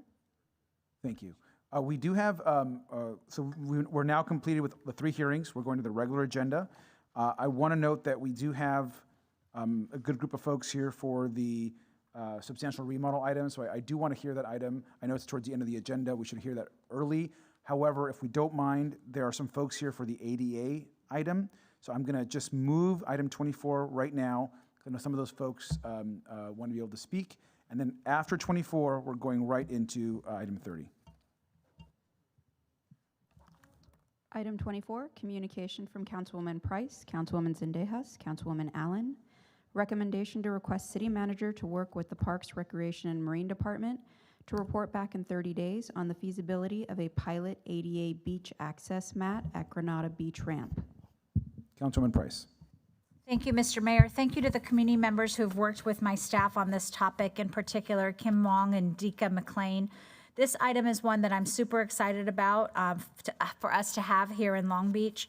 Despite significant efforts by the city to ensure that all Long Beach residents feel welcome and have access to all city facilities and resources, one area is not yet accessible to everyone. Our wonderful beaches are not accessible to residents with mobility limitations. Our sandy beaches present a difficult access hurdle for residents using wheelchairs, walkers, or other mobility-related support.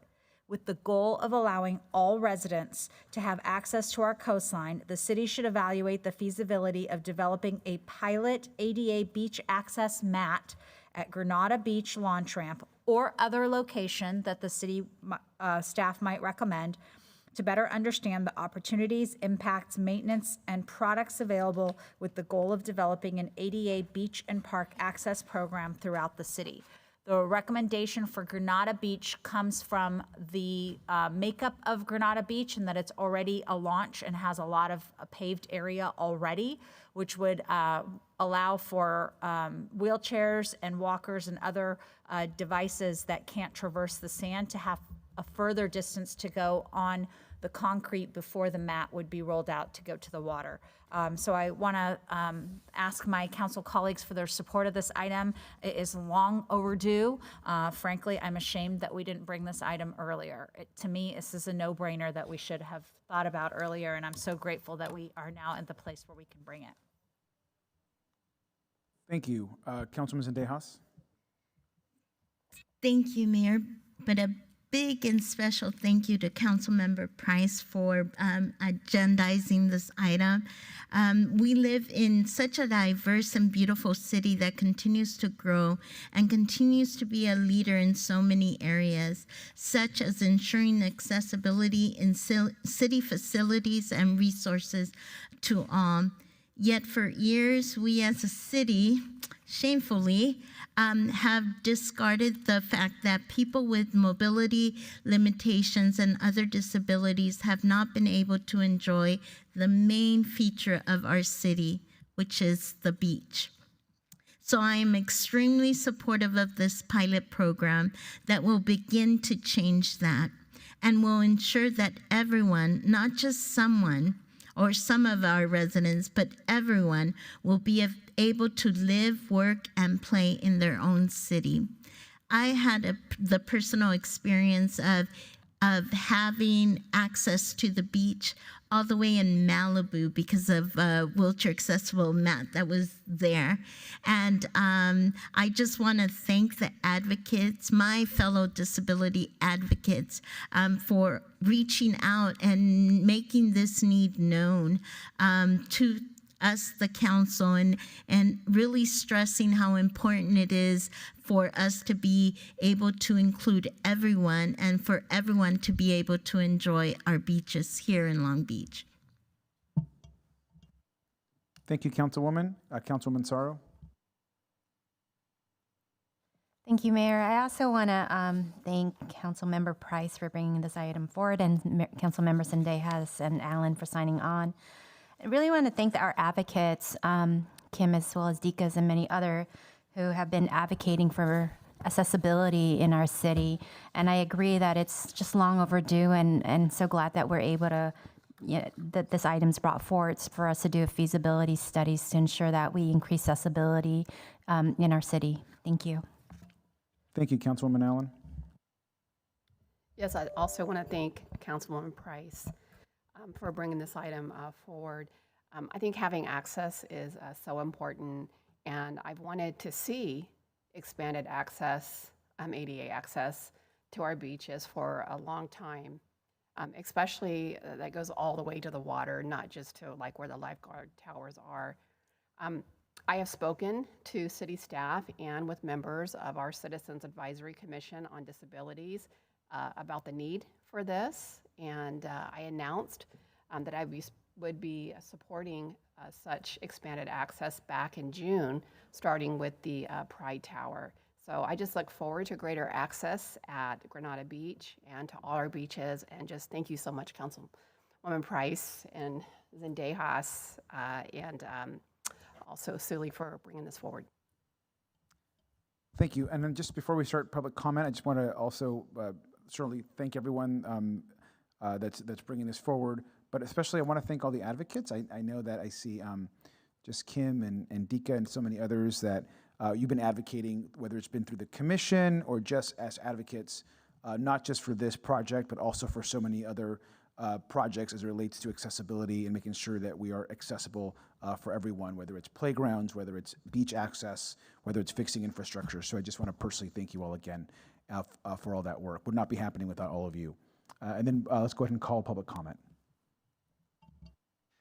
Dika McCain, Nubia Flores, Gretchen Swanson, and Kim Vaughn. Please line up.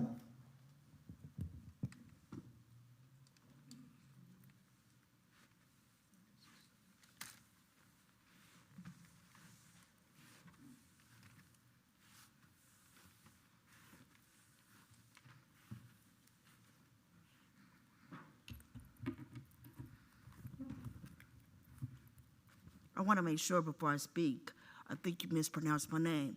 So you were trying to call Dika McClain, correct? Yes, sorry about that. Thank you. I feel like my name has been mentioned quite a bit, so I don't know if I need to come up here. Okay. Good evening. My name is Dika McClain. I'm a former Citizens Advisory Commission of Disabilities chairperson. I've served for 8 years on CACOD, and I'm very, very happy to see the council finally taking action on making beaches more accessible. This was an issue that had been discussed, and recommendations were written about it years ago, but I want to make emphasis.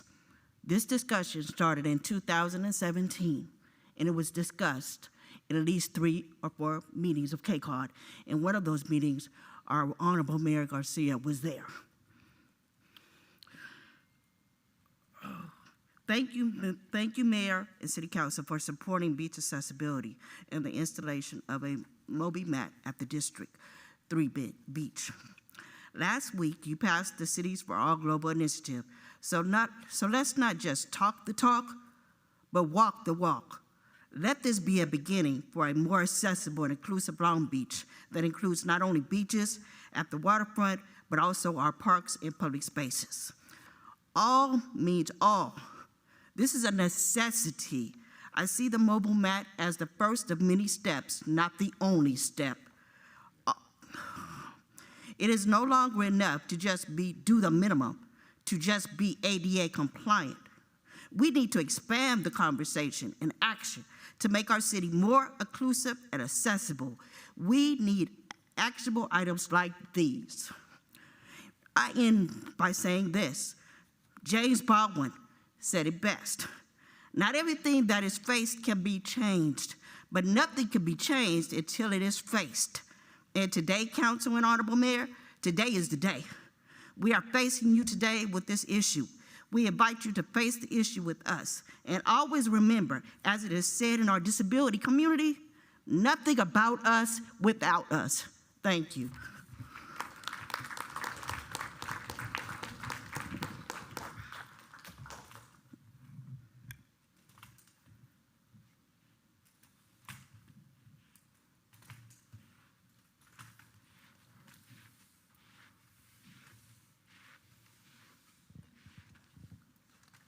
Nubia Forrest.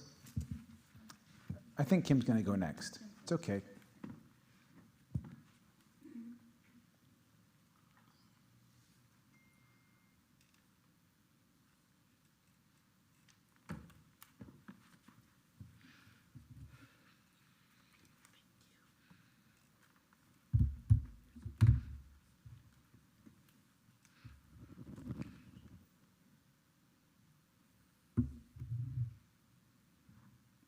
Good evening, Honorable Mayor and Council members. My name is Kim Vu Ong, and I live in the 2nd District. I also am a member of the Citizens Advisory Commission on Disabilities for the city. A couple of months ago, I saw a post on the new beach playground. I was the person who brought the need for more accessible equipment at the playground and an access mat on the beach, to enable people with disabilities and to be able to get to the water safely and comfortably.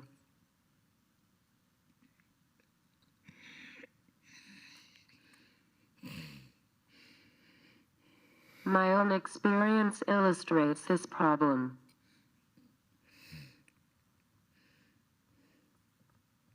I am an adult with cerebral palsy, and I use a wheeled walker for mobility.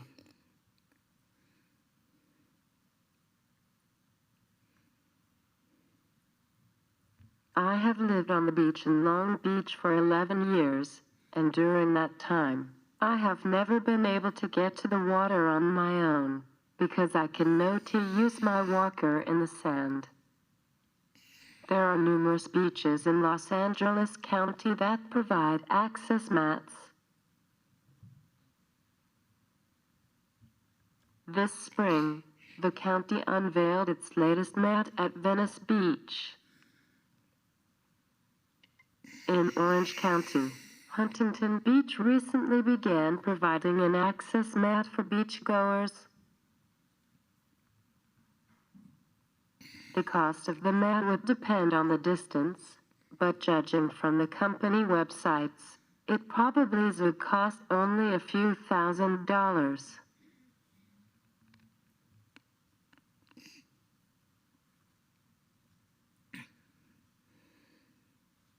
Mats can be rolled up and stored when the beach is not open, and they is remanufactured using durable materials that would provide many years of use.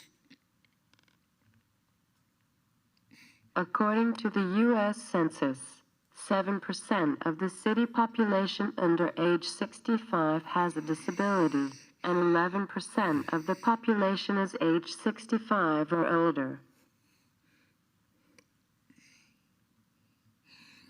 Since many of these residents have mobility issues, providing a beach access mat would be an investment that would benefit potentially thousands of residents and visitors to the city as well.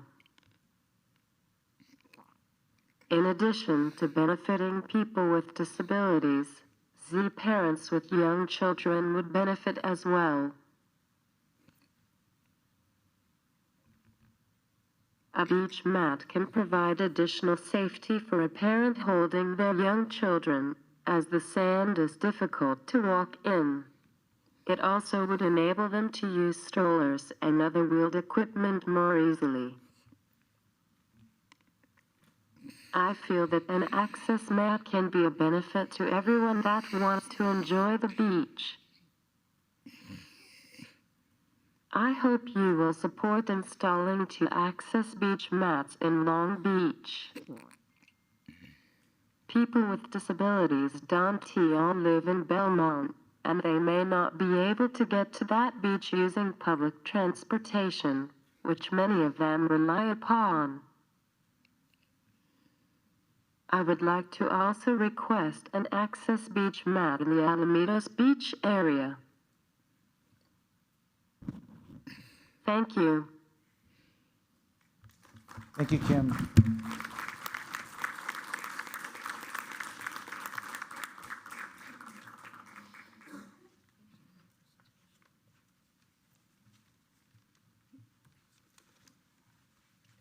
Newbie, go ahead.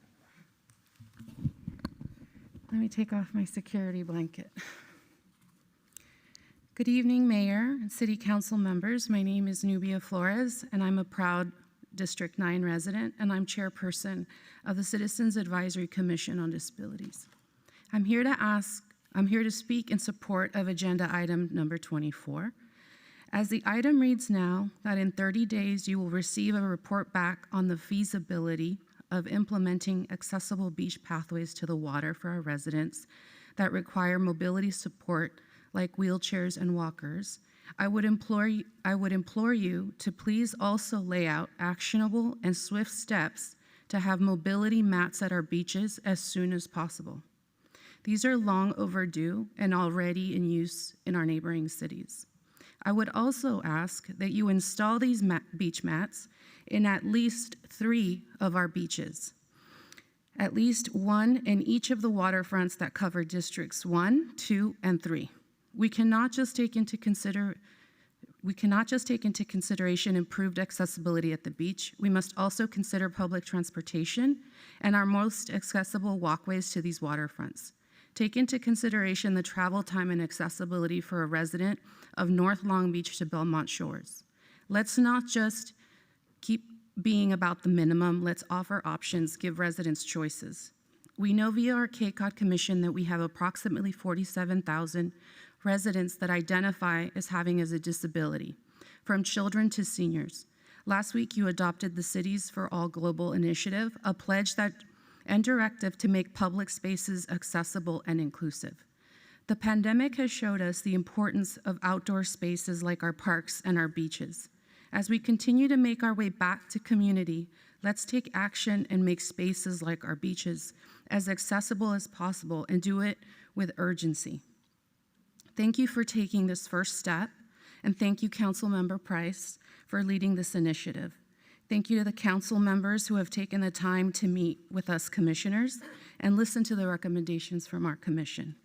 We're in this together. Let's get this done for our residents of Long Beach. Thank you. Thank you so much. And thank you to the commission again for all the great work. There is a motion and a second on the items. Brenton Swanson. Oh, I'm sorry. Yep. How many more public comments do we have? That concludes public comment. Oh, that concludes public comment? Did you call another name? Yeah, she left. She's not here? Okay. All right, so then let's go ahead and take a vote, please.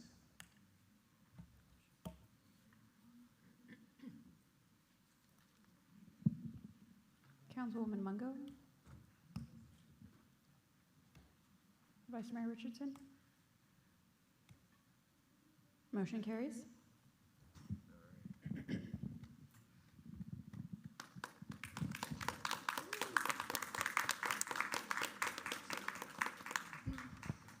Thank you. We're going to hear item 30, please, which is the substantial remodel.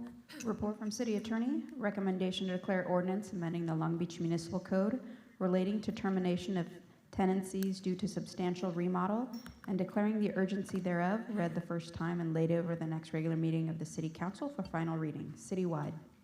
I need a motion, please. I need a second. Thank you.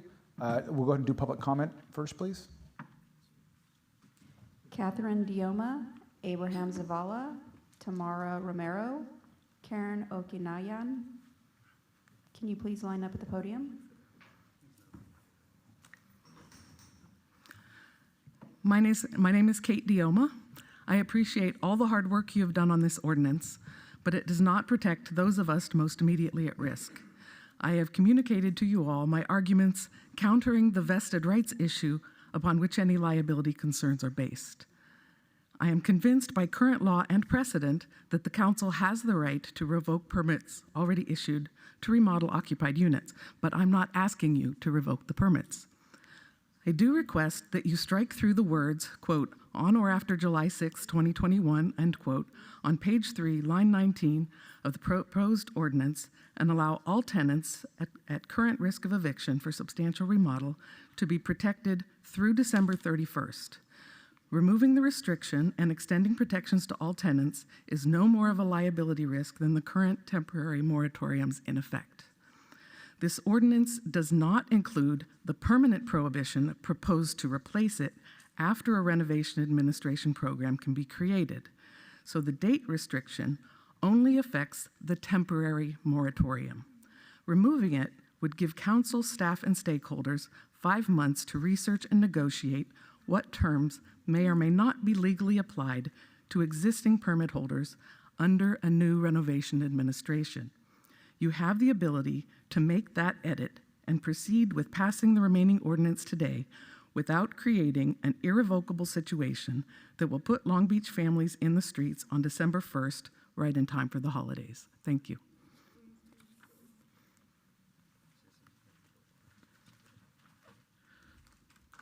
Good evening, council members. So for my time, I'm going to read Jesse Alcala, a tenant that is with Libre, who's in District 6.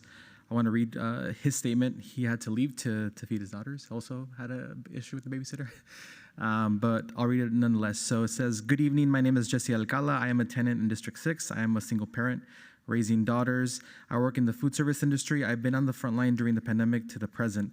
Tonight, I want to urge council members to adopt item 30. Tenants like myself, thank you for voting on this item last week. However, council must think about their decision to exclude tenants with existing sub-remodel notices. Many families will be evicted if you do not take action in some way. I implore you to make the choice tonight to protect all tenants, especially the ones with existing notices. Thank you.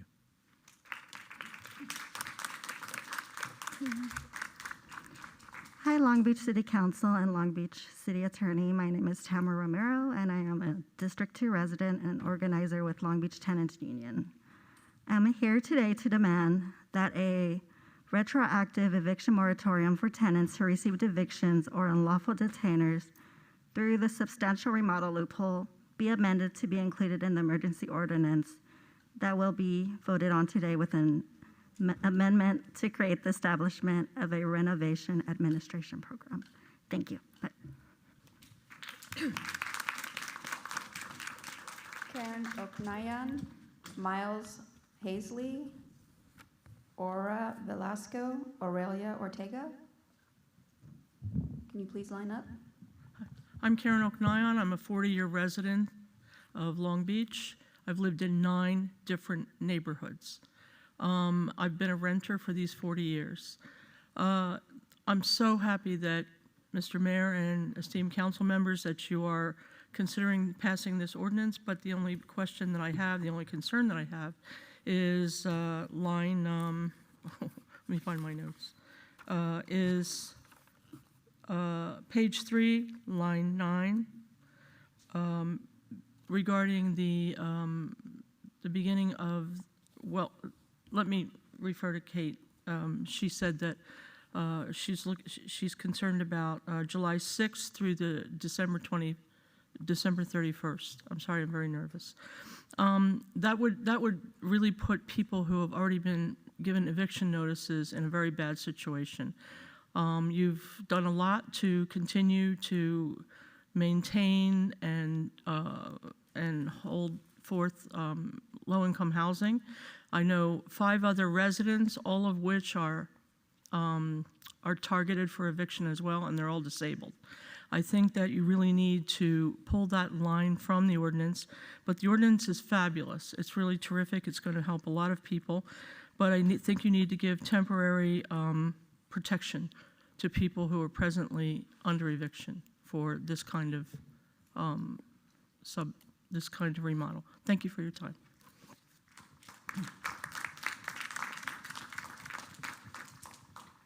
Hello, I'm here to read for Aurelia Ortega, who just left to care for her children. Hello, my name is Aurelia Ortega of District 6 with the Orange Resistance.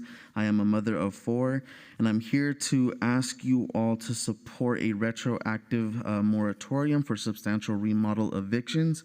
We know that the city attorney's legal opinion has all the power to really protect us, and we hope that you all go against that legal opinion that you were told at the last council meeting and go with the legal opinions that many of your council offices have heard through other attorneys who really emphasize their work in protecting tenants.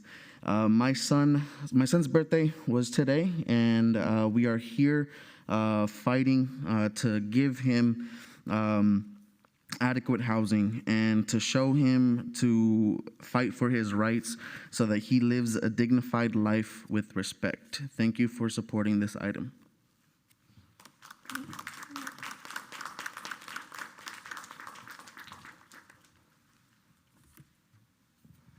Buenas tardes a todos. Mi nombre es Aura Velasco. Soy de la Resistencia de la Orange.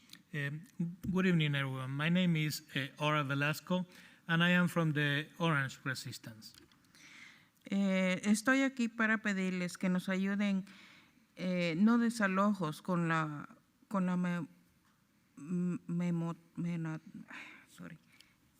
moratoria restrictiva de desalojos bajo remodelación sustancial de reforma. I am here to ask you, please, to help us to stop these evictions due to this remodeling situation that is happening right now, and regarding the moratorium. El abogado de la ciudad tiene todo el poder para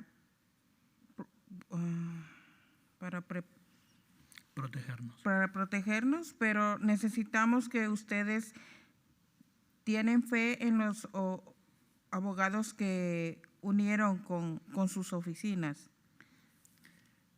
The city attorney has a lot of power, or the whole power, to protect us, but we need you, we need your faith in order to protect us from your offices.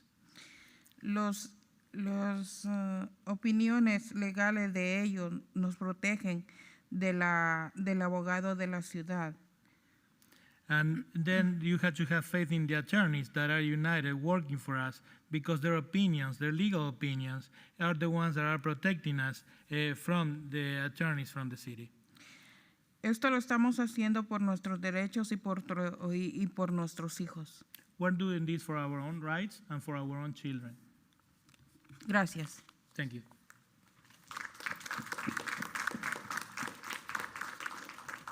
Miles Hazley, Alaya Sheikh, Jesse Alcala, Marlene Alvarado. Please line up at the podium. Good evening. I'm speaking today in solidarity with tenants of Long Beach, California, who are facing violent eviction because of the substantial remodel loophole in the city's just cause eviction ordinance. As drafted, the emergency ordinance for substantial remodel reform does not include a retroactive eviction moratorium. The exclusion of a retroactive moratorium leaves many families who have received eviction notices and unlawful detainers vulnerable to the violence of eviction. The council should motion to amend the ordinance to extend the moratorium back to the initial passage of the just cause eviction ordinance. The city possesses vastly greater resources than the tenants in receipt of eviction notices and unlawful detainers, and should expend these resources in defense of working families. The recommendation to not include a retroactive moratorium in this emergency ordinance comes from the office of Charles Parkin, who in their one opposed run for office in 2014 received thousands of dollars from developers and real estate management companies. Due to this, I perceive that we need to question the city attorney's capacity to provide an impartial recommendation regarding a retroactive moratorium. You need to marshal city resources to protect hundreds of families from eviction, so motion to amend the ordinance to include a retroactive moratorium. Thank you.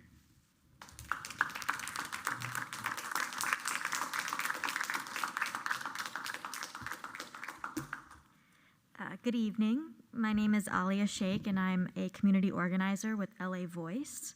We are a multiracial, multi-faith organization spanning dozens of congregations throughout Los Angeles County, including several here in Long Beach. People of faith in our community are calling on you to close the substantial remodel loophole that landlords have exploited to begin eviction proceedings upon tenants, exacerbating the housing crisis. We need a retroactive moratorium so that no families are pushed out of their homes. We hope that you all make the right decision and stand on the side of renters. Thank you.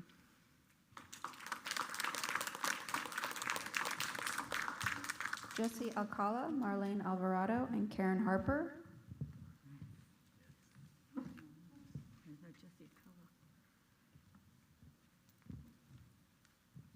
My name is Marlene Alvarado. I'm with Democratic Socialists of America and Long Beach Area Peace Network. And I used to be an ESL teacher, and I remember once I thought we were studying, in ESL you teach, it's called survival English, and we were coming upon renters. So I told my students they had a certain amount of rights, legal rights. So this one woman said, well, my house is infested with cockroaches and it needs a lot of repairs. I said, well, you have the legal right to do this. So she went and she told her landlord that she had the right to do this.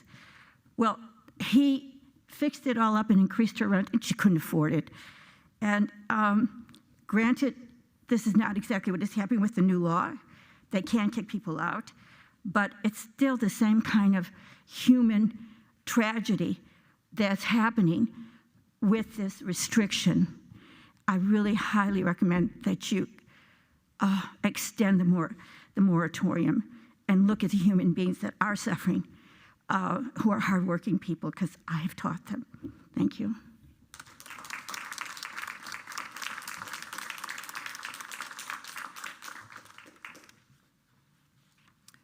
My name is Karen Harper. Greetings to the mayor and the council people. I'm with the Long Beach Area Peace Network, a coalition of groups working on social, economic, environmental justice.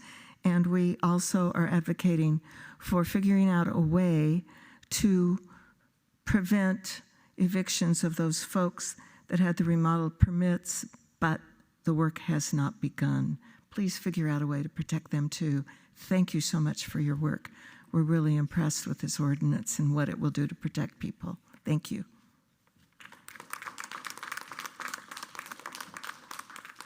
That concludes public comment. Thank you. There's a motion and a second. Councilman Allen, any comments? Yes, just real quickly.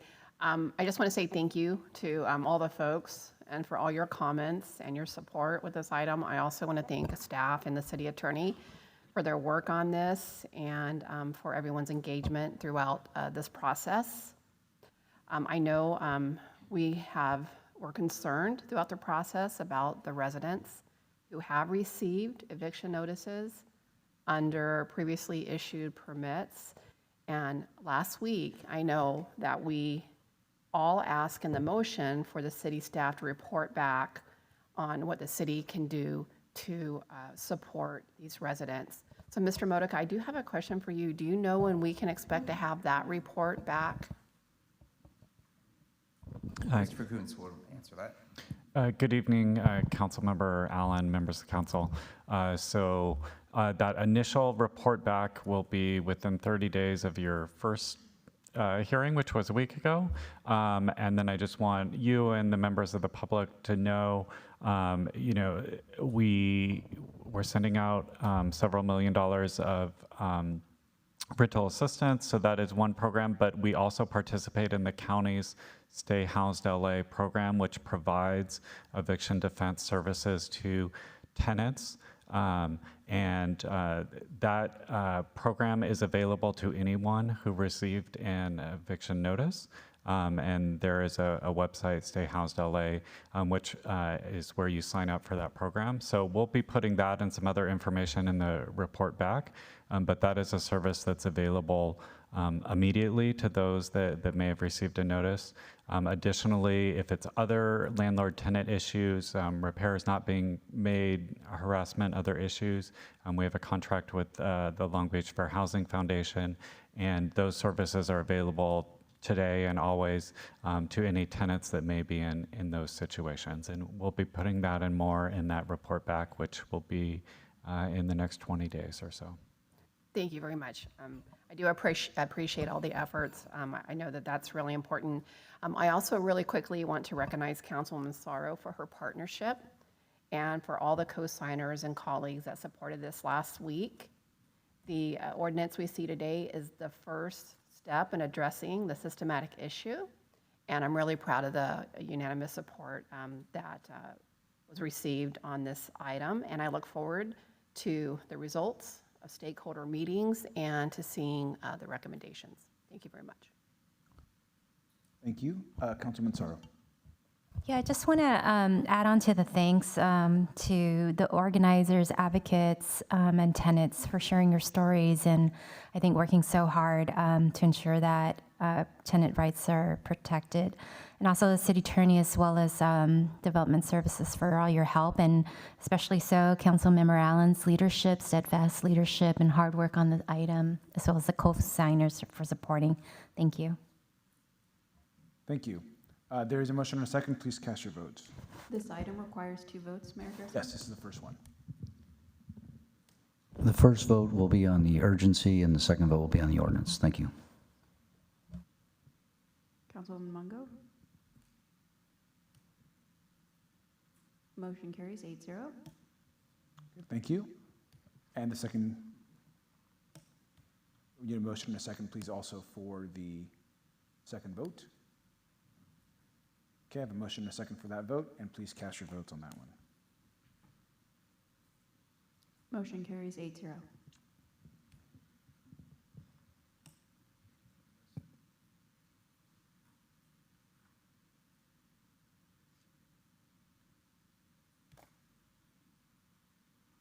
Okay. Great, thank you very much. That concludes item 30. We are now going to go back to the regular agenda, and we will do item 35 next.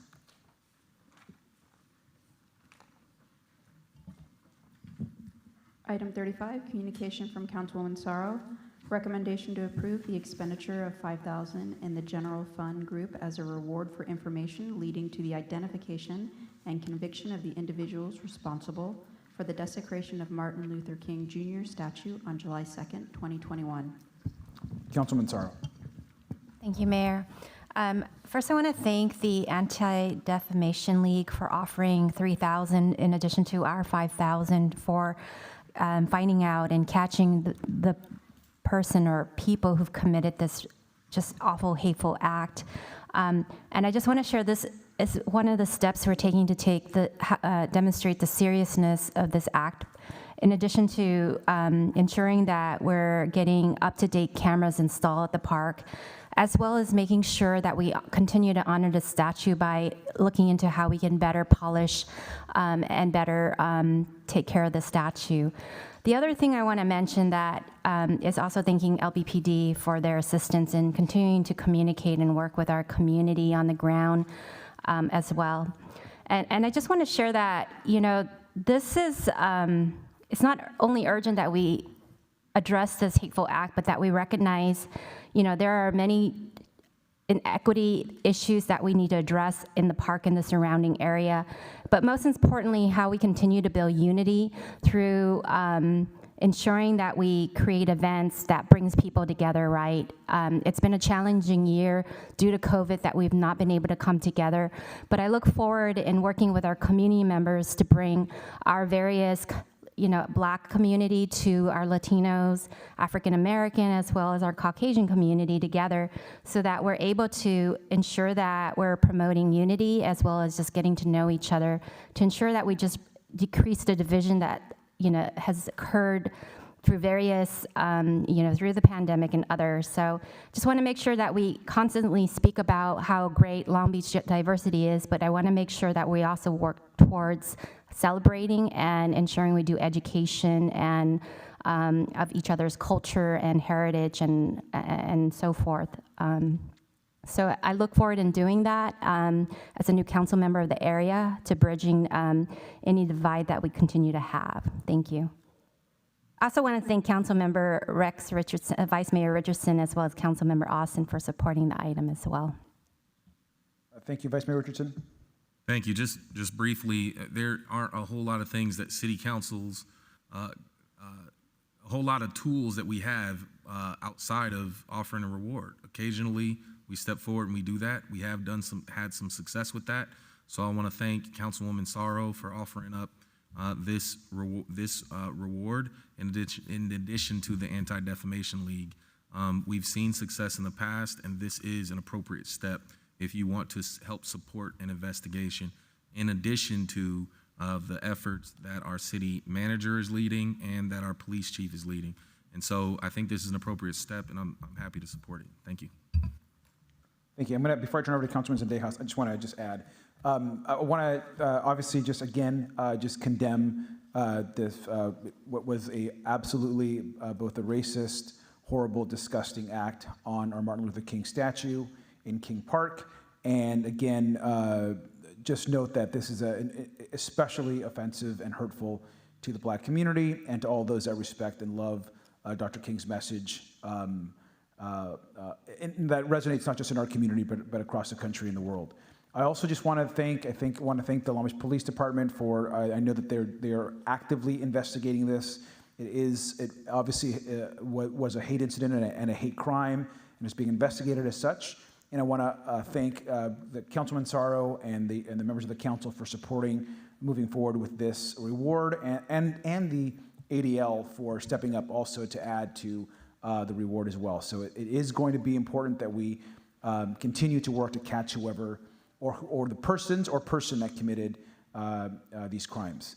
Let me also just add, I think it's also important, Mr. Modica, as I'm talking to some folks, I know that we have already obviously made some adjustments to the cameras just to put some fixes in place, and we're looking at some lighting. But I think what I'd like to see, and maybe that's something that you can put together, and I think you're already working on, is some kind of definitive timeline so that we can actually share with the community, this is when the camera system will be complete, and this is when the lighting will be complete, so that there is a firm target date that we can actually share with the community. I know that Councilwoman Sorrow also wants a firm timeline, so I just want to make sure we publicly ask for that, and if you can let us know whether we have a date now, or maybe you can get us a date just sometime in the next week or so that you think we can get these things finished.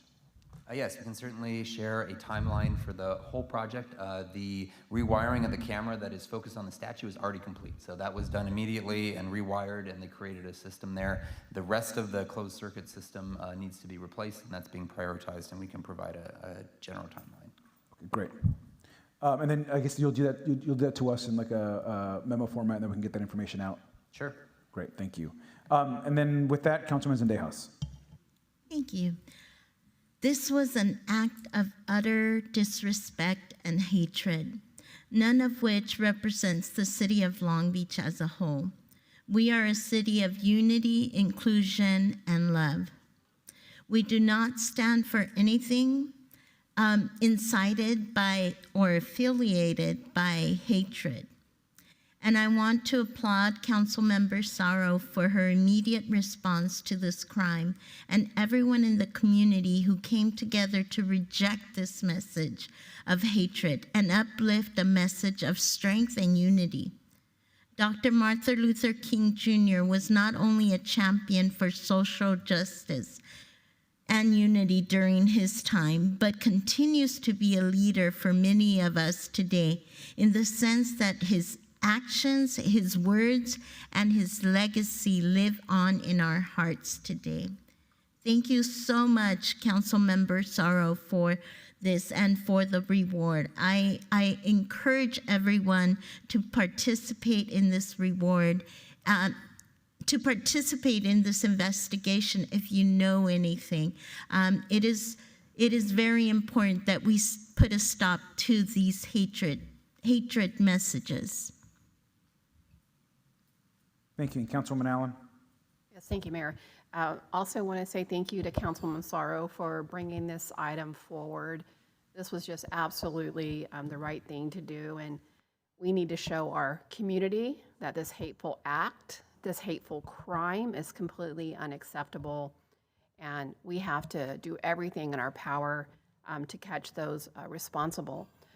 Mr. Modica, I do have a question. So the cameras were down when this crime happened, and their new cameras are going up. Are there systems in place that we know if this camera is tampered with or destroyed or not working in the future?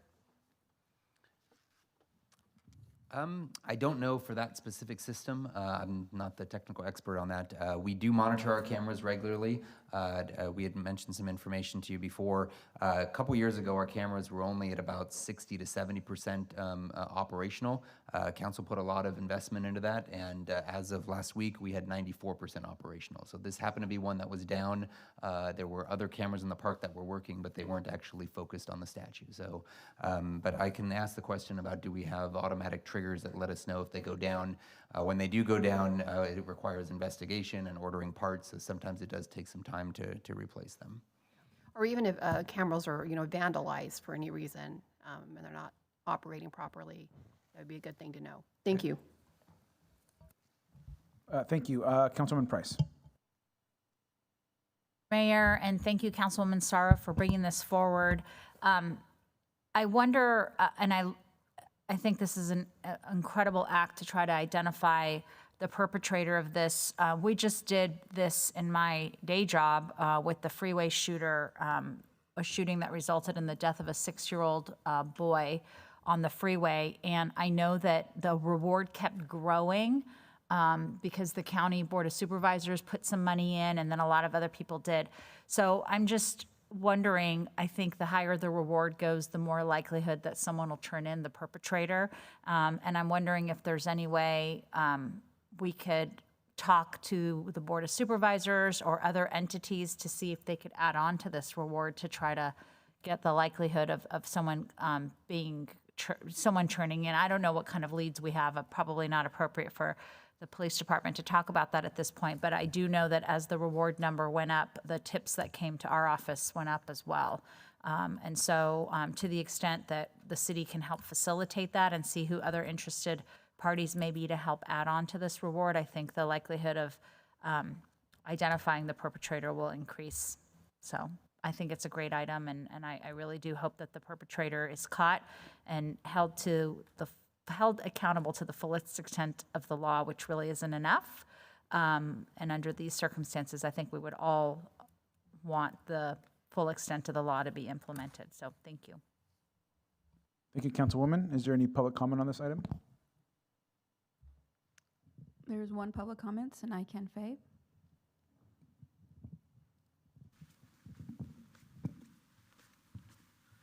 I just want to say thank you to the office of our councilwoman, Dr. Sully Sorrow, for leading the initiative with respect to offering a reward.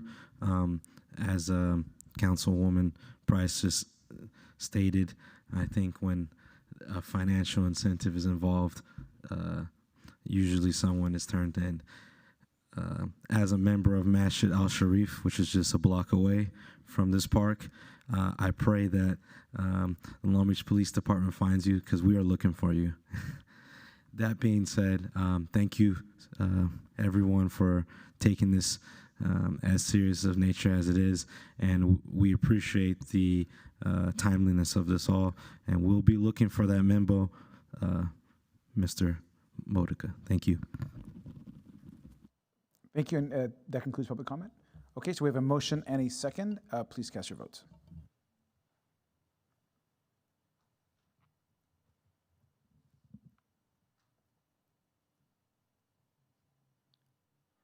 Councilwoman Price. Motion carries 8-0.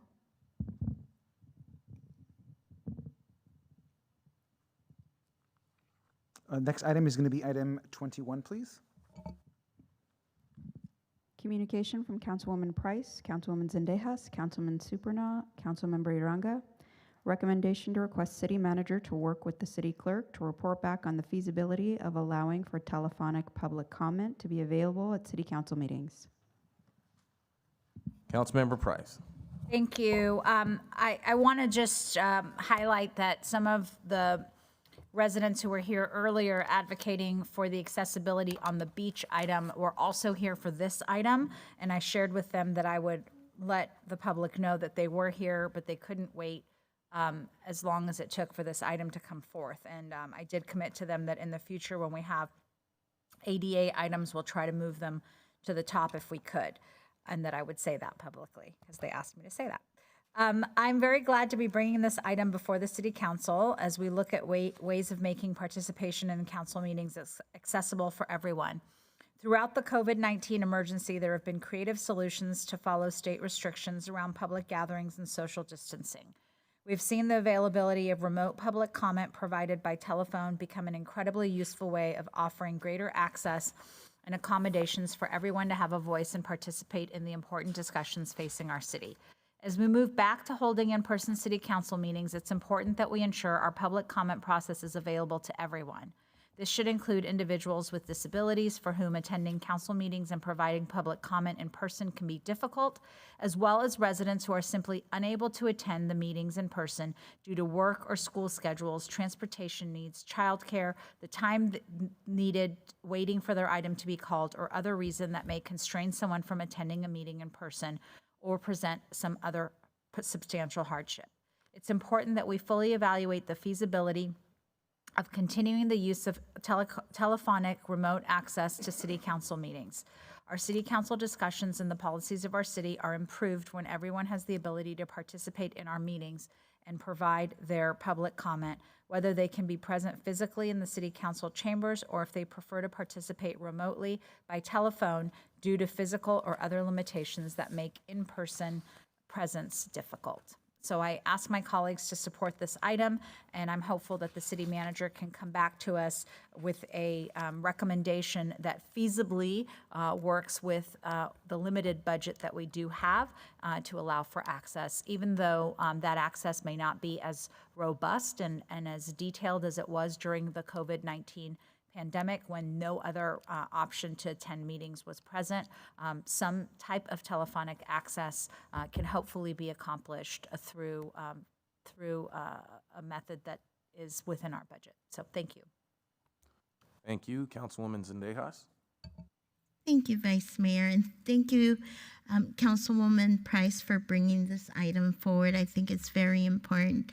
I also want to give a huge thank you to our city clerk office who moved very swiftly during the pandemic to make sure that we had public comment access for our community, for our residents during the pandemic while we were holding our meetings online. So I know that you did a lot of research and a lot of hard work, and for that I thank you very much. And we were able to give everyone, all the residents, the opportunity to be able to participate in our city council meetings that were being held online. As we all know, public comment is the opportunity for our residents to participate in the decision-making of their city. Thus, it is crucial that we look for ways to make it easier and more accessible for everyone to provide their thoughts, concerns, and ideas at our city council meetings.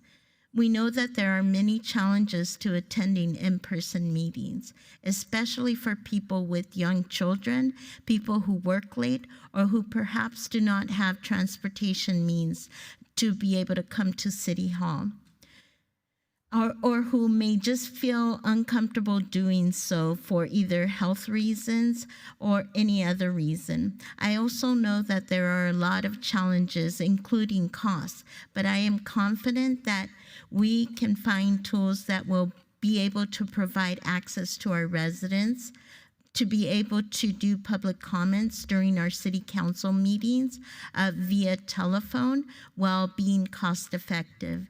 I know my residents will definitely benefit from it immensely. Therefore, I am very supportive of this item, and I look forward to receiving this report. Thank you. Councilmember Uranga. Thank you. Very happy to sign on to this item. I think it adds to the transparency of the city in being accessible to us in making their comments. Forgot childcare. Childcare is an important issue as well for people to participate here and might have an issue with that. So I'm glad to sign on to this item, and I know that the resourcefulness of our city manager and our staff will find a way to make it happen in a cost-effective way.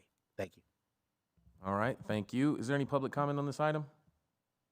There is Nubia Flores, Kim Vong, and Corliss Lee. I know that they needed to leave a bit earlier. Okay. All right, seeing no further public comment. Sure, come on down. Welcome to the Late Show with Vice Mayor Rex Richardson. The mayor had to leave, or Nick at Night, whatever you want to call the show. Come on up.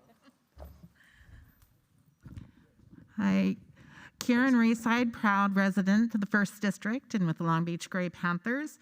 Missed you all very much. It's great to see you all in person. And I'm one of those that was reduced to calling in for comments, and I gave up. I mean, I sat for 45 minutes, one meeting, because the queue was long, and when it was near the end, I was just cut off. So there's a number of issues with the telephonic system. It is important for those that are disabled, and but it is a valuable service as long as there's some kind of fairly equitable distributed system. I know I signed up many more times than I got an opportunity to speak because it was limited to the first 10 people that happened to be available at the time when you can call in and get in the queue. So I wasn't able to get into the queue many times. So I've just resorted to sending in emails, but now it's busy legislative season. So it's hard for me to sometimes get emails and comments in before the deadline of 4 o'clock during the day. I also want to mention that it's been a year since people have been in chambers, and I was having a terrible time. I had to speak to 2 groups tonight because they were having side conversations, and I'm hard of hearing. And when people have side conversations, it doesn't allow me to hear the speakers, particularly like the development services person who has a very soft voice.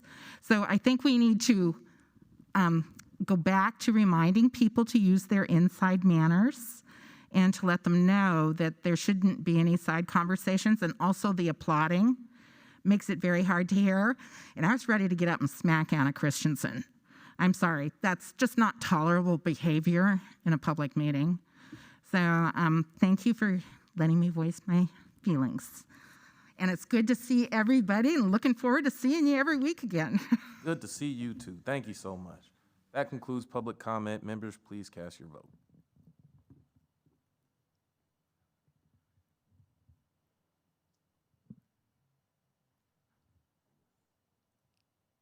Motion carries 8-0. Thank you. I think we're at number 26 next. Is that right? Correct. Okay. Item 26, report from Development Services, recommendation to approve the fiscal year 2022 action plan and substantial amendments, and authorize city manager to execute all necessary documents with the United States Department of Housing and Urban Development, citywide. Thank you. I know there's a presentation here, but it is late. Maybe you could summarize what the amendments to the plan are? Certainly, we don't need a full presentation on this.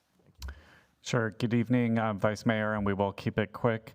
I'm going to ask Patrick Ure just to go through what's changing this year. This is an annual report on our federal funds that are used for poverty alleviation and helping communities throughout our city. It is just an implementation of our 5-year comprehensive plan, and I'm going to turn it over to Patrick to give you the high points. Thank you, Christopher.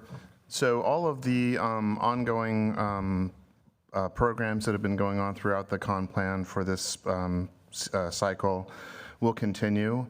There are a couple of programs where not all of the money was spent, and so we're proposing that those funds be reallocated. It's about $1.5 million. and set aside to be used for an acquisition of a housing site. And so with this, if you all approve this tonight, we would make those funds available to developers to acquire a site that would become an affordable housing site. And that's the summary. Thank you. All right, well, thank you. Is there any public comment on item 26? There is one public comment. Sinai Kenfei, is he still in the audience? I think Sinai left. There's no public comment. Okay, Councilwoman Mungo, anything? We love the development services team. Great work, Chris and Patrick. Councilmember Uranga? Okay, my only comments are I look forward to the next 5-year update and some significant changes, and we'll be talking about that in the future. And Christopher Kuntz, I think you have a great voice. Thank you. Members, please cast your vote.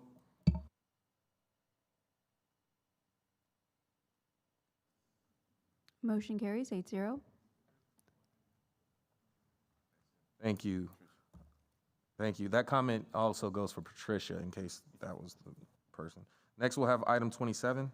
Report from Human Resources, recommendation to adopt water salary resolution, approving the compensation fixed by the Board of Water Commissioners, and adopt a resolution amending the city salary resolution citywide. Thank you. Moved by Councilwoman Mungo. Anything? Councilmember Uranga? Okay, any public comment? Public comment. Okay, members, please cast your vote.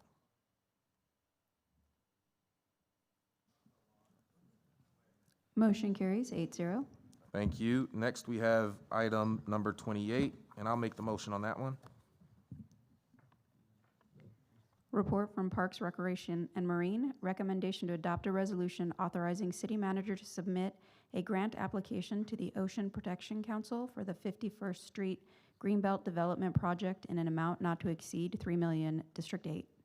Thank you. We know Councilman Austin couldn't be here to make the motion. I'm making that on his behalf. It's a great project from North Long Beach. Any public comment? There is one public comment, Amy Valenzuela. Hello. Thank you. Thank you. I have prepared comments because I'm kind of verbose and it's late. So my name is Amy Valenzuela, and I am the president of the River Park Coalition and also Tongva.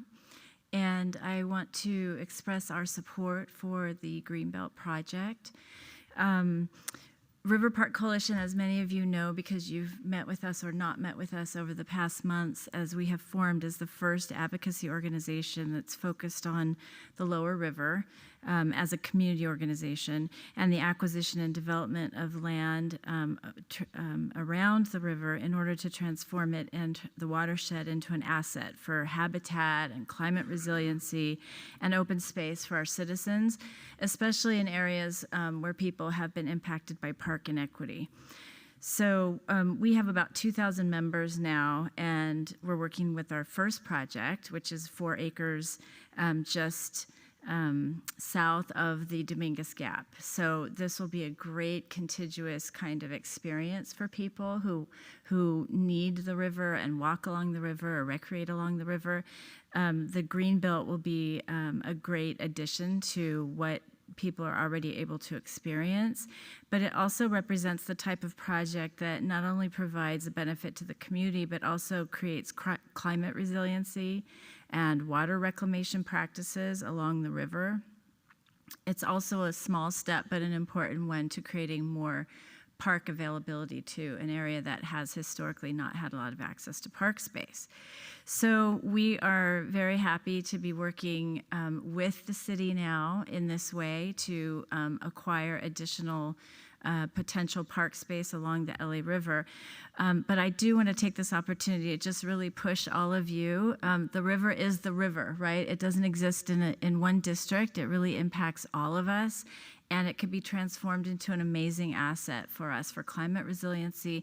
And the decisions we make now, because there will be flood events, there are going to be impacts to our city, and there are going to be pressures upstream that will impact the way we experience our river that may not be the best for us here in Long Beach. So now you have us at River Park, and we just want to make sure that there is funding and attention and leadership from all of you, please. to really address what the potential is for the river now and what that can mean for people who don't have a lot of access to park space, and for our air quality and for our ability to manage the climate crisis that we're facing now. So that's what we're about at River Park. We're very, very happy to partner with Councilmember Austin and all of you as it relates to your projects along the river, and really everything that's happening south of Southgate to the ocean at this point.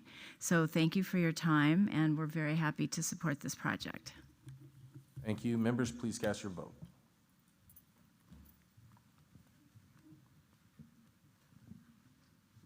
Motion carries 8-0. Thank you. I think our final item is number 29.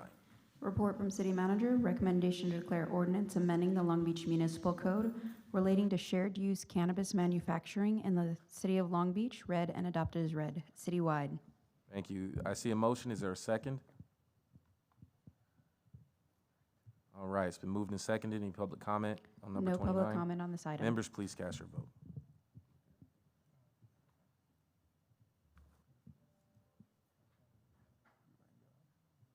Councilmember Uranga? Motion carries 8-0. All right, that satisfies the agenda, is that right? There's no more items? Okay, our final closing public comment. Any members of the public would like to address City Council, now would be the time. Okay. Yes, I would like Oh, to, members of the Vice Mayor. public, Oh, members of the sorry. public, forgive me. Okay, now that that's done, we will now go to our closing remarks. I'm gonna start with Councilmember Sully Sorrow. Item 32 has been withdrawn from the agenda. May I begin? Yes, Okay. I'm sorry. So I want to thank Suni Lei Chang, as well as her daughter, Siri Chang, for joining us tonight as we adjourn in her father's memory, Mr. Cree Lei. Mr. Cree Lei, he laid the groundwork for many of those in the Cambodian community in Long Beach. Mr. Lei was born on December 10th, 1941 in Udon, Cambodia. He was ordained as a Buddhist monk and served for 12 years. He was a theology student at the Buddhist University in Phnom Penh, Cambodia's capital, and he wrote 3 books, Noble Wealth, Power and Unity, Religion and State. He then studied in India, where he attended university, during which Cambodia fell to the Khmer Rouge in 1975. The takeover of the Buddha regime forced Mr. Lei to seek political asylum in the United States and settled in Long Beach in 1975 with his wife, Patsuna, whom he raised 3 daughters, Suni, Monica, and Sudhir. Mr. Lei was the founding member and the longest-serving chairman of the Cambodian Association of America, where he served for 35 years. He helped keep the Cambodian culture alive in the U.S. by writing pamphlet in English and Khmer on the history of Cambodia, Cambodian arts and culture, and the ecology of Southeast Asia. He also helped so many countless Cambodians assimilate or settled into America and American culture and custom. And he was also the co-founder of the Southeast Asian Learners Project, which is SEAL for Long Beach Unified School District. He will always be known in Long Beach for his wisdom, compassion, for those he helped, and his influence in the Cambodian community continues to be felt to this day, because he's paved the way for so many Cambodians as well as the future generations such as myself. We honor his life and his service and his contribution to Long Beach. He is a true unsung hero. Thank you to Mr. Cree Lei. Thank you. I'll also offer my condolences to Mr. Lei and the Lei family. I see there's no more closing comments. Our city council meeting is adjourned. Thank you. Have a great night.